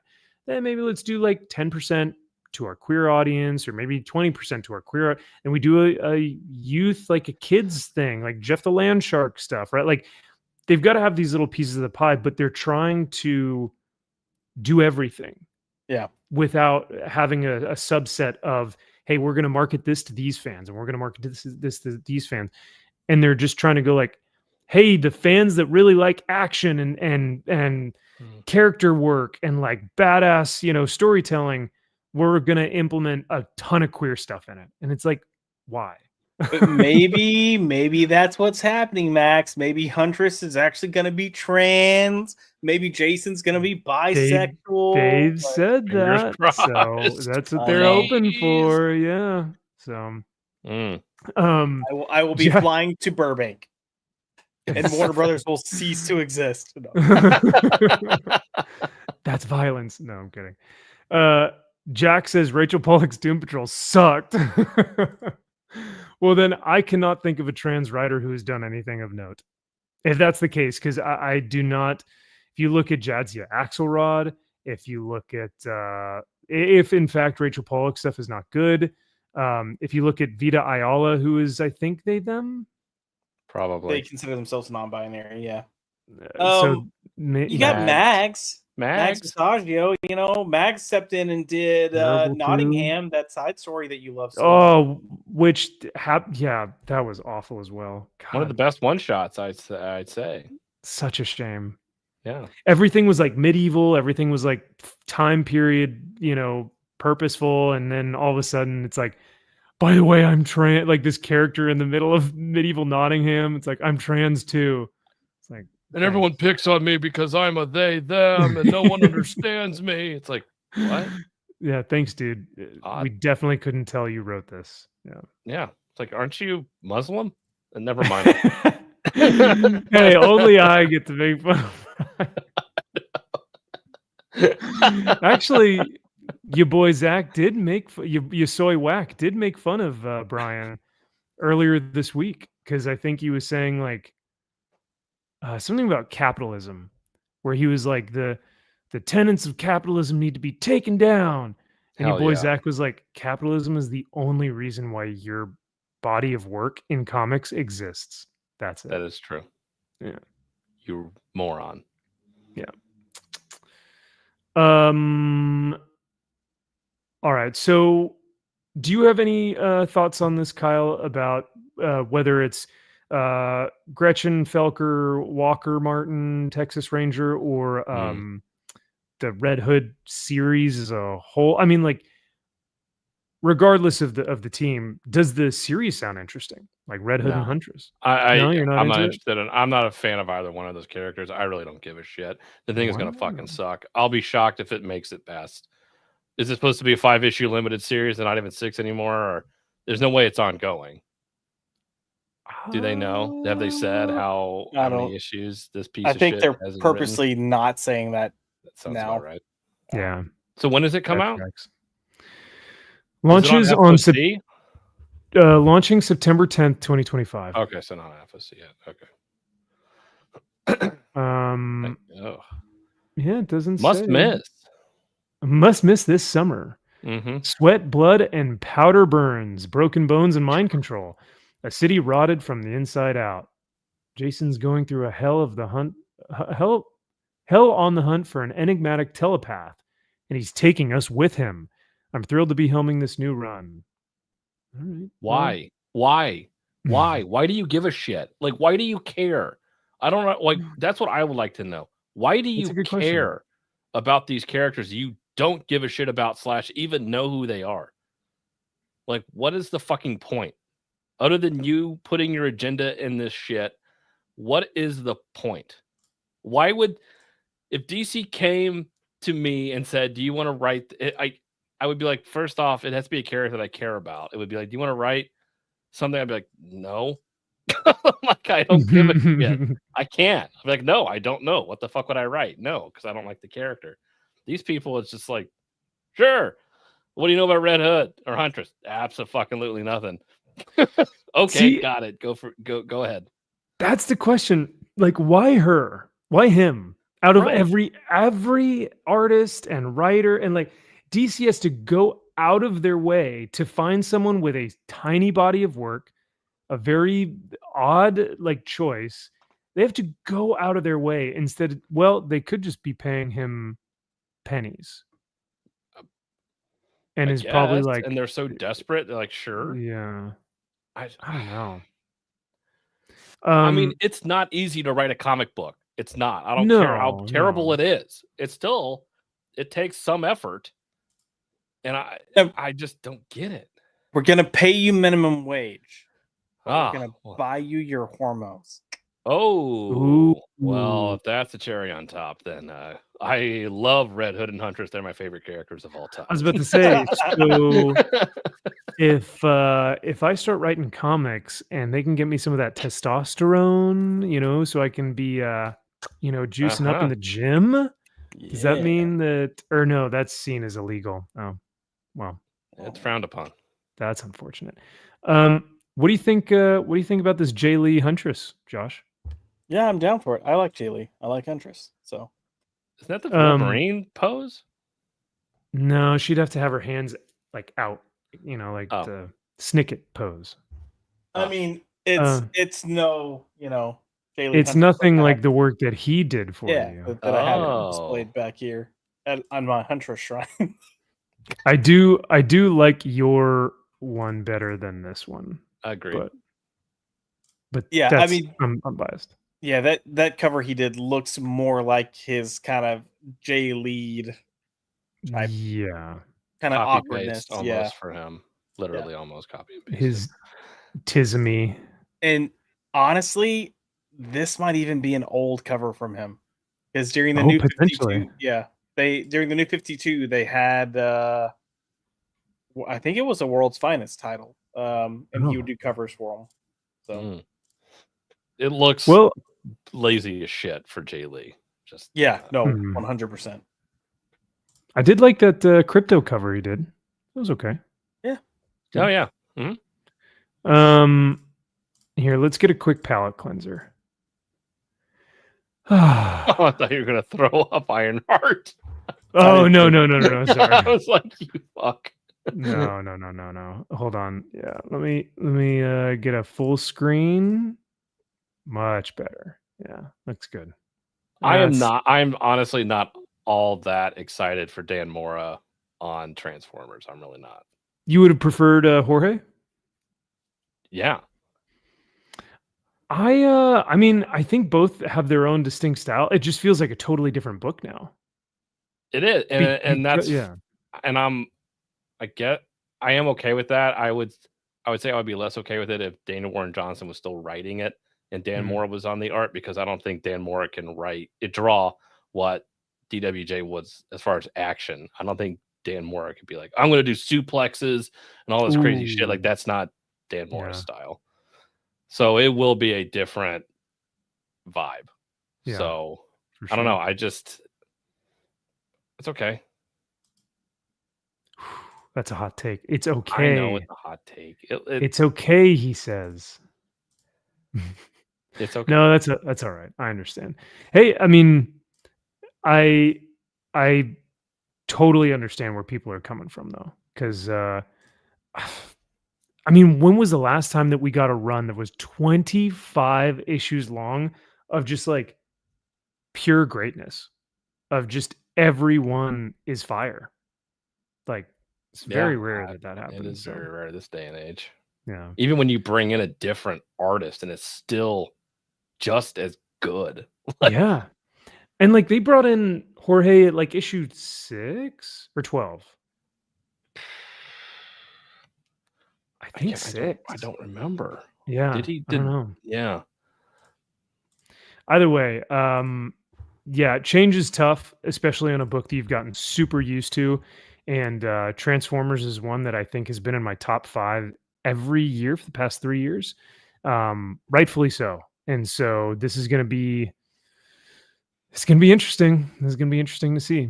So yeah, I'm surprised Brian Otley wasn't the guy, because you had Kirkman over. I figured Otley would be like, hey, go ahead, you guys take on this too. He can't do 2 main books like that. If the amount of work that he's doing on Battle Bees, bro, I mean, come on. It's tops at Battle Beast. So it is. Yeah, I'm going to be cautiously optimistic, says Salty. And MG says, I think Kirkman can produce the writing, but can Mora keep up? That's a good question. Supposedly, we're hearing from our inside sources that DC is having some inner turmoil right now because they did not want Dan Mora to leave. And the fact that Dan is now at doing Skybound stuff, they're like, we're effed because we don't have Dan Mora on one of our books. So yikes. Oh, sorry, Josh, your mic was. Did you say? Oh.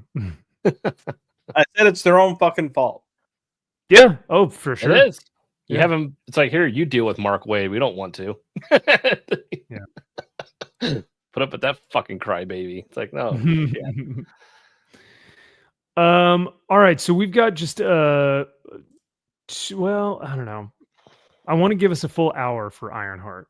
Sure. But there's some Shane Davis stuff that is like goofy. It's goofy. it's not just Shane Davis stuff, it's Dan Fraga stuff and like just Comics Gate adjacent. I don't know if we have time to talk about it. Somebody that I've gone to respect and hate so much, it is Dan Fraga. And I have been very lenient on his ass taking fucking forever, and they're pretty much saying, I think Ethan said on one of his shows, he's like, I don't think we're ever going to see Black Flag. And when he said that, I'm like, I think he's probably right. I don't think he will ever produce Black Flag at this point. I almost texted you this weekend, Kyle, because, or actually not this weekend, this week, I had my finger about to send on the campaign, please refund my order. I can't do it anymore, man. I mean, it's we're now going on 6 years, Yes, five or 6 years. I think I might do it. Hold on, I'm gonna go back and see when I funded that book. Hold on, I want to pull up my Indiegogo and see when I backed that piece of shit. Let's see. Because you're right. I just what updates have we seen? What pages are there to be found? None. What real progress has been made? I mean, do we know anything? At least with and you can say, hey, totally understandable. Ethan Van Sciver has not produced really anything of note from Rainbow the Brute. But I didn't back Rainbow. Put out other shit in between then. Exactly. He's producing other books, and he's like, right. He's producing art for Rainbow the Brute that he updates people on. It's just taking him forever. But Dan, I don't think Dan's actually working on it. No. All right. I backed for $111. I got the comic book, the ash can, and a head sketch. I backed it on April 25th, 2020. Exactly. We are almost at 6 years. Yeah. Salty says Fraga will never deliver the book. MG says Fraga canceled.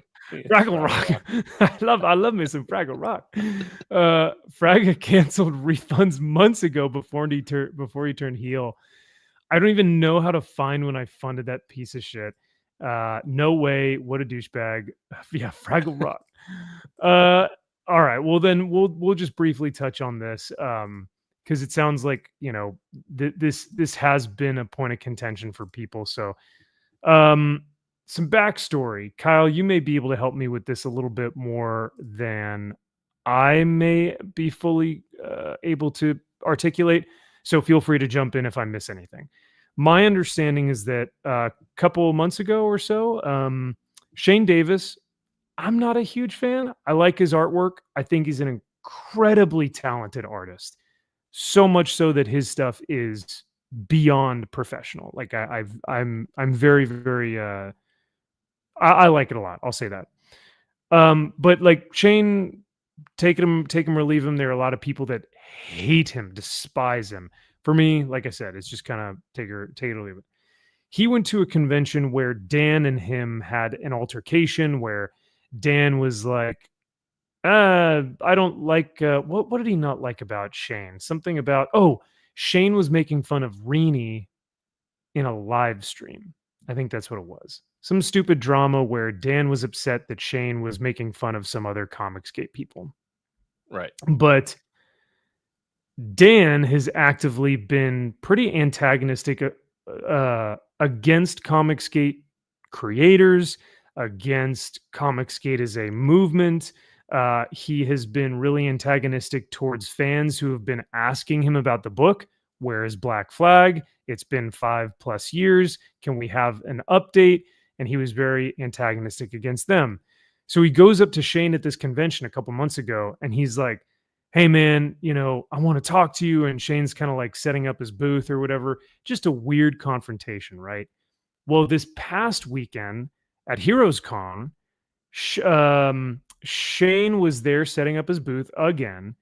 And Dan Fraga, but with a big group of people this time who were like filming Dan, went up to Shane multiple times where Dan was saying, hey, Shane, it's all good. Shake my hand, man. Shake my hand. It's fine. And so I guess the first time Shane shook his hand and said, okay, man, thanks. Get out of here. Okay. But then Dan kept doing it and was just like, hey man, yeah, it's fine. Like being super disingenuous and like, yeah, shake my hand. But they're filming him now. You know, they're trying to film him. They're trying to get a reaction out of Shane and just like petty drama. This is gay ops. This is like the gayest of stupid drama, just high school shit. So Shane finally says, leave.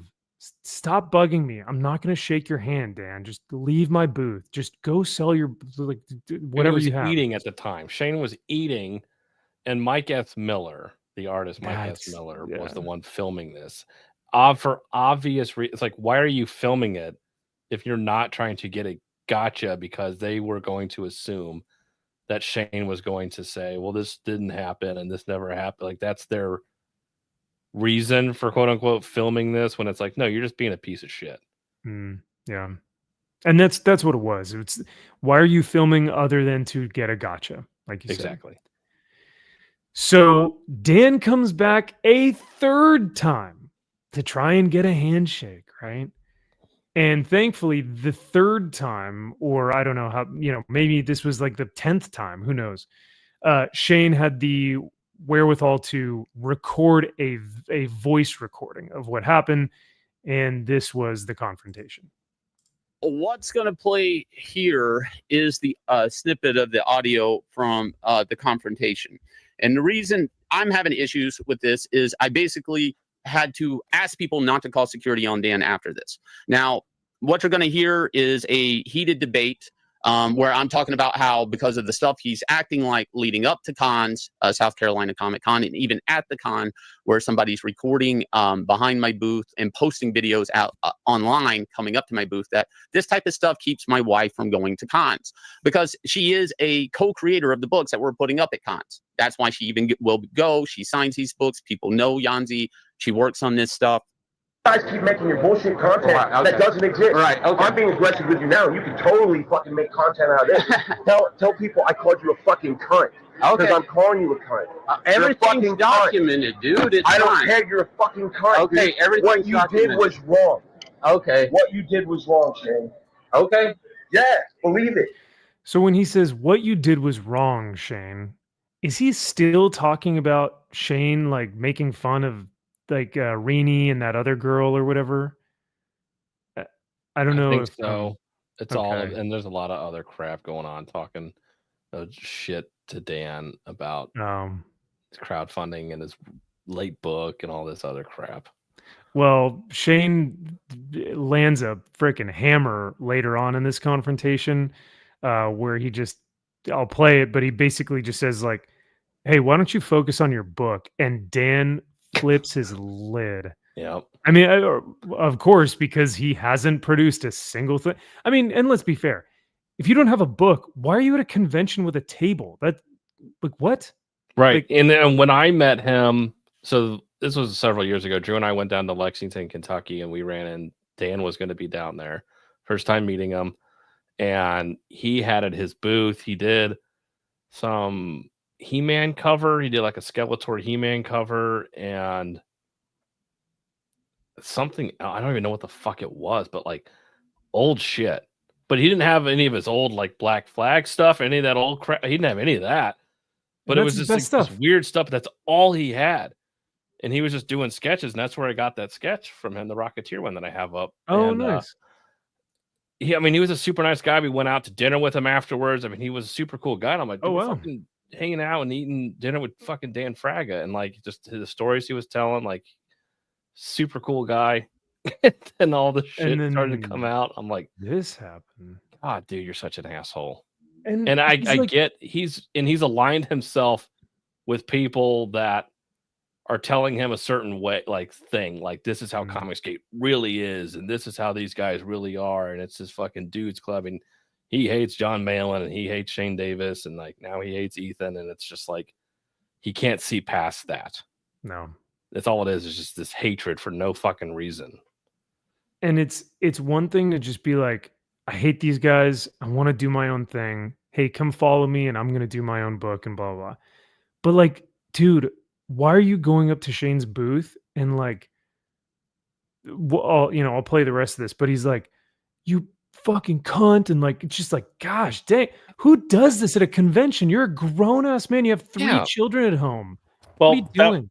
That was going to be my comment. I think we've learned over time that people that work in comics are psychotic, and a lot of them, they have the emotional maturity of a 6-year-old. Yeah. Like, just like find something better. Grow up and find something better to do with your life. Like, Jesus Christ. 100%, dude. Yep. It all started with the throat goat thing, where all his kids are doing throat goat in the car, and I'm like, completely fucking burned with that. This is, I cannot support that. This is weird as hell. I do not like this. But no, you're right, Josh, and I think even Perch, we were talking about it with Perch in Dallas. Like, I think we really have to take a step back and realize just how many of some of our favorite comic book creators of all time are kind of insane, or just unhinged, or just childish. Perch's words were fucking retarded. Yes. So, as Perch so lovingly put it, fucking retarded. Yeah. So, Dan, here's my read. Here's your read. What is it? My read is my wife didn't come because of the shit you pulled. Shit I pulled. What shit did I talk pull? about? I'm going to see you at a time. Okay, and then So you my wife saw me doesn't be even very come. peaceful in SC. She And I doesn't said, come to these times. no, whatever. Don't talk about your wife. You actually Dude, disrespect your wife every night with your streams, guy. Okay, well, anyways, you see all these books here? They're beautiful. Yeah, I and keep whose telling you. names are on them? Both. No, okay. And guess who's not coming? Shane, okay. What are you trying to do, though? I'm not trying to do anything. Guess what? My kids aren't here because Well, dude, I mean, so then Dan tries to be the victim at that point and says, well, my kids aren't here because you. Why would you bring your kids to your business, to your work event? Like, Yanzi is an active creator on the book, so she's probably behind the booth. If you're bringing the kids to the convention that you're working, maybe I could see if they're like traveling that day and they want to go see a couple creators and buy a couple plushies and stuff. But why would you bring your kids to the convention you're working? I don't know. Maybe. Yeah, I met one of his kids in Kentucky. She was down there. Nice. And they were cool. nice. She was really nice and really fun. And she was going around doing her kind of own thing. And then maybe I'm wrong on that one. I don't have a babysitter, or I can't do anything, my wife can't watch, whatever the fuck's going on. It's like, okay, I'll bring you with. It's like, it sucks. I mean, I was behind the table here, with Ali Garza and his kids, and it's like, they're little kids. Oh, wow. Tiny, tiny, like still takes naps. And I'm like, fuck, that's exhausting. Man. And it is exhausting. And have kids oh my gosh. Yeah. I can't imagine like bringing my son. Fuck that shit. It's like, because that's all I'm doing is taking care of him. So, it's weird. But him playing the victim, like, well, I'm not bringing my kids here. It's like, you're the one coming and accosting me at my fucking table, asshole. You just stay way over there. Don't act like I'm not even here. Yeah. Well, this is where like that lack of emotional maturity comes in, because forget cons. Like, who's gonna do this in a public space in general? Right. Exactly. Yeah. Like, somebody crazy. It's one-on-one. Like, come on. Yeah. Hey, where's your crowdfunding books on your table, man? Oh, that's where it is. Shane goes, where are your crowdfunding books on your table? Oh, bravo. Checkmate. Bravo. Check and mate. Okay, what are you trying to do, though? I'm not trying to do anything. Guess what? My kids aren't here because well, dude, I mean, where's your crowdfunding books on your table, man? Ooh, I'm gonna fuck you up. Hey, What's dude, gonna happen? what's going on? What's gonna happen? Hey, how are you? What is gonna happen after the book comes out? He goes, like a child, man. Yep. That's what I'm children gonna fuck do. you up. Like, and then, right after that, he has to go on the attack. I'm gonna fuck you up. Like, that is what 13-year-olds say on the playground, man. Yeah. Yep. Look, I don't know why Shane talked people out of getting him kicked out. He should have been kicked out. Yes. Like, 100%. for the sake of the integrity of conventions. When shit like this happens, you need to kick these fuckers out. And it wasn't even Shane that called. It was the neighbors around him that were like, this guy's being a fucking retard and a menace. I know. We don't want him here. Yeah. And Shane was like, why is Shane like, no, don't. Like, no, Shane should have been like, yeah, get rid of this fucker. Yeah. I think Oh, sorry. Go ahead. No, I mean, you're impacting business. Not only your business, but the business of the people around you. 100%. So if I'm next to you and this shit's going down, yeah, I would be like, bro, you guys take it outside, beat the fuck out of each other outside, somewhere else, like not here, please. I think the thing is, if anyone had called security on Dan, do you know how much of a shitstorm that would have caused online? It would, all the headlines would be Dan Fraga kicked out of comic convention by Shane Davis, and it's just like, but Shane Davis has he's got audio here. He's got the audio proving that he was not. I don't know what the beef is. I don't give a fuck. So I don't give a fuck about this. I'm just to be honest. Like, it's stupid. Yeah. I hate to say that you're beneath me, but when you act like this, you're fucking beneath me. Like, I don't have time for childish bullshit. Take it elsewhere. Yeah. If I were at a fucking table, like, Hollis be nice, take it outside, I would drag your fucking ass outside and then let you deal with it so I can go back and sell my goddamn books. Like, if this is how you act, if you're going to act like a 7th grade fucking girl who's mad because someone stole her boyfriend, grow the fuck up. Like, I don't give a shit what's going on. If you can't act like a grown fucking man, because guess what? You're grown fucking men. If you can't act like a grown-ass man in public, you shouldn't be in public, and you shouldn't have a public job. And if you get kicked out, great, you deserve it. And if you start losing jobs, great, you deserve it. Josh going off tonight. Base Josh is here. Also, Butch Josh is here as well. So coming in hot. One of my ex's big complaints against me is when I'd say you're acting like a little bitch. So. Damn. Remind me not to date Josh then. Yeah, well, I don't ever want to be called a little bitch in my relationship. Don't cry in public about stupid shit. Like, I don't know what to say. Josh, they didn't have the comic I wanted. Well, don't be a little bitch and order off of Amazon or something. I don't know. So, yeah, that's pretty much all I wanted to talk about. It's just that to me, and here's the my thesis, right? Like, it all comes to this. The way that Dan acted there, regardless of all the stupid petty drama that's been going on and CG this or Fraga that or Dungeoneers or whatever it may be, you don't act like that at a convention. And that actually even goes for Rippa haters too.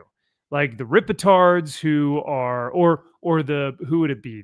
The detractors who go by Rippa's booth and like film him and go like, oh, fuck you. But none of them have actually gone to Eric and said like, fuck you, cunt. Like, because that's what Dan was saying, right? Yeah. What people do to Eric is they troll him. This was just straight up, oh, fight me, So I don't even really get the whole, because Josh, when you and I went by Eric's booth, we were perfectly cordial. We didn't do a damn thing. We didn't record a thing. We didn't stare at Eric or anything. We went to the booth. We saw Gary. We saw Steph. We saw Jay. Saw Garrett. What's up, guys? Great to see y'all. Eric had come up and, was saying hi to his fans. No animosity whatsoever. That's how adults take care of business, right? Well, even if Eric had walked over and said, hey, I would have said hello. Sure. Now, when we were at the booth, HH's booth, and he came over, he did keep staring at us, which I think he was probably like, I recognize these jokers, but I can't place it. Or maybe he does. Well, apparently he knows who I am because he made a comment to Aaron. Anyways, like the whole time he was over there, I didn't go like, what the fuck you looking at? Yeah, I'm the guy that told you to shut the fuck up, Or no, I'm the guy that told you to stop fucking talking. Like, I just let him do his thing. Yeah. Like, it's called being an adult. You can be around people that you don't like and choose not to cause a scene. It's crazy how that happens. I've worked with people that I fucking hate. And guess what? We got the job done because we were adults. That's how you do it. And so, yeah, because of all that and all that being said, and just his character, I really do want to see what I can do to get my refund back. Because especially for you, Kyle, like I paid $35 for that book, for that Black Flag book, but you probably spent way more if you did a head sketch and stuff like that. So $111. Yeah, there you go. So that'll do it. Let me see if I can. Let's see. We call that stupidity. No, it's just it wasn't. Now it is. finally, I have a win over Kyle. No, I'm kidding. They said the campaign's still live. Keep up the Mhm. support. I can contribute again if I want. If you want to. Maybe, hey, after this weekend, maybe you're like, man, Frag is based. I would love to contribute more. So, Yeah. But yeah, you cannot refund it. It is locked Wow. out where it says refund this contribution. You cannot. he's responding, no refunds. You ain't getting anything either way. Wow. So mean- he's now stealing people's money? Y'all could take him to small claims court if you want. No, I don't. I Oh, mean, trust me. Small claims court here in Indy. Oh, lordy. Oh boy. I'm just saying, I think it'd be funny. I think it'd be a waste of time and a Oh. waste of money, but it it is a would be waste of time funny. and money, but it would be fucking hysterical. Yeah. Yeah. He's This raised is interesting. $227,000. Oh, has he spent it all? You think he spent it all? It sounded like it. It sounds like he, with his surgeries and all that bullshit he was doing.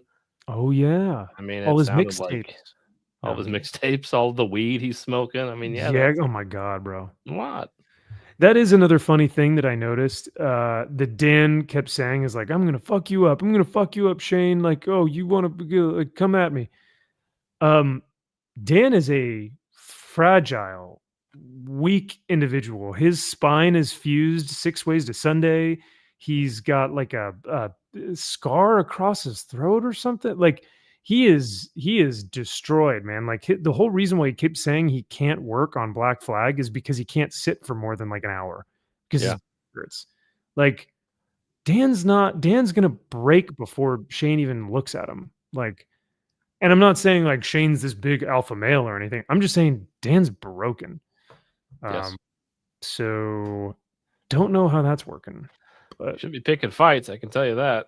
no. You should not be doing that, regardless of your physical status. Probably shouldn't be going around telling people I'm gonna fuck you up verbatim. So Yeah. but man, well, I guess I can't now. So I guess Kyle, we're in this thing together. Josh once again made the smart fiscal decision to not back this book. How would I have known no. 5 years ago this wasn't going to pay off?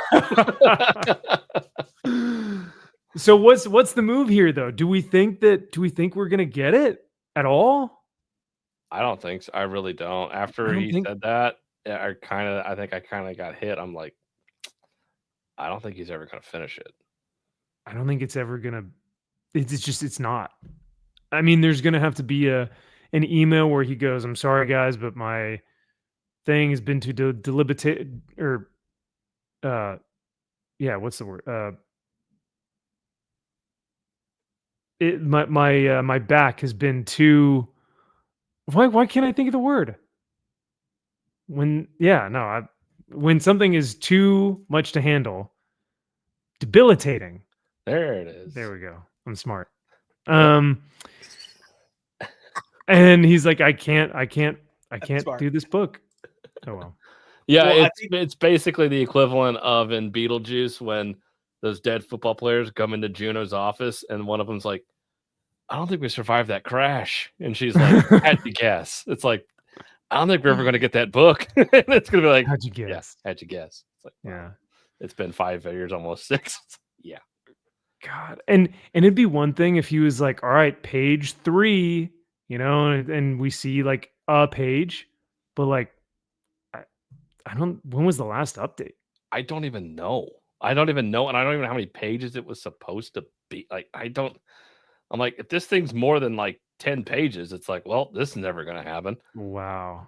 I have no fucking clue how long this was supposed to be. I'm looking campaign. I forgot Shane even did some art for him too. That's right. He did the gorilla cover. Yeah.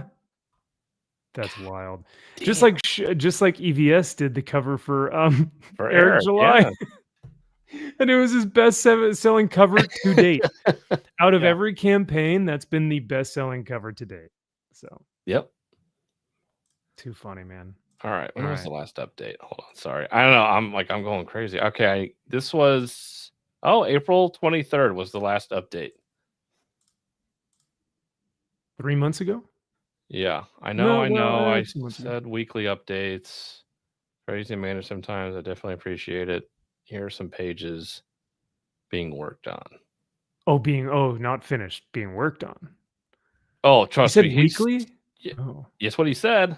But this, again, he's spending all this time, just like Ethan does, on one panel that 90% of it's going to be put up by a fucking word balloon or something. You're not going to see all of your art, but yet I'm going to spend 35 minutes drawing one little motherfucking pouch or something on some guy. It's like, yeah. Sure. I mean, I do love my pouches, but for the sake of this, $36 book that's been 5 years, I don't know. At this point, hurry up, bro. Poop it out, man. Just get something. Have someone help you, maybe. Yeah. See? Oh, well. All right. Well, it is that time of the evening, ladies and gentlemen, where we are going to get to our thoughts on Ironheart. Now, I don't think we'll probably do a review of 4, 5, and 6. We may well. Oh my god! Yeah. All right, that's it. We've been good, everybody. Irritation tonight. Yeah, we may do a review of 4, 5, and 6, but as of tonight, we'll just do 1, 2, and 3. They all drop next week, so they do. Yeah. I mean, yeah, the Disney is trying to get this out as quickly as possible. Mm-hmm. So, gentlemen, I'll introduce our segment tonight by just saying hello, Black people. Hello, as Black one of people. oh no. What do you have there? Oh. Just a chicken leg. I was hungry. Oh, is that fried chicken? Yeah, I didn't get this on purpose. I mean, it was it's just what I had. That's what I had. So, hold on. Oh, is that a grape drink? Is that a grape drink? A watermelon? Oh no, it's grape. Oh, that's that purple stuff. Okay. Sugar, water, purple. Yeah, That sure. purple drink. Yeah. I'm just hungry. I didn't mean for it to be like I wasn't trying to be funny or anything. So no way you didn't get the watermelon. Oh my god. What? It's summertime. I love watermelon. I mean, it is refreshing. Mm-hmm. I mean, is that you? Did you hear something? Yeah, I'm scared of ladders and dogs and water, but yeah, this particular watermelon isn't very refreshing because it's just been sitting here for 3.5 hours. Oh no! Just waiting. Dang it! We probably should have done Ironheart first then. There yet? No. Oh no! But fuck. I told you. I texted you guys like an hour before the show that I was prepared. Winky face. So. Oh, I thought you meant you didn't want to talk about it. I thought it meant he was doing extensive research and taking a lot of notes, and he was doing research just in a different way. He's getting ensconced in the culture, that Chicago culture and everything. That's what he's doing. There's so much culture there. There's a lot. So much. God, that I can't believe you got purple drink. That Chappelle skit where he goes, you ever seen the Sunny D commercial where the white kid's like, oh, opens up the fridge and he's like, oh, the Sunny D. And you look the black kid and he goes, I want that purple stuff. Oh man. Because grape drink, he's like, for those who weren't like wealthy, like we had grape drink. Okay. Sugar, water, purple. That was it. So I have a quick just side story. It was my parents that had the watermelon. And I text my mom earlier and I was like, hey, do you still have watermelon at the house? And she's like, yeah. So I came over to get it, right? So we got the watermelon. And she's like, why are you asking if we had watermelon? I was like, oh, I'm doing it for a joke tonight. And she goes, oh, okay. I was like, do you know what the joke's about? And she's like, peeing? I don't know. It's my mom. She's not the brightest crayon on the box. God bless her soul. So I just looked at my dad and I go, Dad, do you know what the joke's going to be about? He goes, black people. Did you get fried chicken? And I go, it's in the car. Dad knows. Dad's got it. Oh, bless her heart. bless her, He tries. Texas Yeah. heart. I love it. That's so funny. Yeah, no, this is definitely me tonight. Have you ever had a dream that you you'll do what you could you could do anything you want them to? Yes. I love that clip. That kid is a legend. I wonder where he's at now. Dead. Oh, No, I don't know. He really did wish that he could do anything. Yeah. At that point. All right. So let us talk about Ironheart. Okay. So I mean, like, how do you even begin the discussion? So these two jabronis made me watch Daredevil Born Again. Okay. Oh, sorry. Well, Kyle made me watch Daredevil Born Again, Yes, and then thank you. So I have to give the credit where credit's due. Mhm. Josh, in turn, followed suit and said, "Sure, I will watch as well." And the show made me very angry. So in retaliation, I said, "Hey, let's do something fun and let's watch Ironheart when it comes out." I mean, obviously, it's going to be the hit new show that everyone's going to be talking about. I mean, I don't even think. I mean, I don't know. Is Ironheart popular enough in the zeitgeist to where YouTubers roasting Ironheart are doing well?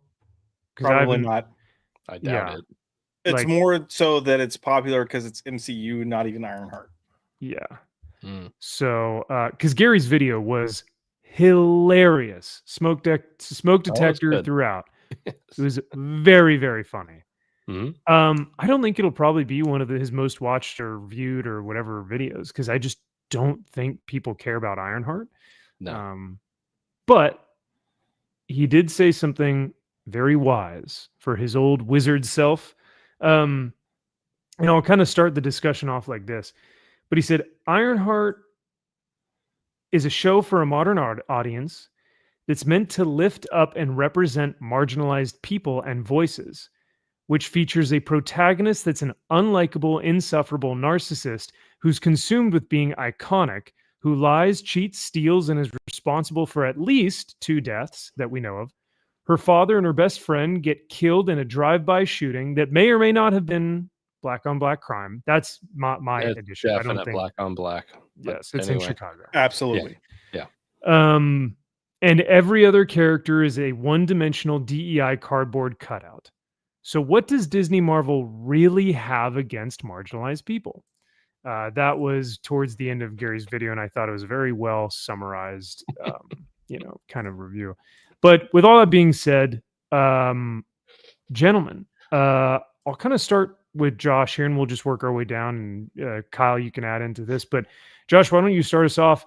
The premise, the purpose, the plot.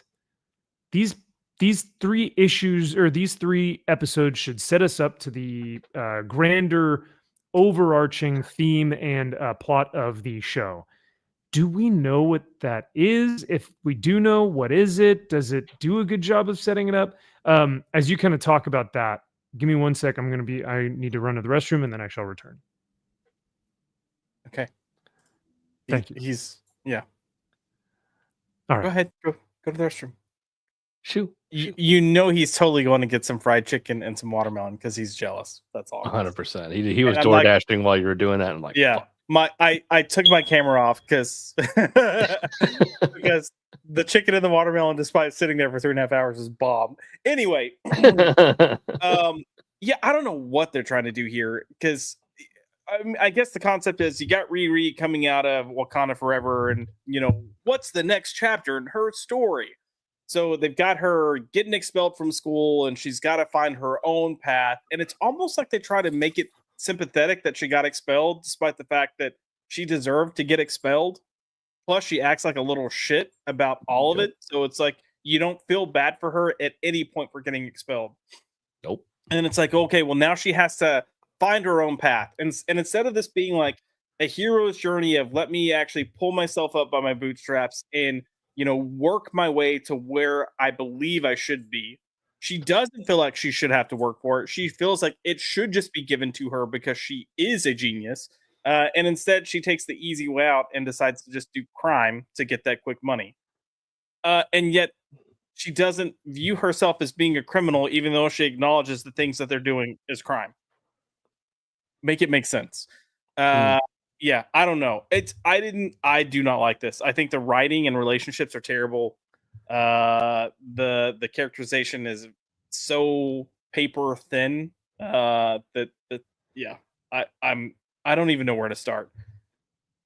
If we're just talking about the show itself, what I will say is conceptually, the show to me does not make sense coming out of Wakanda Forever.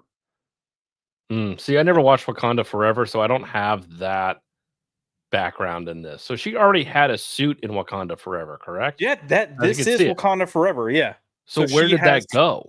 Where did that? As far as I can tell, it's still in Wakanda. Like it was Shuri wasn't going to let her have it. She let her use it for their battle. But the reason for me that this doesn't make sense coming out of Wakanda Forever is while at school, she made a device that could find vibranium. Yep. And the CIA took it to use it to try to find vibranium. So the fact that people aren't, and then it got destroyed. So the fact that people aren't coming to her to be like, come work for us, doesn't fucking make sense to me. Right. Look, part of Wakanda Forever was you had all of these nations trying to find a way to get it. So somebody somewhere would be like, we will pay you this much to recreate this. It would be a simple story, right? And then maybe if you want to keep the crime elements, you can find out that it's a shitty company or whatever. But no, she's got to go back in Chicago where she has nothing. Literally she's nothing. Black. Yeah. I ain't got nothing. I got to pay a kid $20 to use his little wad wagon, you know? Like, yeah. I don't know. True. Why wouldn't she stay in? Yeah, why wouldn't she stay in Wakanda or go back to Wakanda? Honestly, I don't know. Like Shuri would literally be like, "Hey, yeah, let's keep working together." Yeah, you fit in here obviously because you fit the profile, and you're smart enough that you can maybe help us out with something, and then you kind of have that tie-in. But then she feels like, I don't know if I belong here. It's not really my home. Like you can play with that character, but she's in Wakanda, so she's around all this tech. And then it's kind of like, hey, you kind of need to spread your wings and go, but like at least start out with her in Wakanda. If you want to move her from there, fine. But put her in school, getting expelled, her stealing shit from the school when they are trying to claim it's hers, even though it's on grant money. And these fucking dipshits don't know how grant money works. But that's not her money. That's not her shit. She made that with her own grant money. Yeah, it's like that's not how that works. That's not how grants work. I mean, to be fair, we'll say that people of a certain age or maybe people of a certain demographic would also have the mentality of, that's mine. I stole it. You know, exactly. And that's basically what it comes down to. One of the things that I found was fascinating is she steals the suit from MIT, right? Yep. How does no one go after her? Like the first thing that I thought in my head was, now that she has the suit, she's gone home. It's in her room. The next scene, doom, doom, doom, the authorities show up. We're looking for a Miss Riri Williams. She's got MIT's suit, blah blah, and we need the this return back to the university right now, please.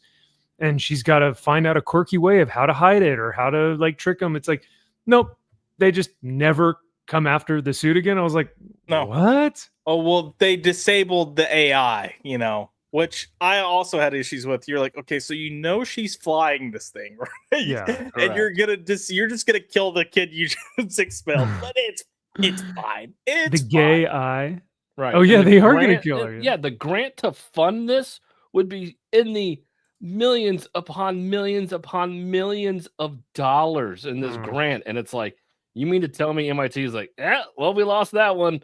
Better luck next time. We'll make sure. It's like, what, are you fucking kidding me? Whoever funded that grant, whether it's federal, whoever the hell, you better believe, like, I want my fucking shit back. Yeah. And then it's her With trying to all- stay a step ahead of the authorities or whomever trying to get it back, which is still a villain role, but all right.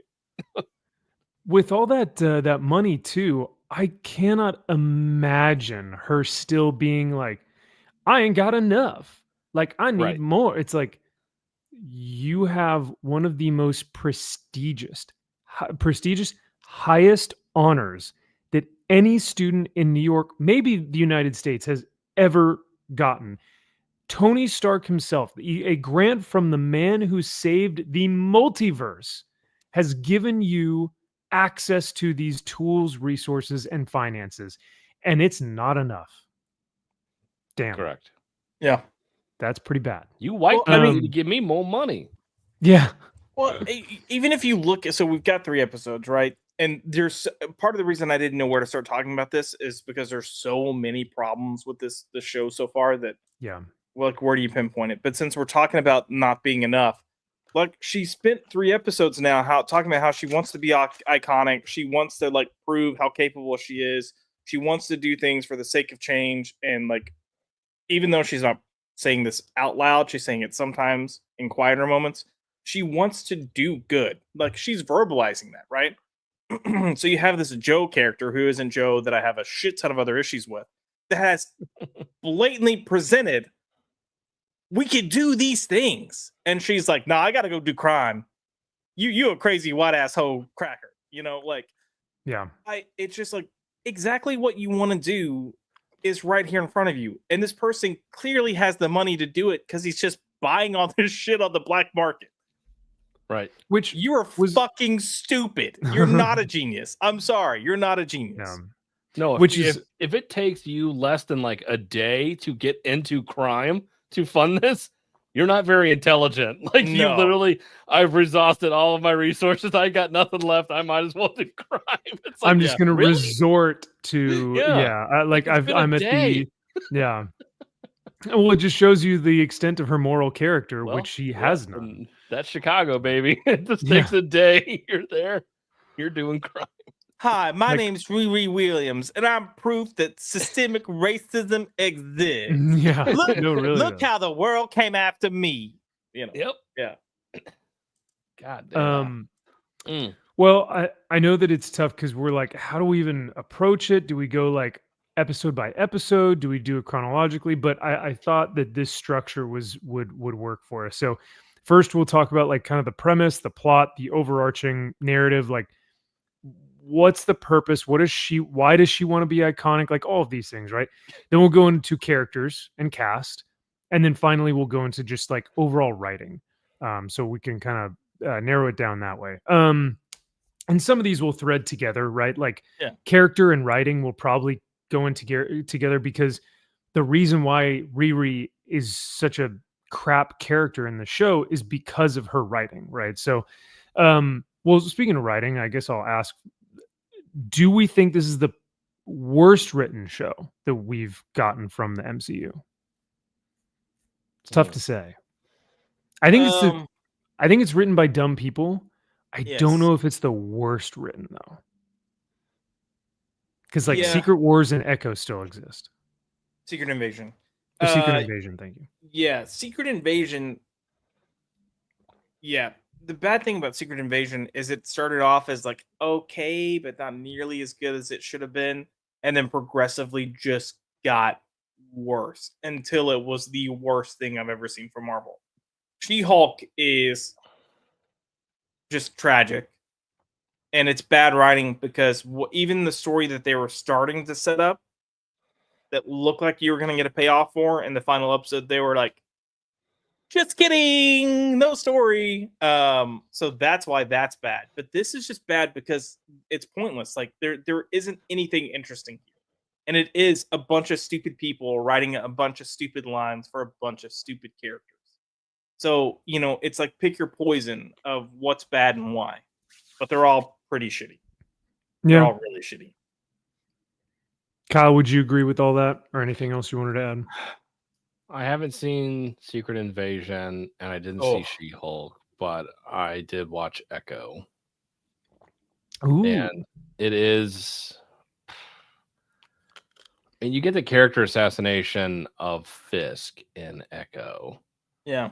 This one, they're already pieces of shit, and it's not really character assassination when the character already sucks. So I just worse. I mean, they're both so equally bad. Yeah. It's very difficult. You're already at the bottom of the worst shit. So I'm just like, what doesn't matter at this point? What's worse? You bring up a good point.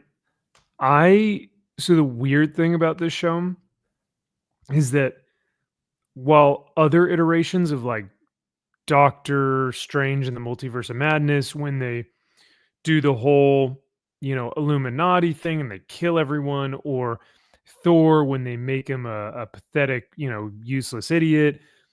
All these things make me mad, and I get really frustrated, and I'm like, this is the worst thing ever. Riri, though, these characters are already abhorrent. They're abysmal. They're asinine. I don't care about any of them, and they clearly do not care about other people. They're not good people in general. So I don't have an affinity for any of the characters. So with the show, I'm not necessarily outraged or angry or upset. Like, it's character assassination because they all suck anyway. So you're just watching a bad show at this point. It's just like, well, that sucked, Whereas, like, whenever I would watch something with Daredevil, I would feel so much more passionately about it because I genuinely care about the character. This, I was like, well, that sucked. It's a different type of suck, if that makes sense. Yeah. So yeah, but I think you bring up a good point when you talk about a show with a character assassination, or a show that just no one really cares about, and so you're just like, oh, okay. So, but yeah, so the premise, I don't know where it's going. Like, so she's trying to be iconic for the sake of being iconic. Yeah. Oh, According that to answers her. that. All right. Yeah. According to her, yeah. But see, this is also for me what doesn't make sense. If there's one kind of character thing that I can understand, it's that the affinity with Iron Man and Tony Stark isn't from her. It's from her stepdad, who she very clearly loves and respects and looks up to. She doesn't share those feelings for her mom, which weird out of whatever, I guess. Nope. Okay. Yeah. So I understand that, like, her making the suit, and this goes back to Wakanda Forever. They reference the car in this a few times. Like, she built the car in honor of her stepdad, but I think in Wakanda Forever they just said her dad, and then also the suit. And I think the suit was kind of like for her to prove that she could, and I'm fine with that motivation too, proving that you can. Like, especially at a young age, that you have that tenacity. You want to prove to people you can do this. I get it. But there's nothing else going on here. And when you come out of how Wakanda Forever ended, the fact that she did kind of operate as a hero and help fight a battle, it doesn't make sense that she's now at this point back to this. I'm like, whatever growth we had is now gone. Oh, that's so bad. Does that's really it's bad. such a bad poster. Yeah, it's terrible. I don't know. The other interesting thing about Wakanda or not Wakanda Forever, but just Wakanda in general, she keeps saying, like, she needs the money, she needs the suit, she needs to be iconic, and this kind of wraps around with the premise and the writing. Well, I guess you could talk about the characterization too, but why is Wakanda not funding a lot of this? Don't they think that she's like a prodigy? Don't they love her as this, like, genetically, just genetic genius? That, because the show keeps telling us, Riri, you're a genius. I'm a genius, Dr. So-and-so, and just everything is, she's always a genius. So wouldn't Wakanda be like, oh, you need vibranium? Yeah, we'll give you that. Oh, you need money for your Iron Man suit? Like, yeah, sure. Why don't you come to Wakanda and work on it here? We'll help you out. Was that something that was... It would totally happen. Like, Shuri sees her as an equal, and she helped Shuri create the machine that would then recreate the heart-shaped herb. Yeah. So, look, and we've seen how Shuri as a character acts in that situation. Like we saw it with Ross when Ross helped save Wakanda and then got shot. She was like, "We have to save this man." So that's Shuri's mentality. Shuri's kind of like, if you help Wakanda, then you are in some ways Wakanda. Like you're part of Wakanda. So there's no reason they wouldn't be helping her get stuff, do stuff. You want some parts? Okay, cool. Now they didn't let her just full on take that suit. But to be fair, you had all these nations going after vibranium, and that suit was vibranium.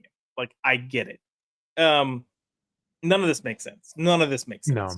No. Yeah. All right. I saw another tweet that was like, I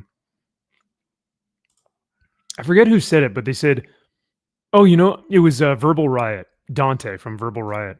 He said, "Only racist Disney would make a brilliant black teen super genius broke without a dad." Yeah. I was like, yeah, that tracks. Only a writing team of black women. Well, what? Yeah, because it was mainly it looks like it's mainly black women. Black women who wrote, directed, produced, like blah blah. Only they would come up with something so stereotypically racist. Another quote that I had seen was, "It feels like if a racist was making fun of black culture, this would be the show that they would make." Yeah. Oh, 100%. Which is like you wild. could take some of these scenes as they are written and put them on SNL and just change the performance a little bit, and it's a funny skit making fun of black people and black culture. Very much so. Like, yeah, that's kind of shameful. Ghetto Iron Man, yeah, that's what you would think of. The ghetto Iron Man. Well, yeah. This is the closest thing to like what DEI it race swapped, gender swapped, hand me down, character or like hand me down artificial armor with everything, and then just put in the ghetto, and it's like, wow, this is just that. Right. And the one thing this show lacks is heart. There is no heart in this fucking show. Iron Heart. Yeah. Zero. It is so sterile. Yeah. None.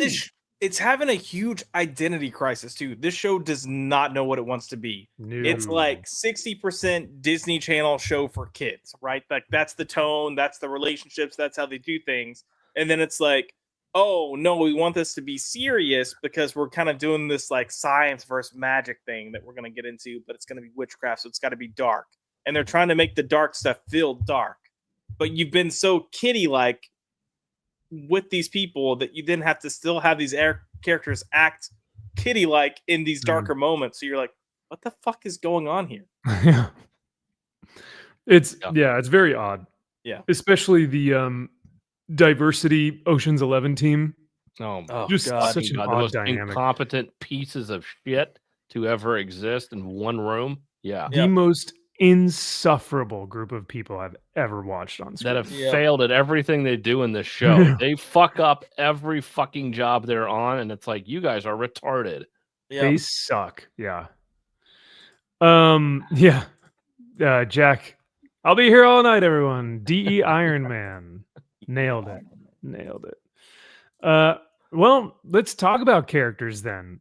Is Riri likable?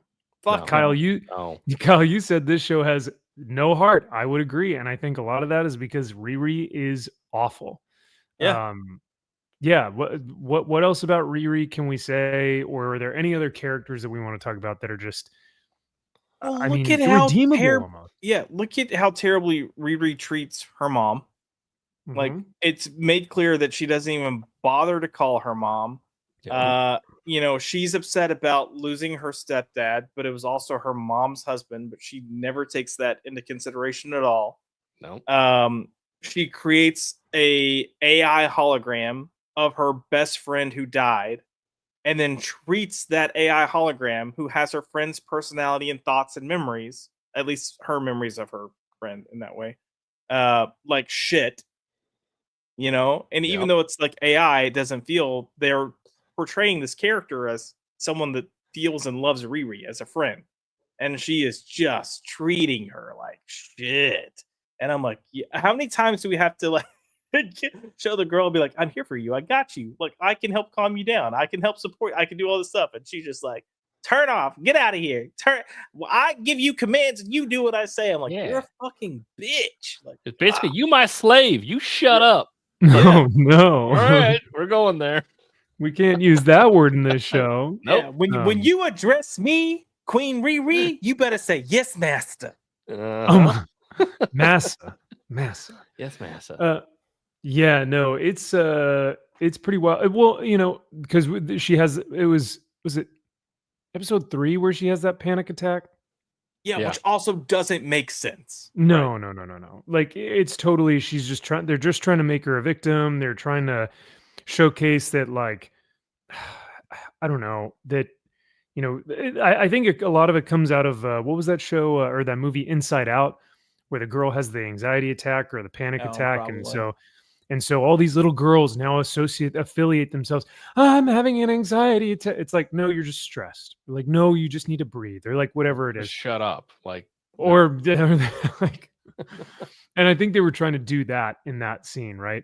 But yeah, that AI, it's just trying to help her calm down. It's like, just breathe. It's okay. Yeah, let me talk about that AI for a second. So this AI has generated itself and created itself, and it is now a visage of her best friend who has been dead for years, comes back, and the first person other than Riri to see it is her mom. Yep. Who has had to deal with her daughter's trauma, dealing with this, her seeing her best friend gunned down in front of her. She sees this person who's been dead coming back and talking to her, and she's like, oh, hey, what's up, girl? Yeah. Oh my God. It's like, this person's been dead for years. If my dead brother came back to life, I mean, it would be such an existential, like, what the fuck is my, like, what's reality? I mean, it would just be like, I don't know how to comprehend life anymore. Like, I don't even know what to do with myself. I wouldn't be like, yo, what's up, bro? How you doing? Damn, man. It's like, is this like serious, jokey? What the fuck is going on? Like, no one would act like this. Well, they're acting like they're friends too. Like, they're straight up having like girl time on the couch. Like, it's Riri's mom talking to Natalie. I think that's the character's name. Yep. Through a laptop, you know. But even the first incident, she's like, oh, and she's like, no, I'm not real. I'm just a projection. Riri made me. And then it turns right into the, oh, girl. Yeah. Riri made you? Oh, she a genius. You know, She's it's so like, smart. Yeah. Fuck. Oh. You is smart. You is kind. You is important. So with the AI, oh shoot, I totally lost it. Can I say one thing about Natalie real quick as a character? Oh, yeah, please, because I think that's what I was going to talk about is Natalie. Completely obnoxious, gets on my nerves, but is the most likable character in the entire series. That's what I was going to say. I think she's more likable than Riri. Oh, 100%, because she's actually a decent human being. Like, that's the thing. She actually has a character, yeah. She's dead, but she's the one person in this whole thing that actually treats other people with respect. Like, wow, what a concept. Annoying as fuck, but you're the only good character. Absolutely obnoxious. Good as in meaning like you're trying to do good things, not good as in like what a great character. I also think I think she could have been a better Ironheart, honestly. I think Natalie should have been Riri. And the actress for Riri should have probably just never been hired, unfortunately. Well, she's not a good actress. She's angry. She is a very angry black woman. Like, it's just like that's what you come across as. You're just an angry black woman. You were pissed off all the time. That's her only emotion. Yeah, the entire show is just disgruntled, angry black woman. And you're entitled. It's like, give me my money. Yeah, it's so unlikable. So, yeah, how do we get paid? Yeah, she is insufferable. No matter how many times the show tries to tell you she wants to help people and she loves people and she wants to, be iconic, and she's doing this for her to further her black voice. I don't even know. It's not even that. It's not even like I want to lift up marginalized people that they can see themselves in my greatness or whatever. It's not even that. It's just because she's just for her. Yeah, you could easily portray the beginning when she's caught literally cheating for all of these people. Yeah, you could have maybe tried to find a way to tweak it to where it's like, I'm helping these people that I don't know how you could play it that doesn't come across as racist or whatever bullshit you want to play, but like I had altruistic reasons for doing it. It may come across as me helping these people cheat, and I may be seen as this, but in reality, I'm doing it because of X, Y, and Z. I mean, it's tough. She's doing it for money. Exactly. And in the show, it's like, nah, just fucking give me money. And it's like, what? Even in Wakanda Forever. So it's established in Wakanda Forever that she's doing this. She's writing papers for people and stuff. And she's doing it for money. Like she's straight up, she walks up, she's at MIT and she walked up to a kid and she's like, says something. And he's like, yo, you got me a B instead of an A+. I'm not, or she's like, you still owe me like $450 or something. He's like, yeah, you got me a B, not an A+. And she zings him, and she zings him pretty hard. She's like, you've been making C's the entire semester. What makes you think you're going to get an A? A B+ is what you deserve. It's what you got. Pay up. And it's like, all right, okay. All right. That's fair. Makes sense. Yeah. Okay. Sure. Yeah. So that's there, but I don't know. She was angry. You could tell she had, I don't even want to say angry. She was kind of edgy. Just a little, she's feisty. You could tell she was from Chicago in Wakanda Forever. But she wasn't unlikable like she is here. Here, she's so unlikable. Yeah. Zero charisma. Zero. There's no, and this is something on the writers. Like, even if the writers did something where we feel endearment towards her, where we're like, you know what, she's kind of unlikable, but she's got a heart of gold. She saves the kitten or whatever it may be. Like, we want to do something to showcase that like people like her. But no, we just get told, but she just constantly, her actions prove otherwise. One example of something that like is really simple that we've seen done previously is something like Captain America, the First Avenger. Within the first, maybe 30 minutes of the film, we know Cap's motivations. We know his morals. We know his values. We know exactly what his intentions are. He wants to be a self-sacrificial individual. He wants to give of himself to his country. We know he wants to serve, and we know he wants to do this because he wants to fight for the little guy, right? Because he knows what that's like, because he's been picked on. But we all also know that he can do this all day, right? It is the most clear-cut, easy to like get on board with. Let's go, like, great. We're on board with Cap's motivations. We know his values. Let's start the movie, right?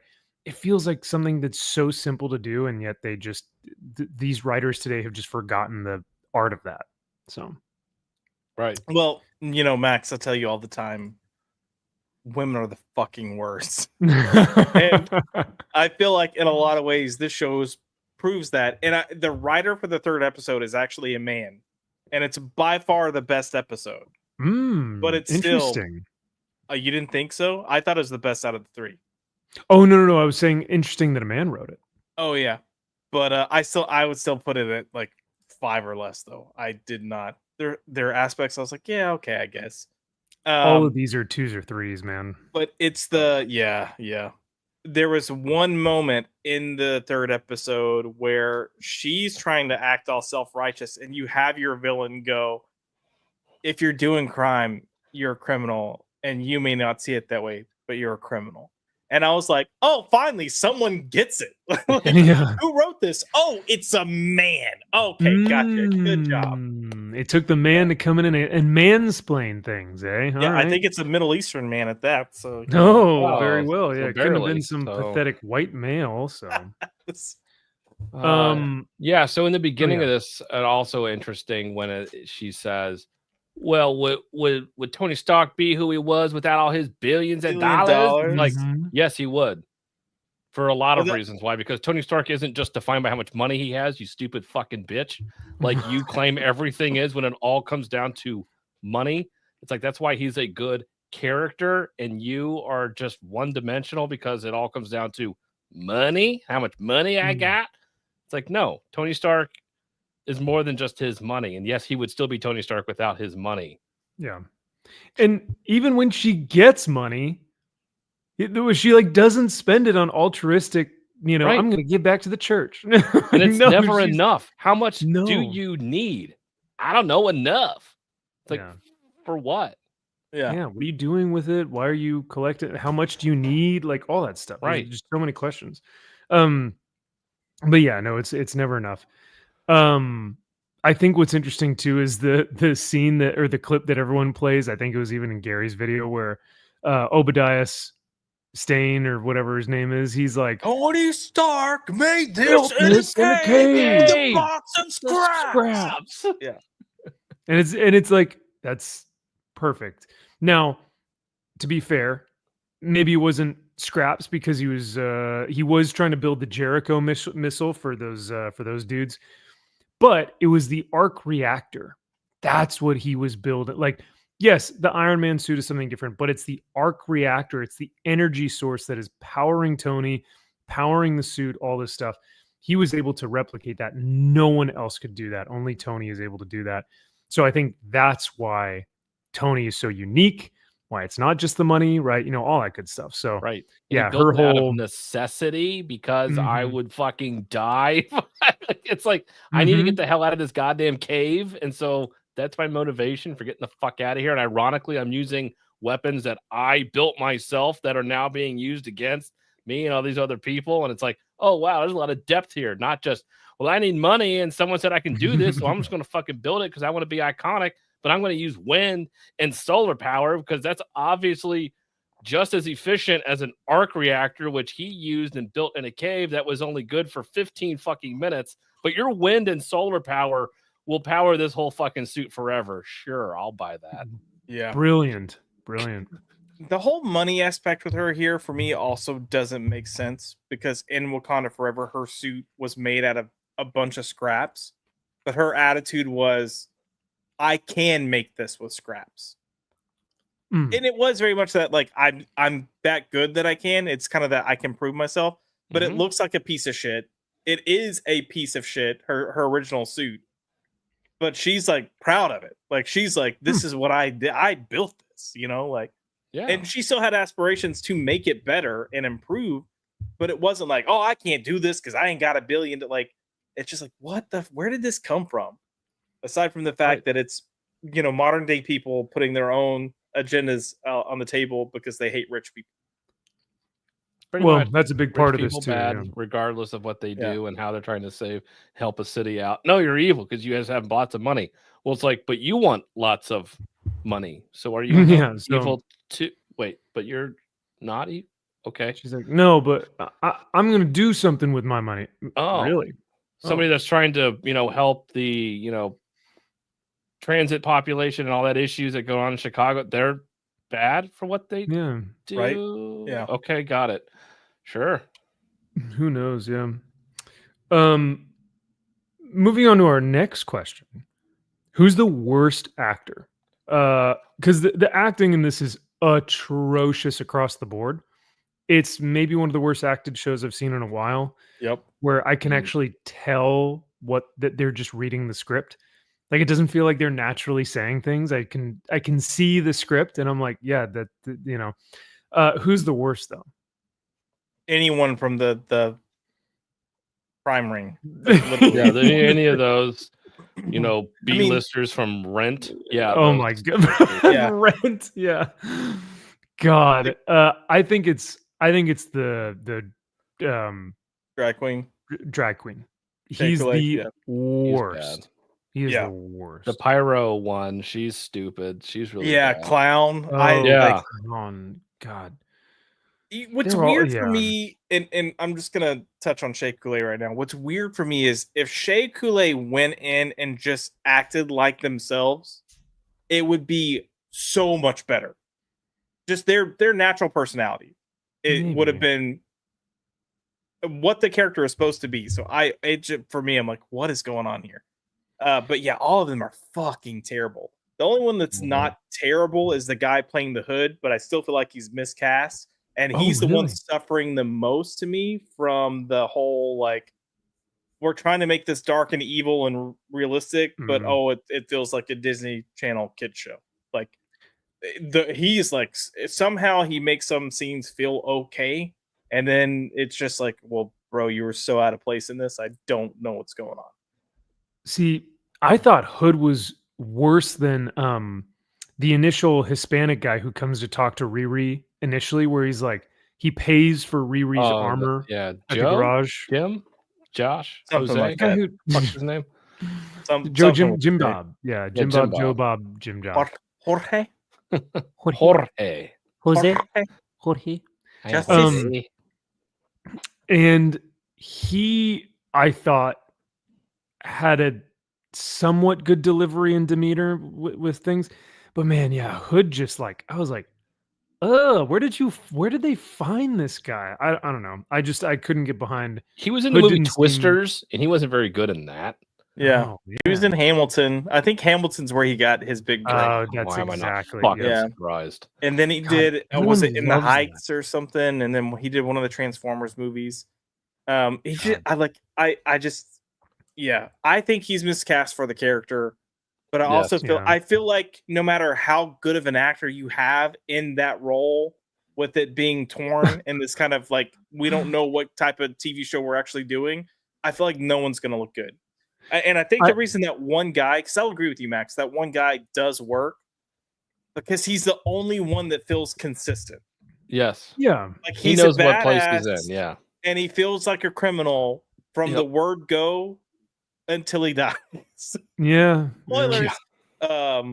Because everyone else is like, oh, we're this gang of like college kids that are gonna go change the world by getting those bad billionaires. To like, no, we're real criminals, and it's like, are you pick one? Yeah, pick one. Pick a lane. Yeah, the I think the tough part too, though, is if you're a really good actor and you're acting alongside all of these numbskulls, are you going to come across as a much better actor, or are you going to be weighed down by all of their performances as well? And I think in this, you just get lost in the mire because no one is good, and you can't feed off of another actor's energy. Because like when you get into a scene with like Sir Ian McKellen and like Patrick Stewart, like the two of them are just like chewing not chewing the scenery in a bad way, but they're just like, you are so infatuated with like every word, every little like movement of their facial expressions because they're just like, this is acting, right? But then when you're in a room full of these jabronis, you're like, God, no one here is worth any of my time. No, it feels. I mean, and it might be, but it feels like it's all pretty much all their first gigs. Like, yeah, right. Like no one knows what they're doing. They're just kind of figuring it out, which is, I mean, fine, it has to happen. But for everyone, it's like, right. And you want to take a chance. Like you may hope that one of them is like a star on the rise, and you're just hoping like maybe we'll get lightning in a bottle, and one of them will be that person that we can then focus on or whatever. It's like, shit. You're looking at this stuff, and you're just like, we are fucked. Well, yeah. I guess that brings us to then the writing. And I think the question is like, who is this show written for? And I wonder if it comes back to what you were saying, Josh, about like tonally, it has no identity. It doesn't know what it wants to be. And this is a chopped up mess. I mean, this was supposed to be 8 to 10 episodes long, and now it's 6. And like, this has been in the can for 2-3 years, and it's just like, yeah, it's all over the place, but it has no identity. It has no real structure. But who is the show written for? Teens? It almost feels like, I mean, there are times that it feels like there are times the writing and scenarios in this remind me of watching like Lizzie McGuire as a kid. No, I'm not Don't- joking. Do though. not bash Lizzie McGuire. She is. I love. No, that show. it's fine for what it is. And if this show were, just look, let me put it this way. A lot of people give Miss Marvel a lot of shit. The TV show Miss Marvel a lot of shit because it's teeny and kid-like and whatever. But it never pretends like it's not. It's very clear that's who the show is targeted for. That's the audience it's trying to reach, and it does exactly that. It's very reminiscent of crap. I can't even think. Perks of Being like a wallflower. It's very reminiscent of Love, Simon. Like there's elements in those things that are those teen movies that show encompasses, and then they do the Marvel stuff with it, right? This is like trying to be a serious drama at some points, but failing miserably. Trying to be like a crime drama at some points, but failing miserably. Trying to have these like friend buddy relationships like a kids Disney show, because the writing reminds me of that, and then still failing miserably. And then it's like, oh, but we're actually serious and dark and evil with this witchcraft stuff. And that's the only part that seems like it's done well when it's just focused on that. But hey, I don't know. Man. Yeah. I mean, yeah. In terms of the Lizzie McGuire, I don't know if I could go that far.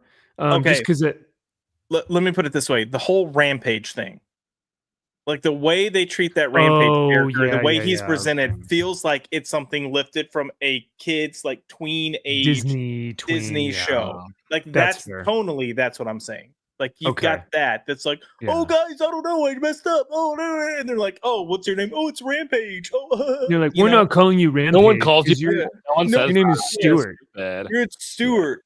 Like you've got all of that. So you've got tonally that feels like a tween or kids show. Yeah.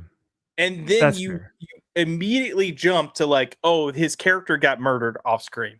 Because he's Riri killed. Yeah. No, he didn't. Riri didn't kill him. That's right. But like he got murdered because he's a loose end. And now it's like, okay, but so now you're trying to play this as a serious crime story. Right. Like, but you're two complete opposite ends of the spectrum. And we're about to bring Mephisto in, apparently, in episode 6. So where they're writing deals with the devil, and that's why Hood has all these scars on his back and all these runes are the contract. Yeah. I'm curious to see what happens. Not excited. I'm curious. And here's why I'll say that.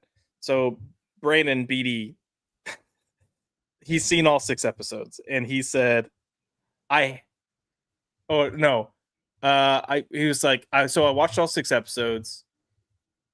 The comic is better, and I hate the comic. However, episode 6 is excellent. And it's like, okay, so I'm curious to watch that to see what makes it excellent. But at the same time, if you get one thing right out of 6, damn, you failed miserably. Yeah, that's a big time awful track record. Yeah, that's a fail. All right. Well, I think we'll kind of wrap it up with this. If this is supposed to be representation, right? Which I think this whole show, because I think a lot of people say, why was this even made? Right? Why did they release it? Why was it even?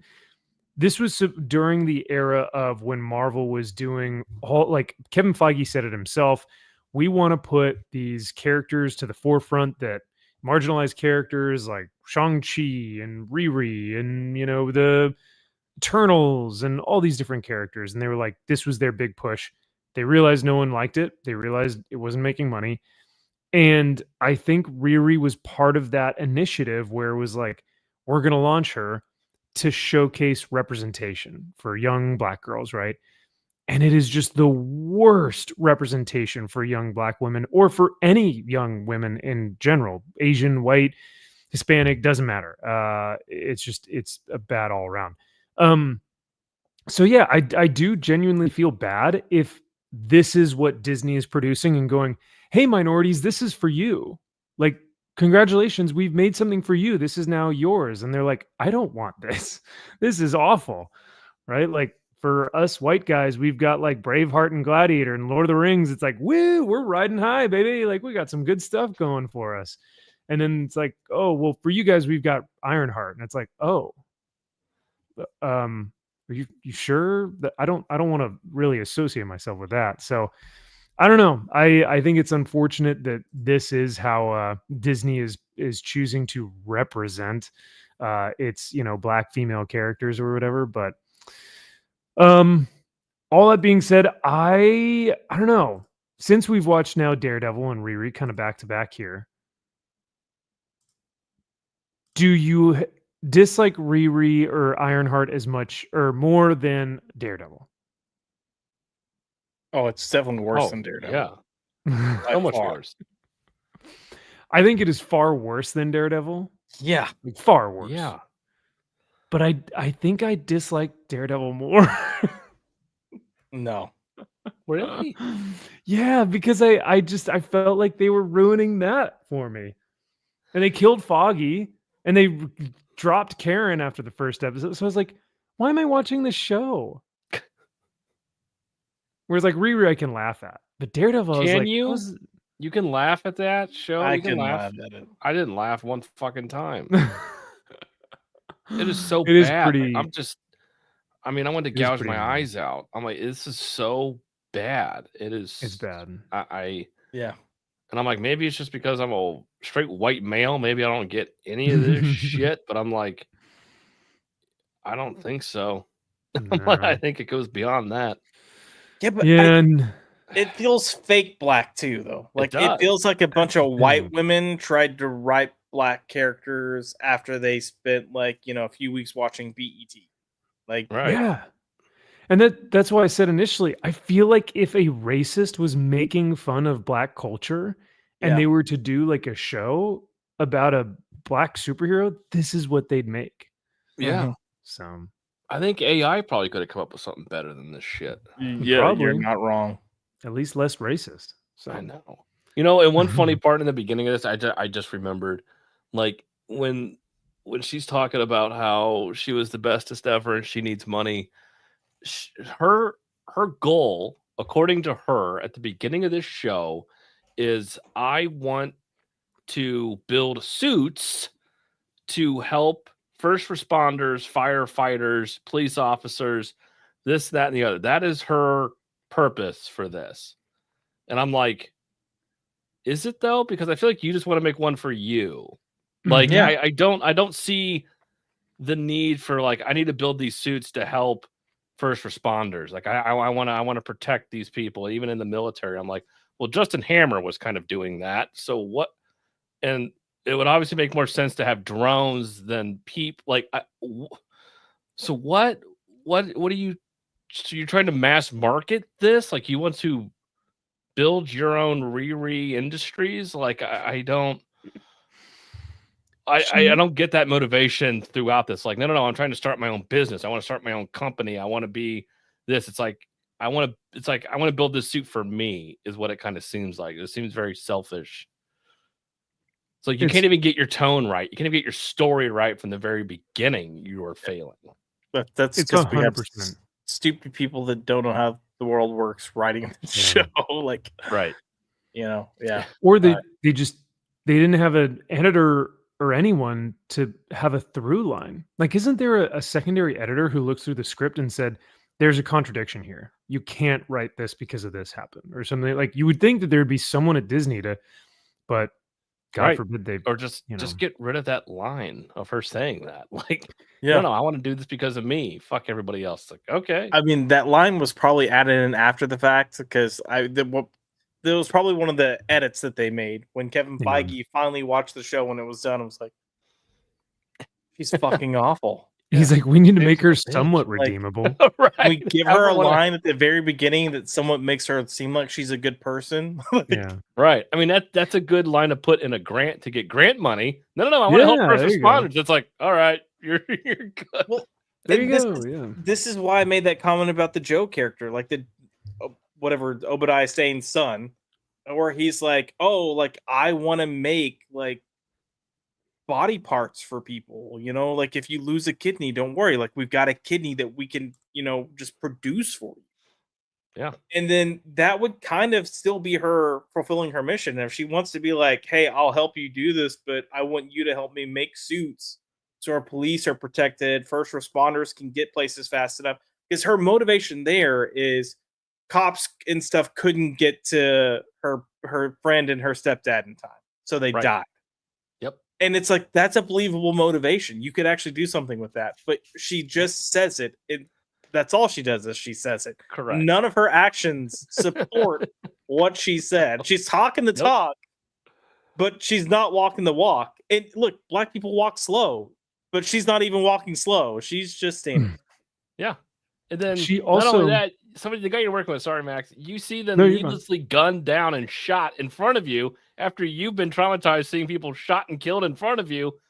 And it's like, oh, he'll be all right. It's like, this guy moved a bullet and shot this person in front of you who didn't need to be shot at all, much like your friend and your stepdad. But that somehow isn't motivation as well. Like, I could have saved this guy's life. Imagine if he had a suit or something, or imagine if I had this skin stuff that this guy's building or tech shit. I could find a way to help this guy to make sure he wouldn't have to have been shot in the arm for no fucking reason. It's like, that's not even motivation for you to be like, maybe it's like, what are we doing? No one knows. Nobody knows. They really did just want to poop this out. They knew what they had, and they were like, we have to get rid of it. It truly is just awful. We just have to dump it. One of the funny things too is that when she's talking to, I guess, was it her friend or her brother, when they're like walking at night in the first episode, and he's like, that's her love Riri interest, Williams. Yeah. He's like, all these other girls are out of the club. You know, they're on the stripper pole. And what are you doing? You building suits. Why are you building suits, Riri? And she's like, you know, people only care about suits, so I'm going to build my own suit or like whatever. So she says it right there. She doesn't care about suits.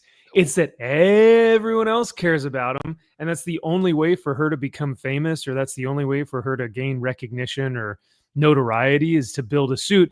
And then people will give her credibility. But because she doesn't have millions, she can't build the suit. Therefore, she can't become iconic. So it's like, you don't know how to write, people. You're just like, so everything about it is wrong. It's so wrong. But can we also talk about when she went to the club or whatever to watch him perform? Yeah. The club. Yeah. And he's like doing his singing, rapping, and then he'd randomly be like, and then and I'm like, what the fuck am I listening to right now? Some good That's shit. black some people real music, shit. man. Yeah. Some real shit. Hell yeah. Well, I think that's enough hibbity jibbity for one stream. So we've covered the hibbity and the jibbity. And so, well, and okay, at the end of episode 3, she literally kills a guy. Yes. Yeah. And it's like, where do you go from here? Like, where's the redeeming? Maybe he's secretly not dead? ? I doubt it, but he's got to be dead. Pretty right? dead. So yeah, he's pretty dead. You kill somebody. Yeah. What's wild is like she doesn't care, but like his friends don't even care. Like that group of misfit DEI hires, they don't care. They're like, oh well. Another like, share, more share for us. It's that sort of thing. Like dibs. The only one who cares is the guy playing the hood. It's his cousin or whatever. So I get it. Cuz. And he's pissed and he's yelling at Mephisto, which I loved that scene too. You've got Mephisto kind of essentially showing this guy in hell suffering. I was like, okay, I enjoyed that. I don't want to say enjoyed that. I thought that was done okay. Right. Like, that's something that, Mephisto please. would do. Yeah. Right. Yes. Yeah. Yeah. More of that. Let's do that. Explore that. Nah, fuck that. Let's go back to Riri having a panic attack. What a pathetic waste that we're getting Mephisto in this pile of dung, bro. That we're getting introduced to like one of the most classic Silver Surfer villains. Like, just At this point, like I'm just like, why couldn't we have gotten Mephisto in WandaVision? Or why couldn't we have honestly, why couldn't we have even gotten Mephisto and freaking Agatha at this point? Yeah. That would have made more sense. It would have made more sense, and as much shit as that show got, it was head and shoulders a better show than this. Agreed. Even though it was especially starting off, it was that total wine mom type of show. Yes. At least it knew what it was and was doing that okay. And then at the end, they had like 2 really fantastic episodes. Yeah, you and Kyle love that show. No, easy type. They had moments that were good, and then I would say they had 2 episodes, I think 7 and 8, that I thought were really good. Yeah, okay. I would agree. Yeah, it is funny. Maybe next week we can go over all those dirty, nasty flippers who, during WandaVision, they were buying that. What is it? Silver Surfer issue number 3? 3, the first Mephisto. First Mephisto. Yeah. Great cover. Beautiful. I love that cover. It's so rad. And the reds on it look so good. And everyone's like, it's $10,000 for a 5.0 and CGC, and everyone's buying it up, and it's gonna be hot. It's coming to the MCU, right? Yep. Now I wonder what that thing goes for. Like $300, which is still a lot, but for a major key, But I don't know. Well, let's see. Maybe we can check cover price here, but yeah, that to me is hilarious because it's like, oh, all those people who bought in on the Mephisto Silver Surfer books, sitting on 20 copies of this bad Larry, they're like, finally I get to like sell all these books, and it's like, oh yeah, but it's for Riri. It's like, oh, no one cares. No. Silver Surfer number 3. 1968. It's still a pretty expensive book. Such a good cover, but it's not a cheap book. Jeez. All right. CGC 7.0 for $550. And that was today. One sold today. I bought that. No, I'm just kidding. Kyle just bought it right now. Most common raw around 3.0 to 4.5. Very good grade is around $200.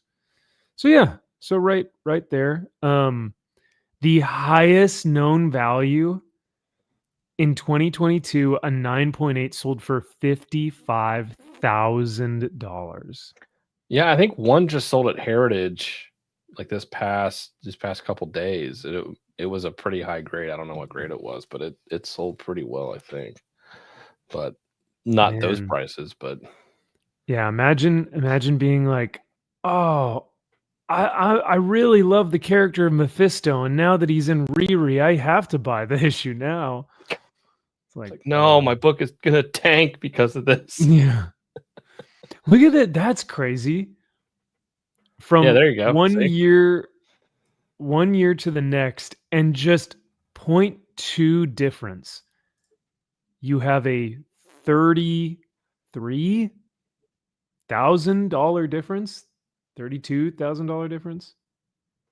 Of course, obviously. Yeah, I want the 9.8, 9.6.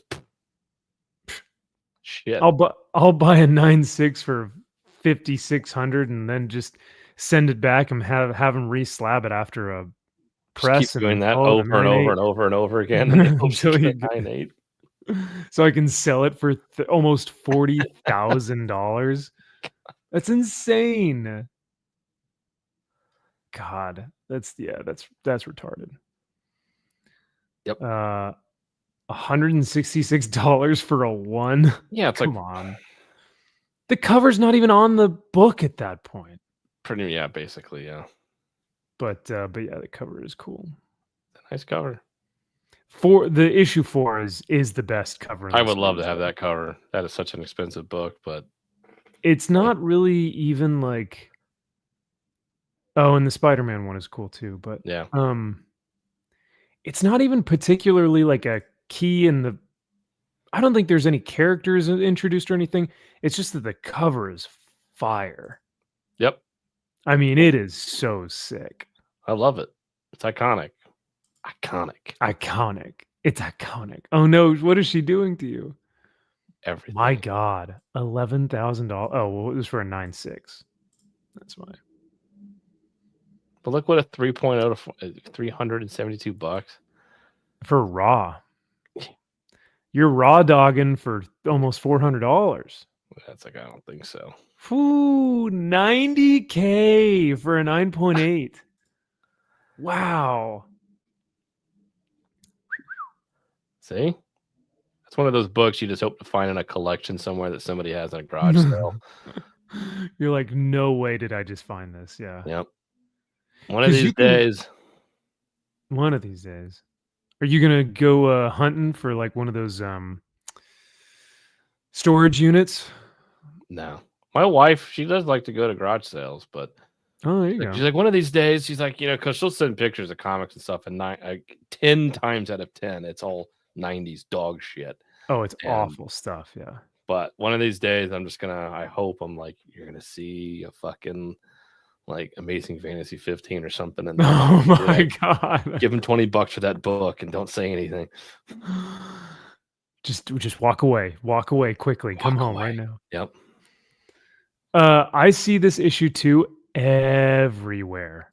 And it's always beat to hell, but it's always a fairly affordably priced book.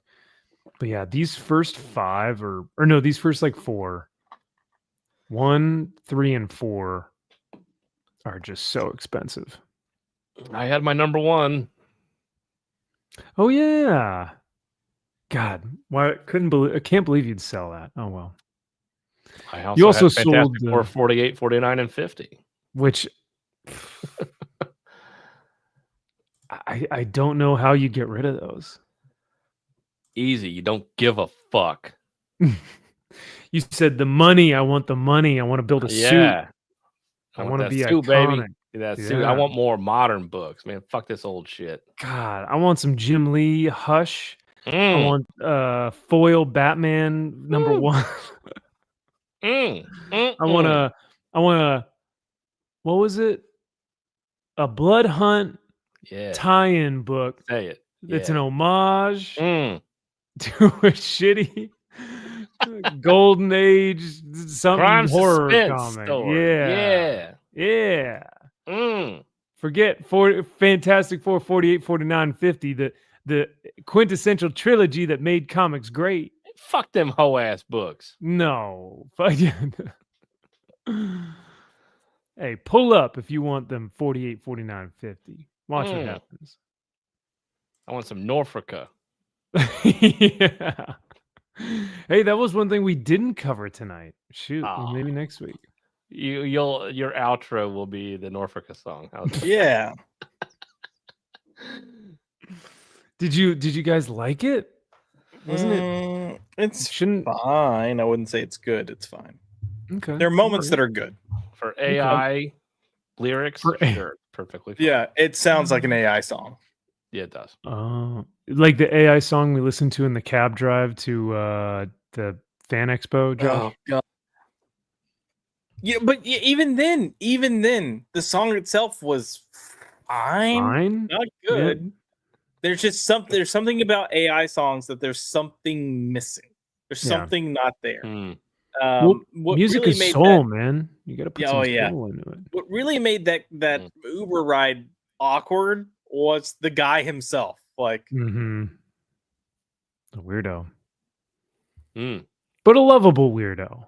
You know, that's important. Yeah. Josh is like, no. I prayed for him. I was like, bless his heart. Yeah. I hope he does well. He was an oddball. Yeah.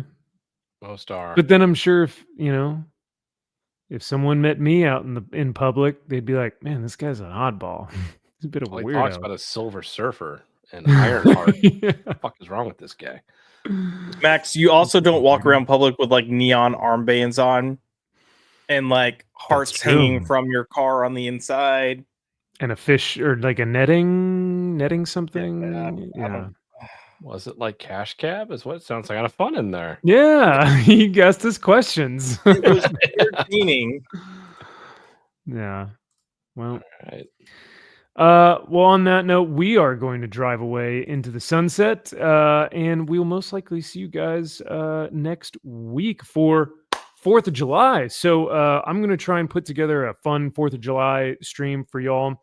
We're thinking about covering Captain America books, and maybe just any kind of like American patriotic, anything that just soars on the wings of eagles and screams America first. So we are going to try and find a couple comics that might do that for us. In the meantime, if you guys can think of any books that you'd like us to cover for 4th of July, let us know. And we'll start looking at that.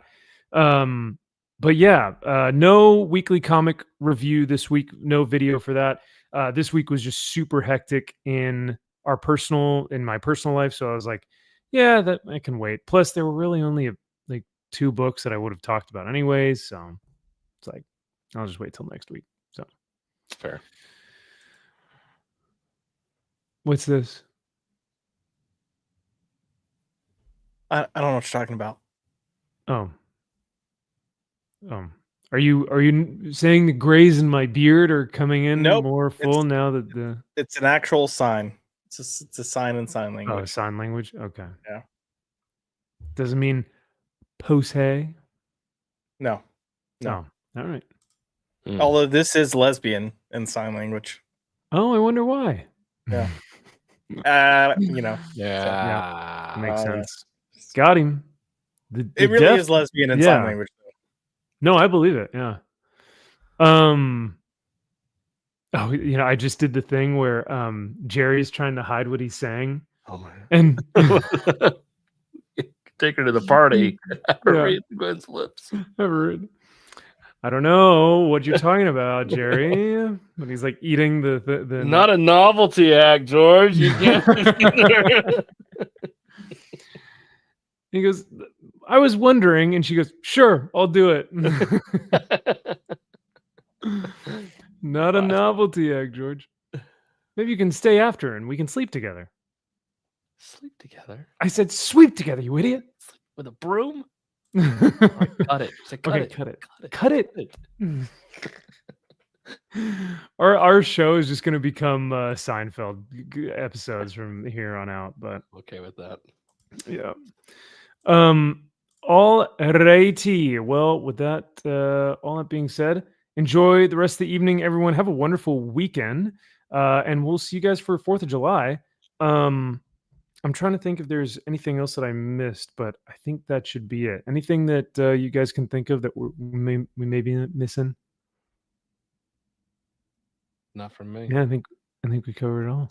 All right, good deal. Hell yeah. Sweet.